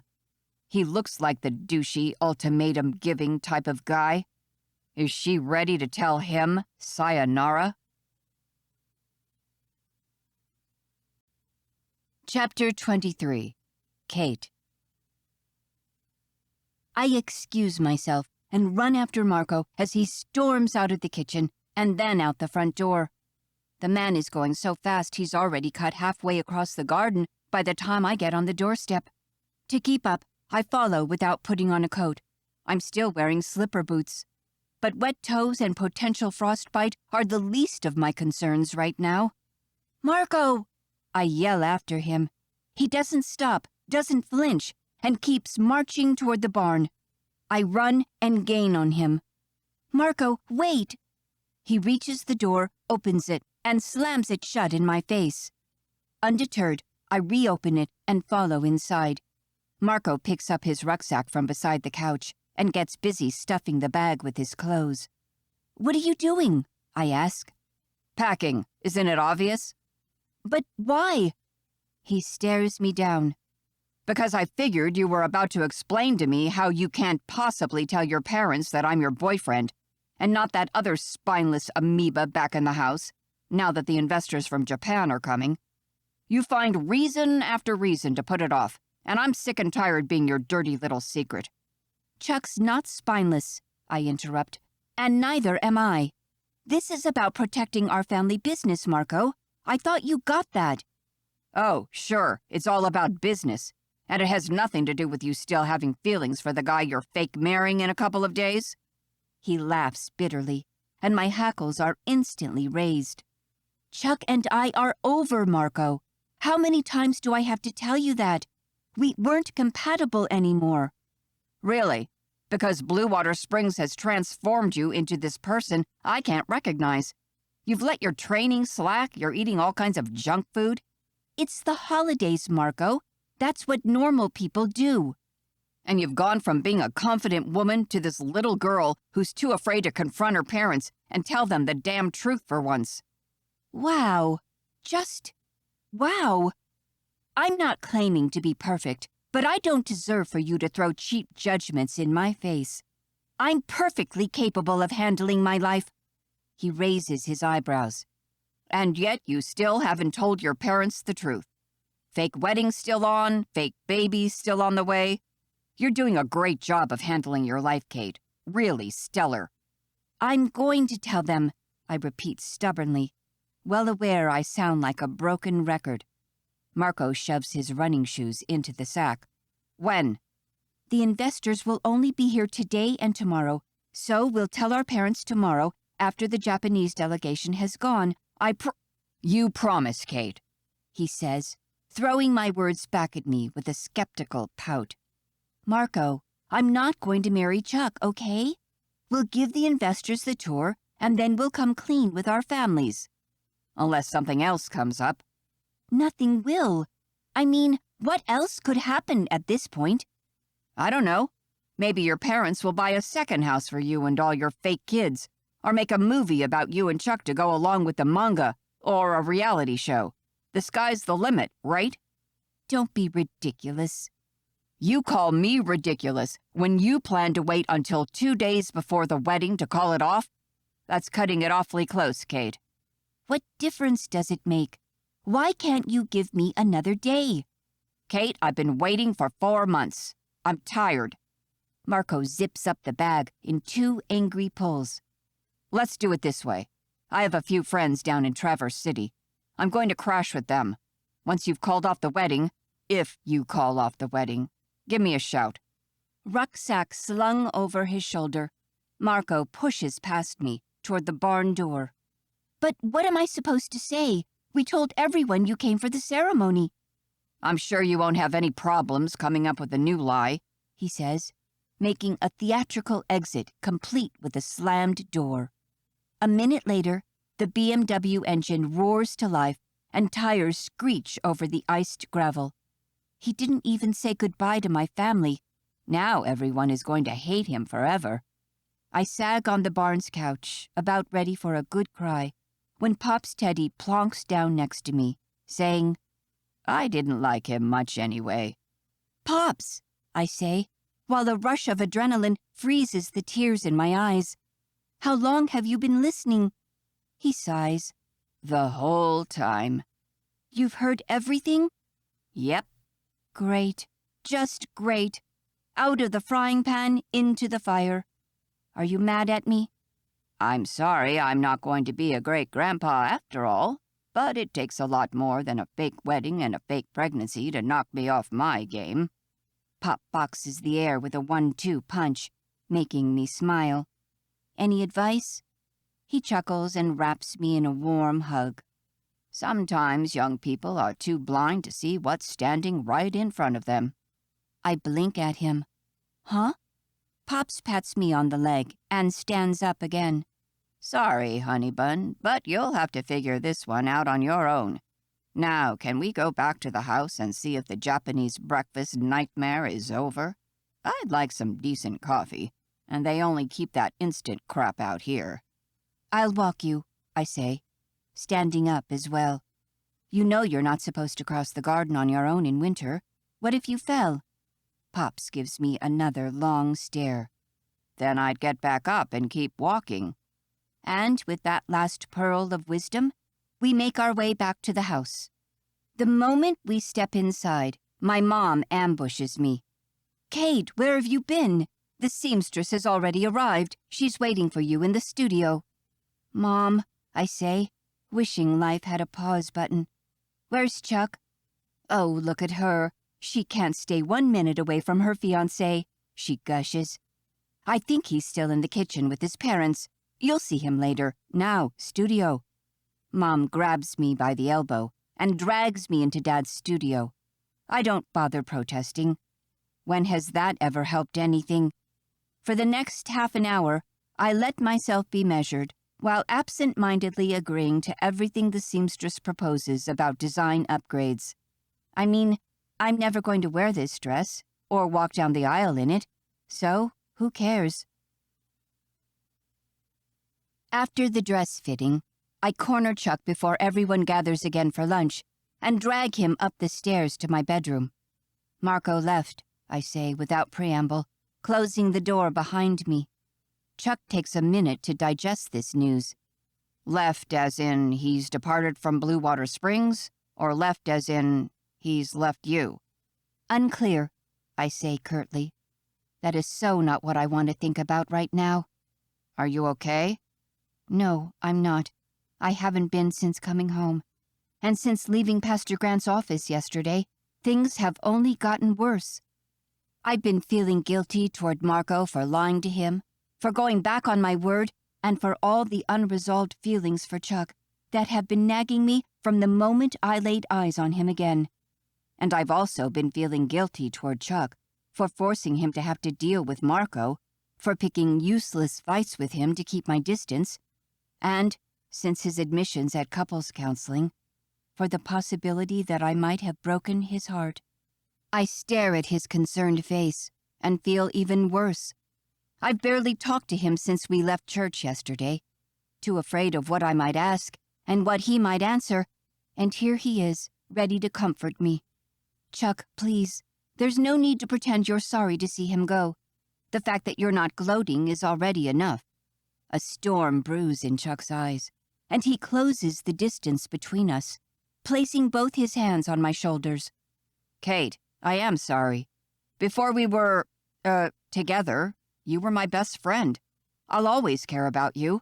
Whatever upsets you upsets me. This day has been so horrible, and I'm so tired of feeling like crap all the time that I'm ready to indulge in a little human contact. So I let myself go and hug Chuck. And oh gosh, he smells so good, and his body pressed against mine feels so right. I hold him tighter. He's startled at first, but soon hugs me in return, his hands gently caressing my back. Alarmingly fast, the scene turns into a replica of Dawson's Creek most cathartic episode, Season 6, Episode 2. Dawson and Joey have a friendly hug in her dorm bedroom, and before long, they're making love for the first time. I bury my face in the nook of Chuck's collarbone and lose myself in the moment. My poor mind, expedited by Chuck's hands moving on me, quickly plunges into a dangerous train of thought. If what Chuck said about the towel test is true, it means he wasn't ignoring me. He really didn't see me, which means he never stopped wanting me. And if Marco did dump me today, which I'm pretty sure is what happened, then I'm technically a free woman. And I don't know, living in such proximity with Chuck has made me want to rip his clothes off since the first night we shared my bed. And right now, I can't remember any of the super valid reasons why I broke up with him in the first place. I raise my head and stare into his blue irises. Chuck looks back at me, eyes questioning. And if my eyes could answer, they'd be shouting, take me now." Sometimes Chuck is rubbish at reading my mind, but right now he receives the unspoken message loud and clear. He pushes a loose strand of hair behind my ear, leans down, and kisses me. The kiss is the most tender, yet most passionate kiss I've ever experienced. The way his lips move against mine encompasses a lifetime of friendship, a 10-year relationship, and the longing of 4 months spent apart. It all becomes wrapped up in a whirlwind of emotions, unspoken feelings, and regrets. I don't care if kissing Chuck is wrong, messy, unwise, dangerous. It feels too good to stop. I want Chuck.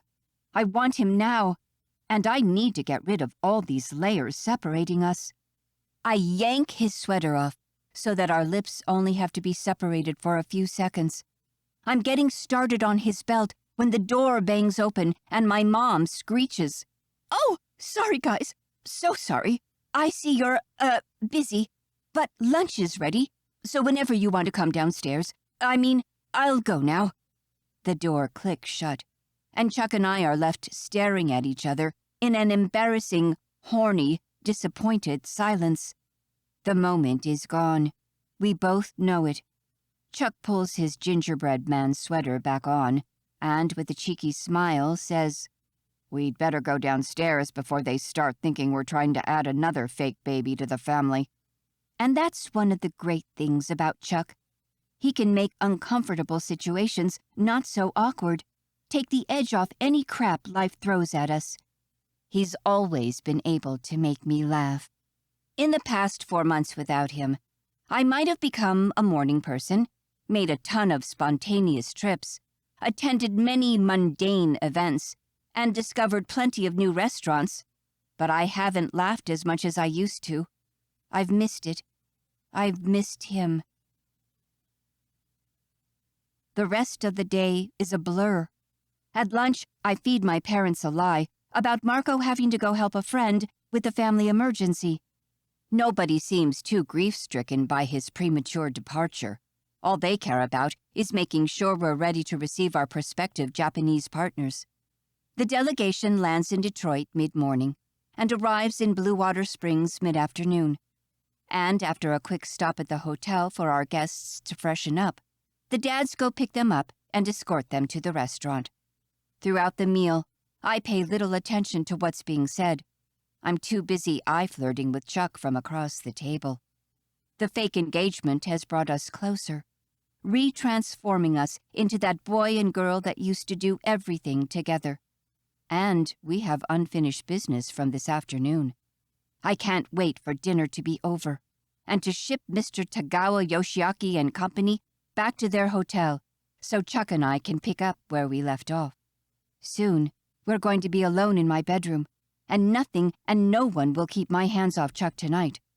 But like everything else on this holiday break so far, things never go according to plan. The hotel the Japanese are staying at is a block away from the restaurant, so even total newbies can't get lost. In fact, they opt to walk back while the rest of us head toward the parking lot. Chuck and I rush to my parents' car, both eager to get home and, I'm hoping, under the sheets. But then Abigail calls out, "Chuck, you're with us tonight." "What do you mean, Mom?" Abigail smiles embarrassedly. "I know it's a little old-fashioned, but we thought it best if you didn't sleep with your bride-to-be so close to the wedding." He looks like she knocked the floor out from under his feet. "Why?" "Tradition. The groom shouldn't see the bride the night before the wedding." "The wedding isn't for another 2 days," Chuck protests. "Nevertheless, you should abstain from, certain things before the ceremony." Ah, so my mom must have told everyone Chuck and I were about to screw each other's brains senseless in my room earlier, which we were totally about to be fair. And the parental conclave must have established that hot premarital sex is not appropriate all of a sudden. This is medieval tyranny, plain and simple, and with the worst possible timing. And the most frustrating thing is that, a week ago, I wouldn't have had a problem with it at all. I probably would have welcomed it, but now... I stare at Chuck and read the same frustration in his eyes. Yep, tonight would have been the mother of all sexy nights. But maybe it wasn't in the cards. Better this way.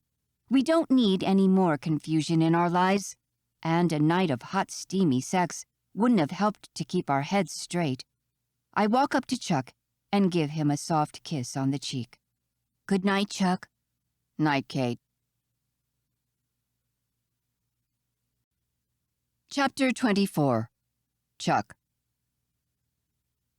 Alone in my room, I stare at the ceiling in a state of total confusion and despair, alongside the obvious sexual frustration.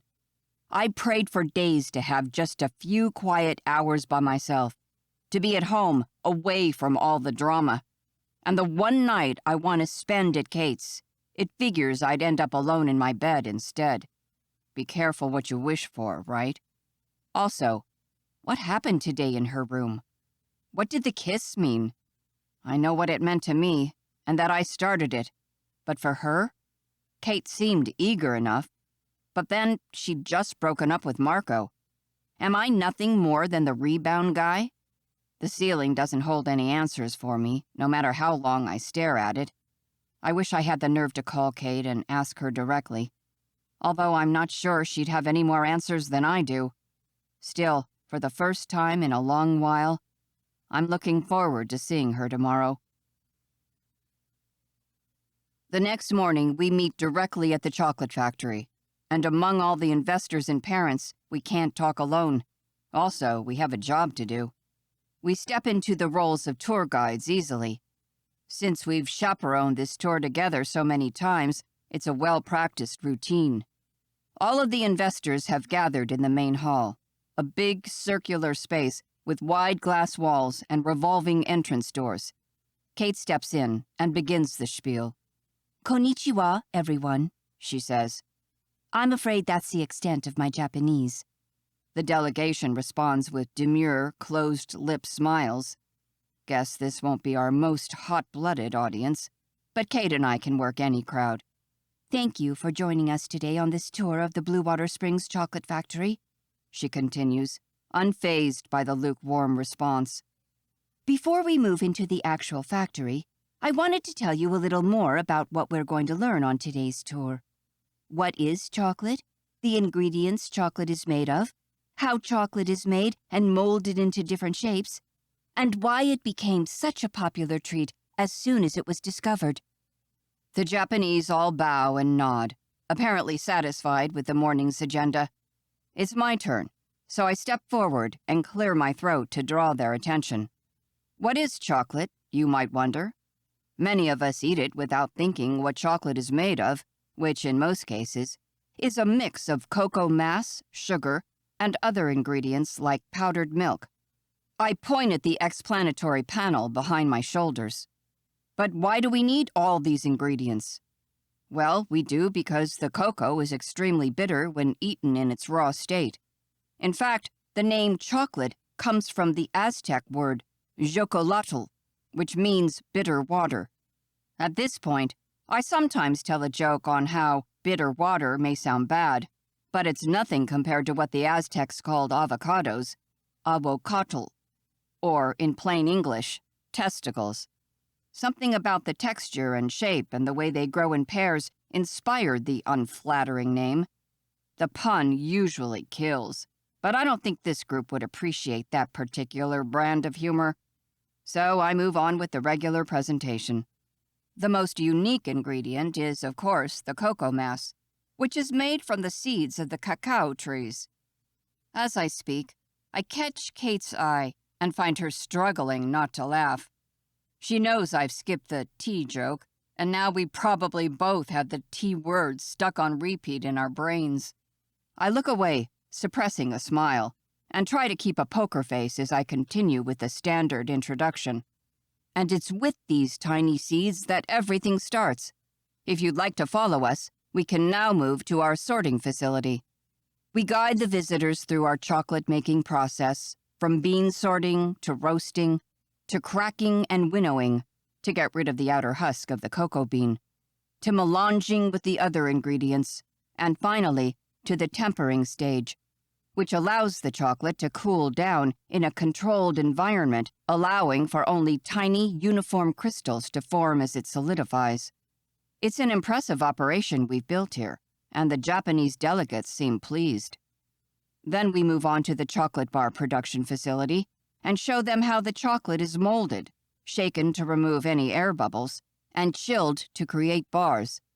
The final stage of the process is packaging, and we watch as the chocolate bars move along the conveyor belt to be wrapped in aluminum foil, then paper, and be finally put into boxes ready to be shipped to the stores. All throughout the visit, Kate and I are completely in sync. We finish each other's sentences, never miss a beat, and even manage to snatch a smile or two out of the serious boss man, Mr. Tagawa Yoshiaki. We're one hell of a team, always have been. When the tour is over, I'm positive our new partners are going to leave Blue Water Springs impressed. In fact, Mr. Tagawa Yoshiaki bows to us, saying, "I had been told the two of you were the best possible faces for the Blue Water Springs Chocorito Kojo, And I now agree. The Chocokate will be a big hit in our country. Then he bows, adding, Otsukare-sama dashita. Dashita, Kate and I reply, with no idea of what we're saying. The Japanese leave to continue the business talks with Mick and my mom, leaving Kate and me finally alone. So, Kate says, that went well. Our best tour in a while, I'd say. What now? Kate shifts on her feet. We wait for the Japanese to leave, and then we gather our parents and tell them the truth? I'm about to reply when my world suddenly goes dark. Something rough has been pulled over my head. A sack? As I panic, Kate lets out a little scream. Are they after her too? I flail out with my fists, hoping to catch one of our attackers unawares, but hands grab me and prevent me from struggling free. A million possibilities cross my head, each one less likely than the next. I'm being kidnapped for ransom. Marco and his gym buddies have come to teach me a lesson about fake impregnating other dudes' girlfriends. The Yakuza has followed Mr. Tagawa Yoshiaki, and they want in on the deal and aren't going to say please. I redouble my efforts to struggle free, but whoever is holding me is strong and doesn't budge. What's going on? Kate asks. Her voice is surprised, but not nearly as panicked as it should be if members of Japan's most notorious crime syndicate were actually abducting us. If a response is given, I can't hear it. Someone slides a hand in my pocket and takes out my phone. Something heavy, a blanket perhaps, is wrapped tightly around me. Another point against the Yakuza theory. The Japanese mafia wouldn't worry about me catching a cold. Once I've been turned into a human burrito, I'm bodily lifted off my feet. The guy holding me from under my armpits gets someone to help him and lift my legs. They carry me away in this awkward, gangly fashion until we stop again outside. Even wrapped in the heavy blanket, I can feel the dramatic temperature change from the cozy, chocolatey warmth of the factory to the crisp air of a sunny winter day. Whoever has taken me dumps me in what I assume must be the back of a car or a van. Yep, the seats soon begin vibrating underneath me as the engine shudders to life and the car is put into gear. Gravel screeches under the tires as they drive me away to who knows where. Chapter 25. Kate. 5 minutes earlier. Chuck and I have barely finished congratulating each other on another successful tour when Finn, Gary, and Phil appear out of nowhere, fast as lightning. I yelp in surprise as Phil pulls a black sack over Chuck's head and then grips my fake fiancé by the shoulders, preventing him from moving. "What's going on?" I ask, while Gary steals Chuck's phone from his pocket, hands it over to Finn, and then wraps a heavy blanket around Chuck. Chuck flails wildly, but the guys quickly get him under control. "Surprise bachelor party," Finn whispers in my ear as Gary lifts Chuck's legs, and together with Phil, they carry him away. "What?" I protest. "Where are you taking him? For how long?" "That's classified," Finn shrugs. "Can't tell you." "But I need to talk to him." "It's going to have to wait," he says, pointedly switching Chuck's phone off. "Sorry, no cell phones allowed where we're going." He makes it sound like they're about to embark on The Hangover-style mega bachelor party. What happens in Vegas stays in Vegas and all that. When in reality, they're probably going to some D&D retreat in the woods, where they'll dress up in chainmail and go full medieval on me with their crap about no tech allowed. Which Chuck would love, to be fair, but the timing couldn't be more wrong. Finn, you don't understand. I need Chuck here. "Kate, I respect that, really." He places a patronizing hand on my shoulder. "We all love you and recognize that starting Friday, you're going to be the boss. But tonight and tomorrow are Chuck's last nights of freedom, and we, as his best friends, are honor-bound to make sure he has a blast." With a wink, he lets my shoulder go and jogs a little backward, still holding Chuck's phone hostage. "I don't think you'll have much time to miss him anyway. You've got your own fun coming." Finn jerks his chin at the glass front doors, outside of which a pink limousine is pulling up. A few of my oldest friends tumble out of the limousine, waving pink and white cheerleader pom-poms above their heads that match the magenta tutus they're wearing over their winter clothes. While I'm distracted by the cheering, Finn turns around and runs away. Then the pink swarm is on me. I'm smothered in hugs and carried over to the limousine and, without doubt, my own surprise bachelorette party. A few hours later, I'm sitting in my living room sipping a Virgin Rossini surrounded by diaper cakes, baby monitors, and tiny rompers. Turns out mine was more of a surprise baby shower than a bachelorette party. Outwardly, I'm smiling and laughing and having the best time of my life. Inwardly, I'm cursing the day my fake baby won't be born. At least Chuck will be able to get drunk at his party. They had wine in the Middle Ages. But I have to rot on my couch, drinking strawberry juice mixed with zero-alcohol Prosecco, and listen stone-cold sober to parenting advice I don't need. I drop my glass on the coffee table, and something squeaks under my bum. A rubber duck. One of the many toys that have been gifted to my non-existent baby today. I dig a few more toys out from under me and add them to the pile of gifts that will join the miserable stack of wedding presents / Christmas rejects already stored in my bedroom. "Don't worry, Katie," my cousin Gretchen says, probably picking up on my dejected mood. "Today has been all about the baby, but tomorrow is all for Mommy." An icy shiver sneaks down my spine. But tomorrow is the day before the wedding. "Exactly," Gretchen says, grinning. "And what better way to get ready than with a full day at the spa? We've booked you a facial, a full-body wax, a mani-pedi, and of course, a pregnancy massage. It'll be a blast." That actually sounds pretty great, except for the full-body wax, perhaps. But as much as I would love a spa day, tomorrow's the last day that Chuck and I have to put a stop to this madness. I doubt there'll be much time for mani-pedis. I'm taking a rain check on the pampering. I hope the spa appointment can be postponed. I'll sure need it after talking to my parents. Or I could give it to my mom instead. "Sorry, Mom, no wedding and no grandchild on the way. But here's a recycled spa gift certificate for you." "Thank you, girls," I say. "But Chuck and I are busy tomorrow." "No, you're not," Sarah, one of my oldest friends and Phil's girlfriend, says. "The boys won't be back until late at night." I feel like I might faint. "How late? Where did they go?" Sarah shrugs. "No idea.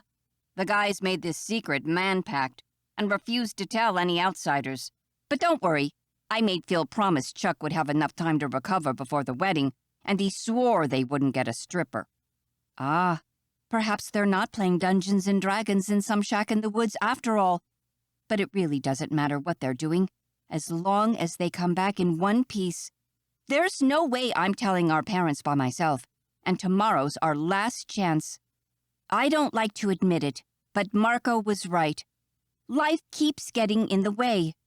We should have told them the first night we arrived home, or hell, back in September, when the breakup actually happened. Our families would have had 4 months to get over it before we saw them face to face.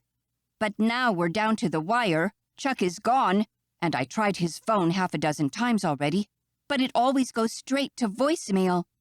I'm going to have to deal with this myself, aren't I? No, I refuse.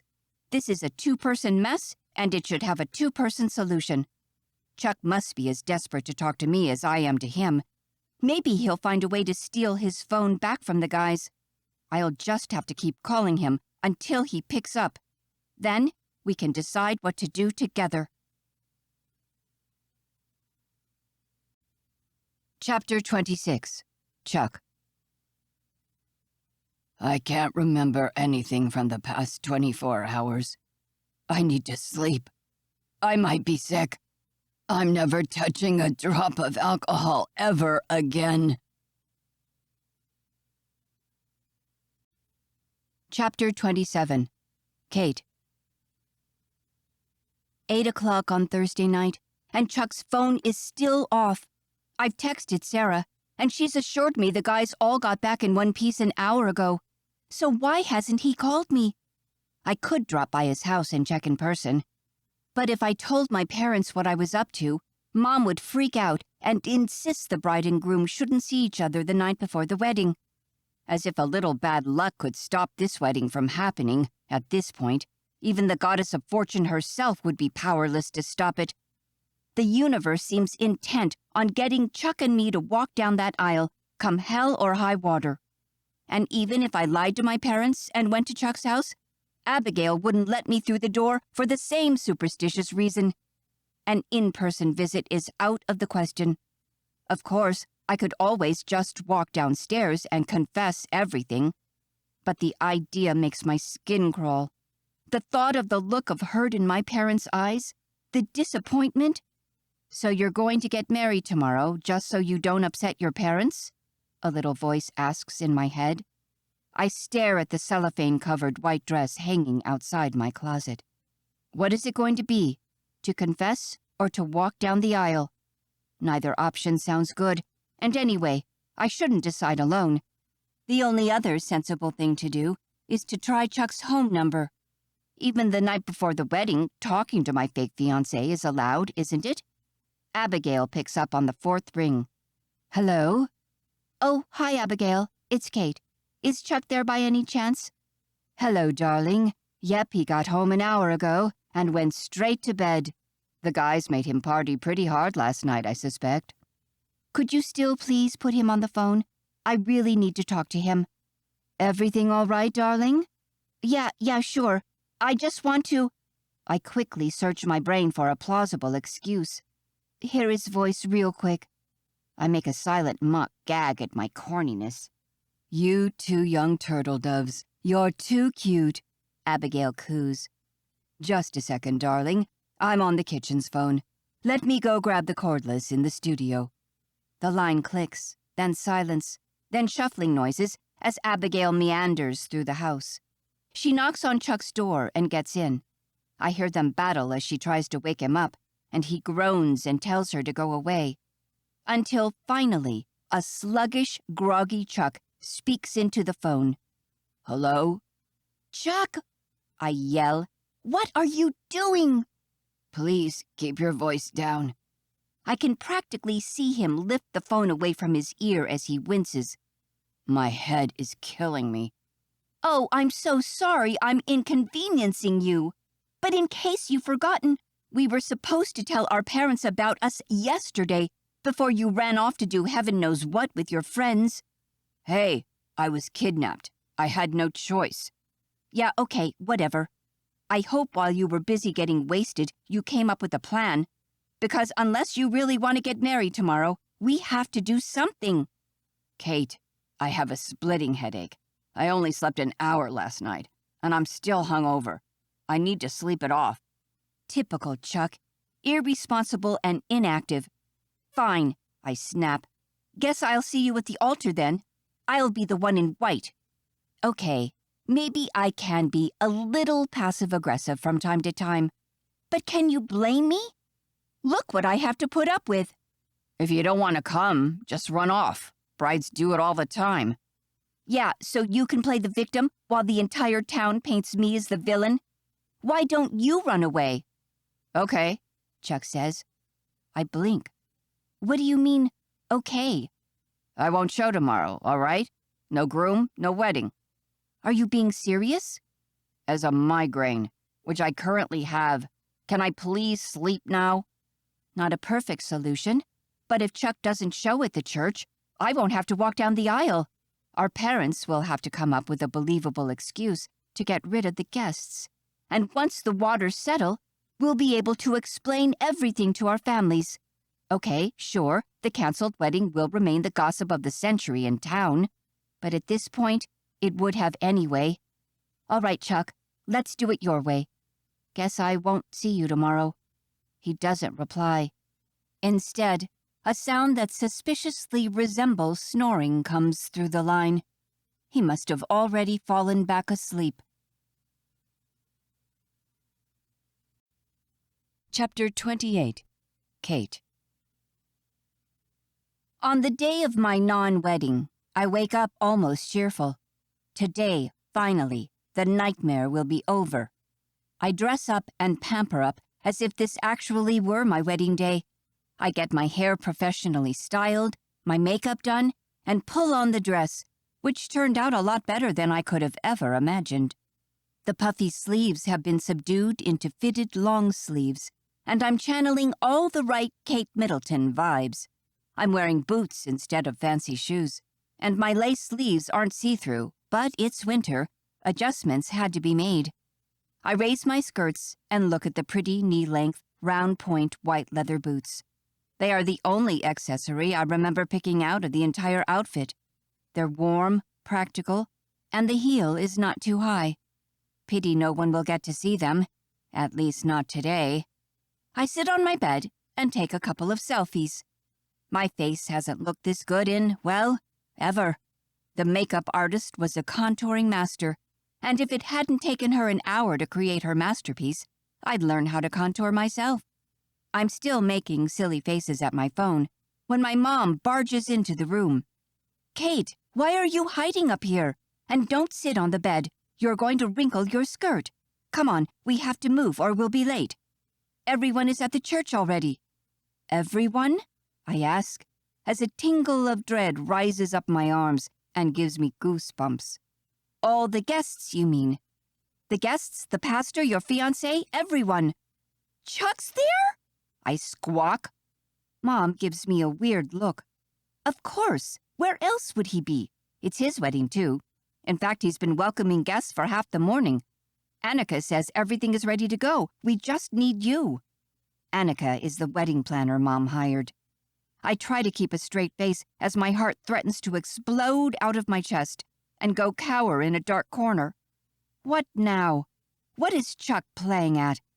Last night, he promised he wouldn't show today. What's he doing at the church? Was yesterday's promise a trick? He's totally reversed gears on me. And now that the groom is present, the only alternative is that I bail. But I can't bring myself to do it. I'm no Julia Roberts. I can't pull off the runaway bride act and live with everybody in town hating me forever. Oh, he must think he's being so clever. Think again, buddy. You're not turning me into the bad guy. I'm going to call Chuck's bluff like it's no one's business. I grab the white faux fur jacket, the final piece of my outfit, from its stand on the wall and let Mom help me put it on. Then I gather my skirts and exit the room. "Come on, Mom, let's go." 20 minutes later, as my dad makes the last turn on the dwindling uphill road that leads to the church and parks on the cobbled plaza in front of the chapel, I don't feel so smug anymore. Dad's black Cadillac SUV, like everything else, got a complete makeover today.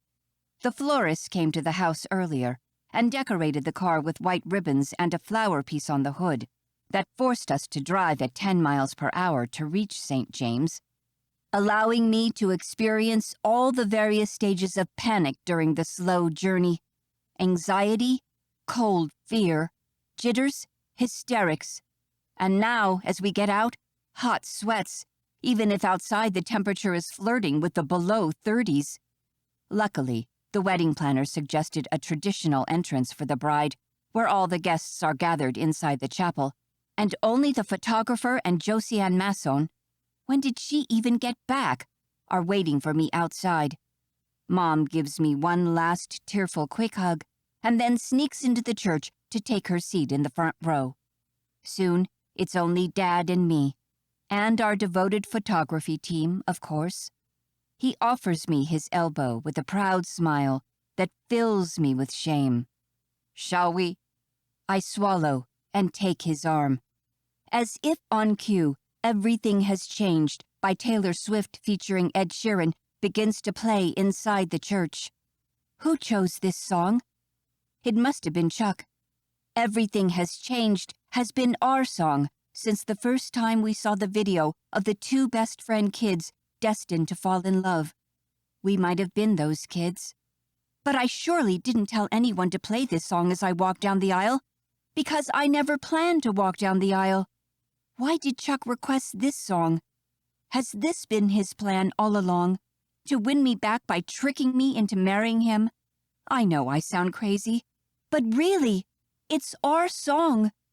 Just hearing it brings on a wave of even more confused feelings. I'm petrified. I can't move. But Dad gives me a gentle push and prompts me forward as we make our grand entry into the church. The setting, the music, the flowers are all very grandiose and romantic. And the damn song! It carries so many wonderful, tender memories. It's really hard to stay cool or remain indifferent. My poor heart is suffering too many contrasting emotions. Fear, regret, longing, even love, maybe, to know what to do with itself. It's pulsing in my chest in an agitated beat, making it hard to focus on anything but my own 2 feet. Then I lift my gaze and meet Chuck's eyes for the first time. The palpitations don't improve. Quite the contrary. The groom is devastatingly handsome in his black suit and with his hair combed back. Chuck's face is still on the pale side. He's probably not fully recovered from the past day's revelries. But then, the gentleman vampire look always suited him. Once our eyes lock, they stay together. I don't know what either of us is thinking. My head is exploding with all the reasons I should turn around and run for my life. Except, bizarrely, my heartbeat has ceased its frantic racing. That stupid organ is watching Chuck, and it likes what it sees. It could be the song, or the fact that Chuck's eyes have never looked bluer. Whatever it is, warmth spreads from my heart all the way up to the tips of my ears and down to the tips of my toes. The walk to the altar is both too long and over too soon. When my dad finally hands me over to Chuck, my feelings aren't any more sordid. For an instant, Chuck and I stand in front of each other, transfixed. But then the rational part of me takes over, and I pretend to hug the groom so I can whisper in his ear, "What are you doing here?" Chuck tries to pull back, but I hold on tight so he can't escape. "What do you mean, what am I doing here?" he hisses. I ignore how intoxicating his cologne is. "You were supposed to bail on the wedding. You promised last night." "Kate, I haven't seen you for 2 days. "No, but we talked last night over the phone, and you—" "No, we didn't." He sounds so certain. Oh gosh, he must have still been too drunk to remember our conversation. What now? Pastor Grant loudly clears his throat behind us. Now, kids, you'll have the rest of your life to catch up," he says, prompting a few guests to chuckle. Chuck and I pull apart and take our places at the altar, because what else are we supposed to do? Everyone we know and love is sitting there in the audience, staring up at us with happiness and anticipation. I have no idea what is about to happen, but it looks a lot like we're about to get married. "Dearly beloved," Pastor Grant intones, "we're gathered here today in the presence of family and friends to join this man and this woman in matrimony. In the years they've been a couple, their love and understanding of each other has grown and matured, and now Chuck and Kate have decided to live their lives together as husband and wife." The pastor pauses for air, and I realize what's about to come next. My one last chance at coming out of this church unwed. Now, before we proceed, if any person present has a reason this couple may not be joined in matrimony, let them speak now or forever hold their peace. A long pause ensues, and we all look around, waiting to see if anyone will speak. I have a fleeting fantasy that Marco will burst through the doors and challenge the marriage, giving me the perfect opportunity to make a run for it. But no, he's nowhere to be seen. Should I speak? Am I allowed to object to my own wedding? Chuck looks like he might say something, but then he presses his lips tightly together and keeps his mouth shut. I'm not sure what I was expecting. For the ceiling to split open and lightning to incinerate us, maybe? Or for the floor to swallow us and carry us to hell? where we surely deserve to be for all the lies we've told. Or back to my Marco fantasy. Except for some reason this time, he bursts into the church riding a horse, probably to make the moment more dramatic. But none of that happens, and when I glance desperately at Pop's Teddy, hoping that he'll say something, since he's the only one who knows the truth, he just gives me a supportive smile. The deafening silence rings in my ears as I stand there, stunned, while no one speaks up. The moment passes and goes, leaving Pastor Grant free to carry on with the ceremony. Please join hands, he instructs us. Turning toward Chuck, he asks, Do you, Chuck, take Kate to be your lawfully wedded wife, promising to love and cherish her through joy and sorrow, sickness and health, and whatever challenges life may throw at you, for as long as you both shall live? Chuck's hands are cold and clammy. Is he freaking out as much as I am? He stares at me in silence for a long time, as if fighting an internal struggle. After a while, Pastor Grant coughs. Chuck, do you? Chuck blinks at the pastor, looking lost, as if he didn't know where he is or what he's doing. Then he looks back at me, squeezes my hands, and, giving me a cryptic wink, turns toward the congregation. I'm sorry, but I don't, he announces. A shocked, collective gasp rises from the audience. Still holding my hands, he looks at me, and in a clear voice says, Kate, nothing would make me happier than to become your husband. But not today. Not like this. He lets go of one of my hands, and keeping the other for support, I assume, turns to face the audience. The truth is that Kate and I broke up months ago. Another dismayed gasp shakes the crowd. In fact, Kate has a new boyfriend. His name is Marco. He's half Cuban, a professor of Latin art, and he likes to run. Like, a lot. My face and neck flame in embarrassment. Elbowing him with my free arm, I hiss. We don't need to be that specific, Chuck. He just grins, the jerk. The smile quickly fades as he turns to face our parents. Mom, Dad, Lillian, Mick. We know how much you love the idea of us getting married, and for our families to finally become one. That's why Kate and I didn't have the heart to tell you we'd split up. Instead, we kept lying to you for months, pretending we still lived together. We came home prepared to tell the truth, but then you told us about the Chucko Kate and the entire campaign you had planned around us as a couple, and we didn't know what to do. And then Nana Fern gave me the ring, and I was showing it to Kate, and it fell on the floor, and I got on one knee to pick it up, and that's when you walked through the door, Lillian, and assumed I was proposing to Kate. So I did, and Kate was forced to say yes. Our parents' jaws, along with every other jaw in the room, have dropped so low I'm surprised they haven't dislocated. It's hard to blame them. It's a hell of a truth bomb to drop on anyone, especially at a wedding. Mom recovers first. So it was all a lie? I'm afraid so, I say. But what about baby Margot? There's no baby, Mom. You overheard us talking about the breakup and must have heard wrong. When you confronted me and asked for a different explanation for a secret that was making me sick to my stomach, I should have said it was lying to you all, but I didn't. We swear we wanted to come clean the next day, Chuck continues, but we didn't want to ruin our last Christmas together. Then the day after the entire town brought presents, I take over. And then you bought us a surprise house, Chuck says. And then the Japanese investors came. And then the ambush bachelor party happened.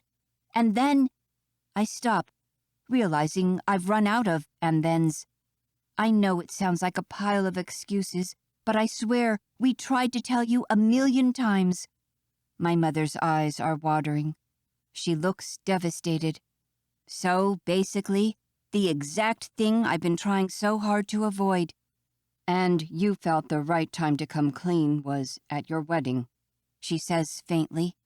We were scared, Chuck blurts. You put so much pressure on us, on our relationship. Did you even think to ask us about the Chucko Cake campaign before barging ahead with it? We didn't know how to tell you, We didn't want to disappoint you. And, in short, He takes a deep breath. that's why we can't get married today. Dead silence in the church. Someone coughs, and it feels as loud as a gunshot. Well, that went terribly. Time to make a graceless exit. I squeeze Chuck's hand as I say, "Thank you for coming. Sorry for how it turned out. Now, if you'll excuse us, time to run away from our own wedding." Chapter 29. Chuck. Kate squeezes my hand and drags me out of the church at a run before anyone can react. We stop at the massive wooden front doors and let go of each other's hands to push them open in a collective effort. And we're out. Only Mick's Cadillac is parked outside, as per the church's strict no parking except for the bride's car policy. But we don't have the keys. What now? I'm lost, but Kate grabs my hand again and drags me down the narrow pedestrian pathway that leads into town.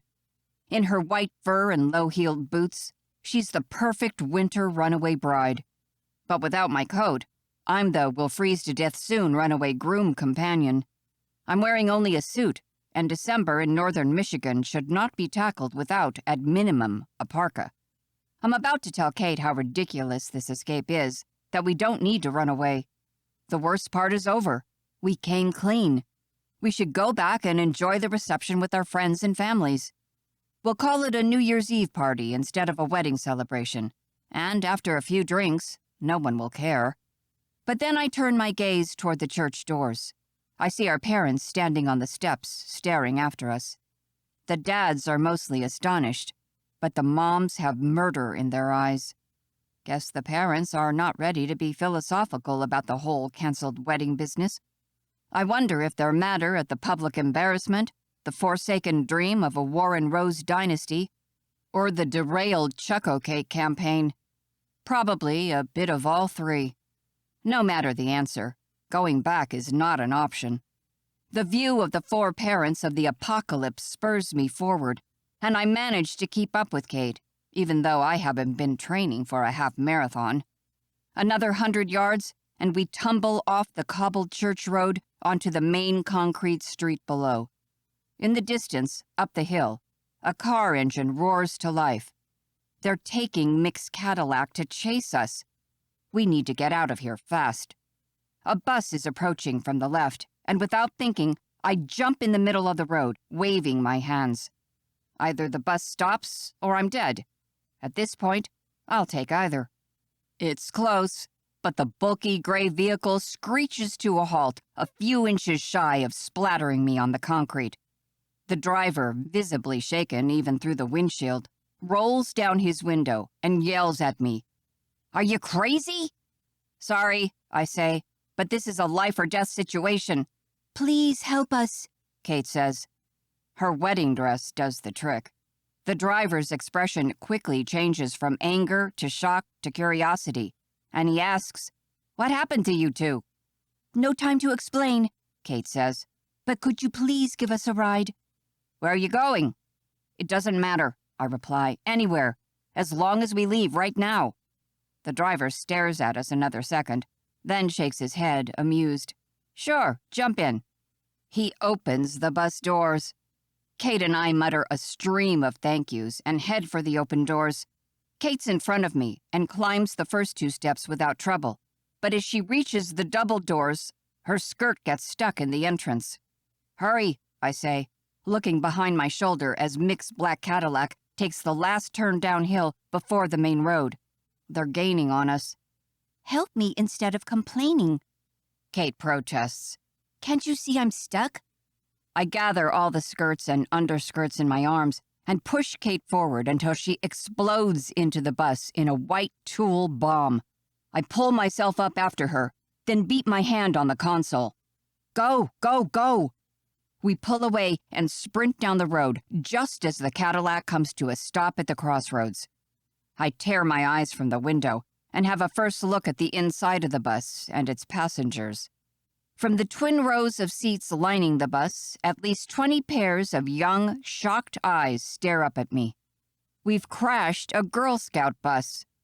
Kate and I stumbled to the middle of the coach until we find 2 empty seats and sit down nonchalantly as if it were perfectly normal to go around in wedding clothes hijacking strangers' buses. I've just about caught my breath when a mad honking behind us makes me jump again. It's our parents. They're following us.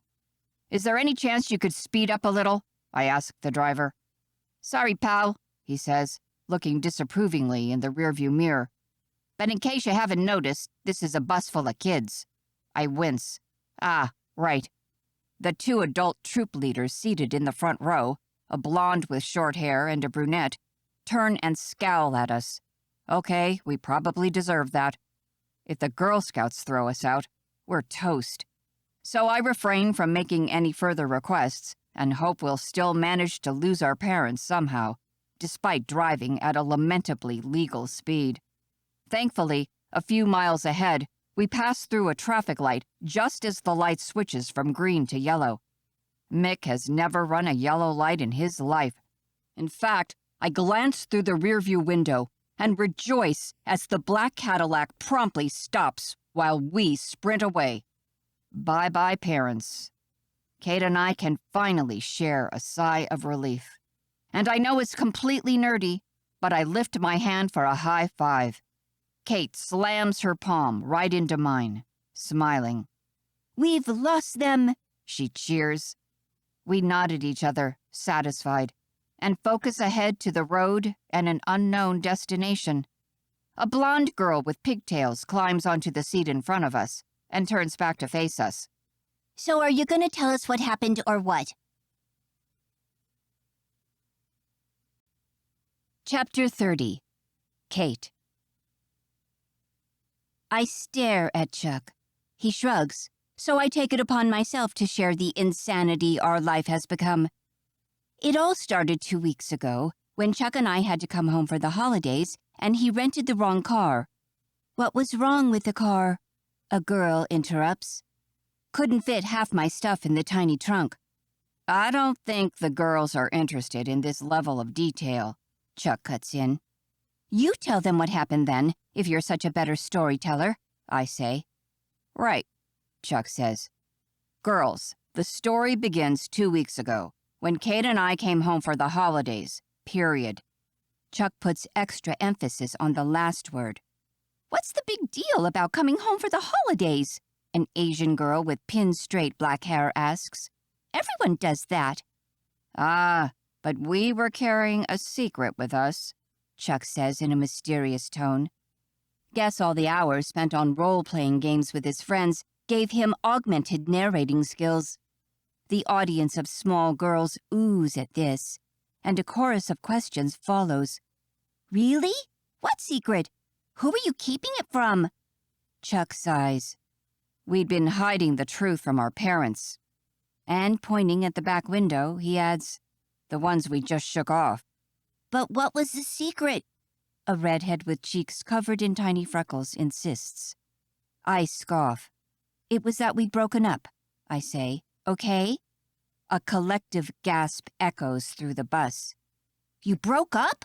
The blonde girl with the pigtails repeats. Technically, she dumped my ass, Chuck says. I thought we weren't being over-precise, I say, while another shocked intake of breath shakes the bus. He said ass, someone whispers, accompanied by a chorus of giggles. The Girl Scout troop leaders glare at us, and one of them snaps, Language, young man.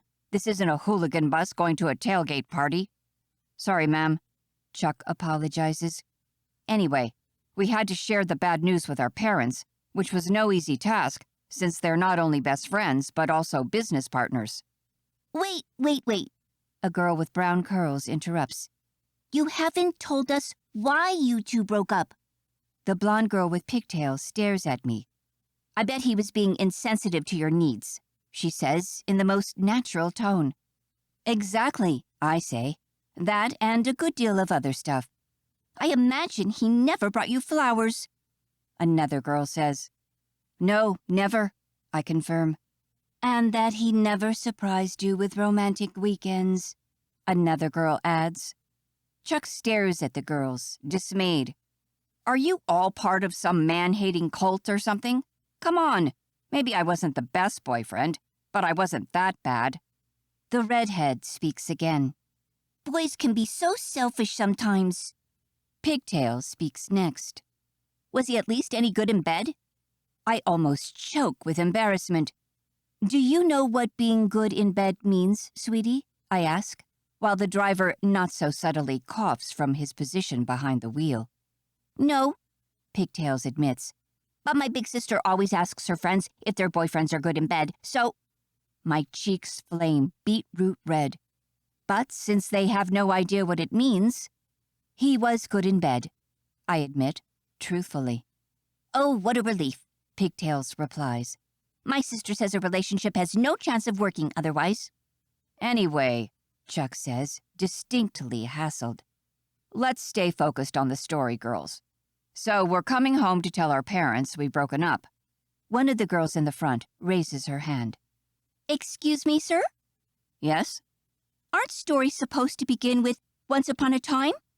A murmur of agreement spreads across the bus. Chuck sighs. Fine. Once upon a time, 2 weeks ago, we were coming home for the holidays when... No, that's not right, another girl says. The story has to start before that. Where should it start? I ask. How about when the two of you fell in love? She says, and gives a longing sigh like she's experienced heartbreak the rest of us could only dream of. Chuck exhales. Do we really have to... Yes, they chorus. He rolls his eyes. Okay, fine. Let's do it your way, girls. Once upon a time, there were a boy and a girl who lived in a chocolate factory. I smile as I listen to Chuck tell the story of the little boy and girl who grew up together in a chocolate factory and would get into all sorts of trouble. Like that time they wanted to pull a prank on everyone and switched sugar with salt in the factory machines. That's still the official story of how our world-famous salted caramel bars were born. Then the boy and girl grew up, and they eventually moved out of the chocolate factory. Chuck continues. But they always remained friends, and they kept getting into trouble together for many years. Until they fell in love, and on a cold winter night, they kissed for the first time. The girls all giggle in approval, except for one girl who puts her hands over her ears, saying, I don't want to hear the rest of the story. Why not, sweetie? I ask. Because if the prince and princess don't live happily ever after, I don't want to know. Ah, Chuck says. But the ending of this story hasn't been written yet. Then, looking around the bus, he asks, Who wants to hear about the cruel king who tries to steal the princess away? Me!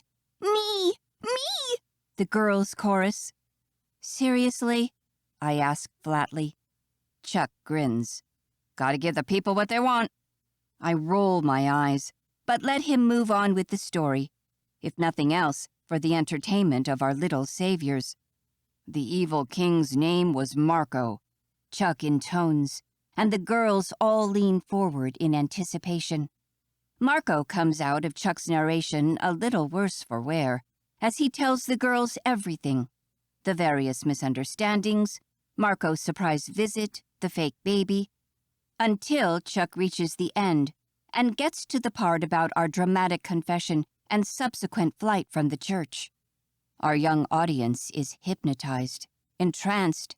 A few girls are gazing at Chuck as if he really was the prince in a fairy tale, and I have to say, dressed in his best suit and groomed to perfection with his blue-black hair drawn back, it's easy to believe he could be a prince who's leaped off the pages of a storybook. A brunette with a short fringe has a different reaction, however. She stands up and walks back a few rows to go hug Chuck. Hey, what's up? He says, patting her back. You okay? She cups his ear with one hand and whispers something in a slow murmur so that only he can hear. Then they exchange a look. Chuck nods sadly and ruffles her bangs. She hugs him again, kisses him on the cheek, and goes back to her seat. I stare at him with my eyebrows raised. Chuck waves me off like it's nothing. But it's not nothing. Chuck wasn't just telling them our story. He was telling it from his perspective. And while most of it was what I experienced, some of the things he said, particularly whenever he was talking about how things used to be with us, an incredible sense of loss is weighing on my chest. And, if I'm being honest, it has been oppressing me since Chuck came to pick me up in the Nissan Versa 10 days ago. I wasn't ready for the avalanche of emotions seeing him again unleashed in me. That's probably why I picked a huge fight with him right off the bat. To fuel my anger, to remind myself why we didn't function as a couple. But the more time we've spent together, the more we've had to work as a team. Until today, and this final ridiculous escape in a Girl Scouts bus. And his words at the church today, "I love you, Kate, and I'd love nothing more than to marry you one day, but not today, not like this." In the rush of the moment, I didn't have time to process what he said. But now that we've stopped for a breath, I can't help but wonder again, is Chuck still in love with me? And what about me? What do I feel for him? I look over at him, and there goes the now familiar ball of warmth that spreads from my belly to my chest, reaching up to my cheeks. Well, if gut reactions are to be taken as any kind of sign, I'd say I'm pretty screwed. My reverie is interrupted by Pigtails. She leans against the backrest and looks me straight in the eyes. "May I ask you something, Princess Kate?" "Sure," I say. "Was the cruel King Marco any good in bed?" My cheeks flame even redder, and I dare a side glance at Chuck.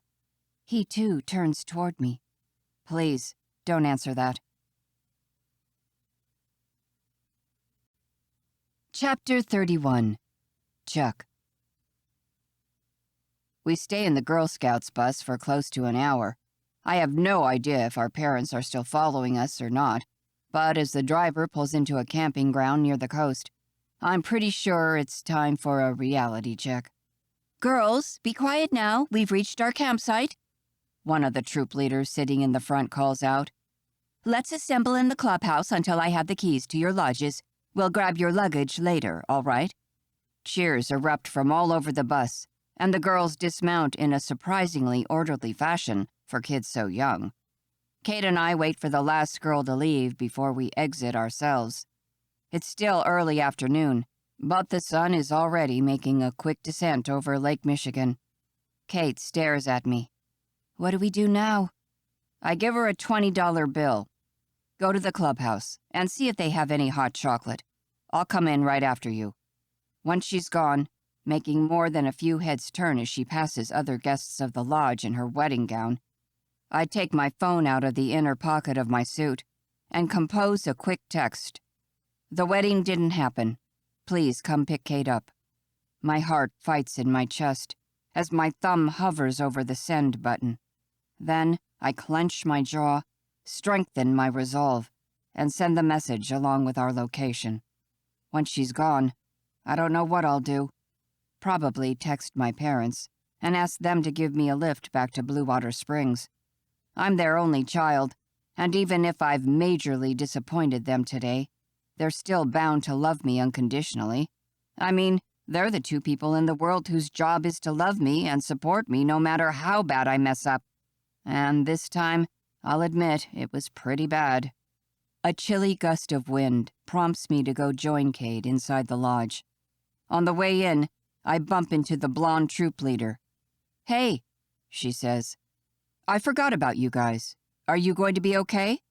She warmed up to us considerably after hearing our story. "Yeah," I say truthfully. "The only way from here is up, trust me. Thanks again for the ride." I find the runaway bride seated at a table near the windows. She's hard to miss in her puffy white wedding gown. Kate picked a pretty nook made of wood-framed tempered glass that overlooks the lake on one side, and the entrance gates and a portion of the parking lot on the other. Similar nooks line the entire side wall. Kate has taken off her fur, which now lays sprawled on the booth seat, and she's cradling a red mug in her hands. She's turned away from me, looking out the window with her elbows resting on the windowsill, lost in thought. "Hey, I say, slipping in next to her and twisting so I can enjoy the view. A red mug identical to hers is waiting for me, with white and light blue tiny marshmallows floating on the surface of the steaming chocolate. I grab the mug and raise it in a mock toast. What a day. I take a sip and can't help but wince. Yep, Kate says. they only have Hogg's chocolate. Can you believe it? So close to Blue Water Springs, and they buy their chocolate from Hogg's? At the mention of our most fierce regional competitor for the Midwest, I fake bristle. Unacceptable. I'll have to speak to the manager before we take off. How are we going to leave? Kate sighs. Do you have enough cash to pay for a ride back? I don't even have my phone. She bitter chuckles. Brides are not supposed to carry a purse. Don't worry, I say. I've taken care of everything. This earns me a small smile. When Kate finishes her drink, she sets the mug down and stares at her left hand. Slowly, she removes Nana Fern's ring from her finger and hands it to me. Well, at least now the charade is over. The tiny slip of metal weighs a ton in my palm, as if Kate just handed back to me the last 10 years of our lives along with the ring. It wasn't all bad, though, right? I say. No, Kate says, and looks away. We sit in silence for a long while afterward, until the roar of a sports car makes us look toward the entrance, where a red BMW is pulling up in the parking lot. By now the sun has dropped low behind the horizon, and artificial glittery lights illuminate the outside patio and bare trees. Marco climbs out of the BMW and looks around uncertainly. Kate's head snaps toward me. What did you do? I texted him. With an unreadable expression, she pulls on her fur and rushes outside to meet him. They stand beside the patio, which is awash in the warm light of an overhead streetlight and the intermittent glow of all the fairy lights decorations. The Girl Scouts sure picked a romantic location for the reunion of Princess Kate and the cruel King Marco. I should probably go order myself a stiff drink and leave them to it, but I can't tear my eyes away from the couple. They talk for a while. Kate is fumbling with her arms all over the place, like she does whenever she's nervous. Then he takes her hands into his as she keeps talking, and then they embrace. PDA's is where I draw a firm line in the snow, because if I have to watch them kiss, I might actually puke. Doing the right thing sucks. But Kate's made it clear she doesn't want to be with me, and she and Marco only broke it off because of our ridiculous charade. I figure it's up to me to set things right. If Kate loves Marco, they should be together. I force my gaze away from the window and fixate on the emptiness ahead of me. Blurred lines melt into blurred lights before my eyes. I'm self-hypnotizing with the hazy dark browns of the wooden furniture and warm yellow glare of the lamps, trying to anesthetize the pain, when a cloud of white invades my field of vision, and my gaze refocuses on Kate as she makes a second spectacular entrance into the lodge. It's hard to do anything in half measures while wearing a wedding dress. She all but runs toward me and stops in front of the table, breathless. "What are you still doing here?" I ask. "Where's Marco?" He's gone, Kate says, scooting into the booth. Bemused, I shuffle over to make room for her. "Why?" Kate ignores my question completely. What did that girl whisper in your ear earlier on the bus when you finished the story? For a moment, I'm tempted to say nothing again. But what the hell? Why not answer truthfully? I mean, what have I to lose at this point? She told me she was sorry. Why was she sorry?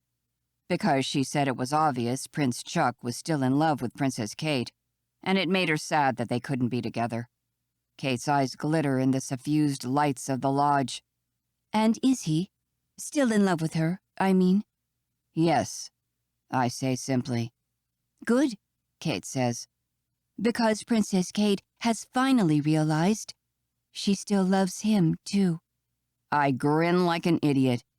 And who said the prince and the princess have to get married to have a happily ever after?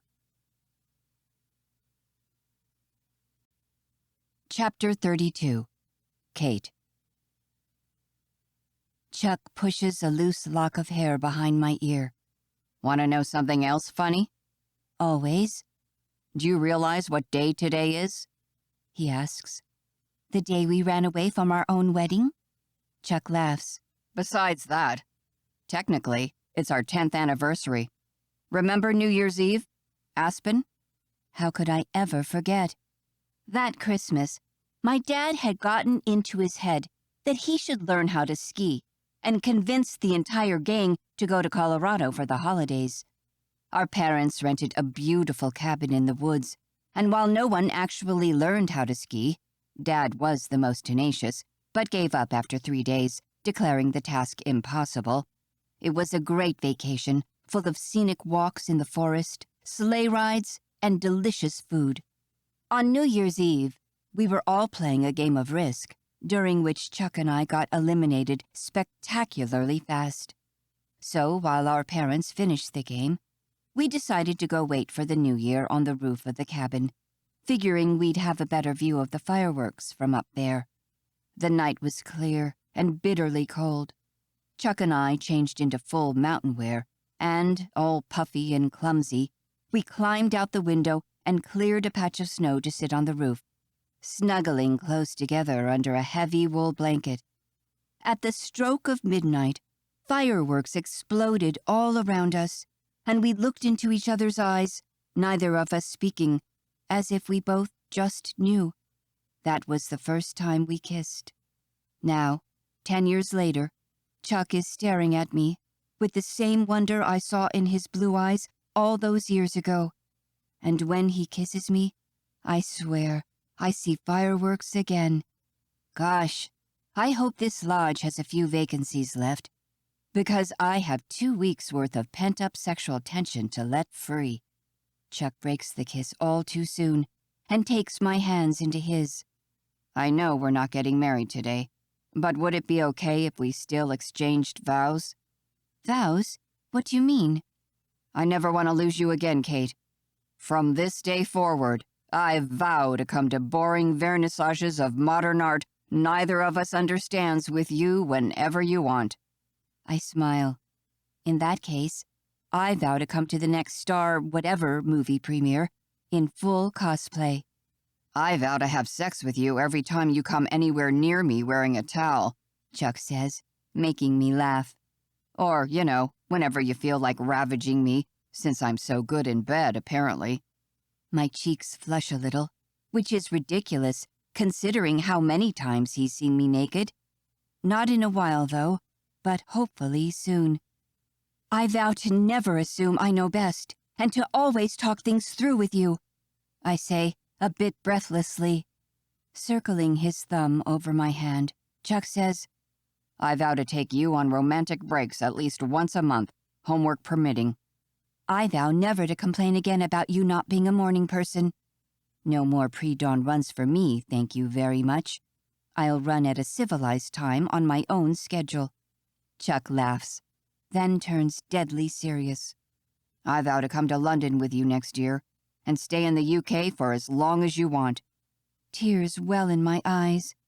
Oh, Chuck, would you really? He nods solemnly. I've given it a lot of thought.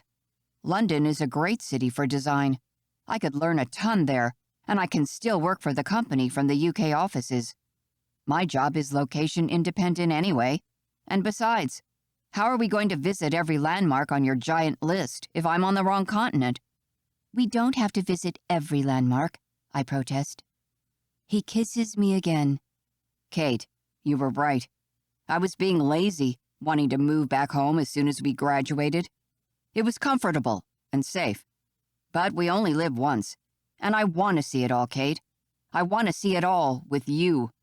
I hug him and hold on tightly.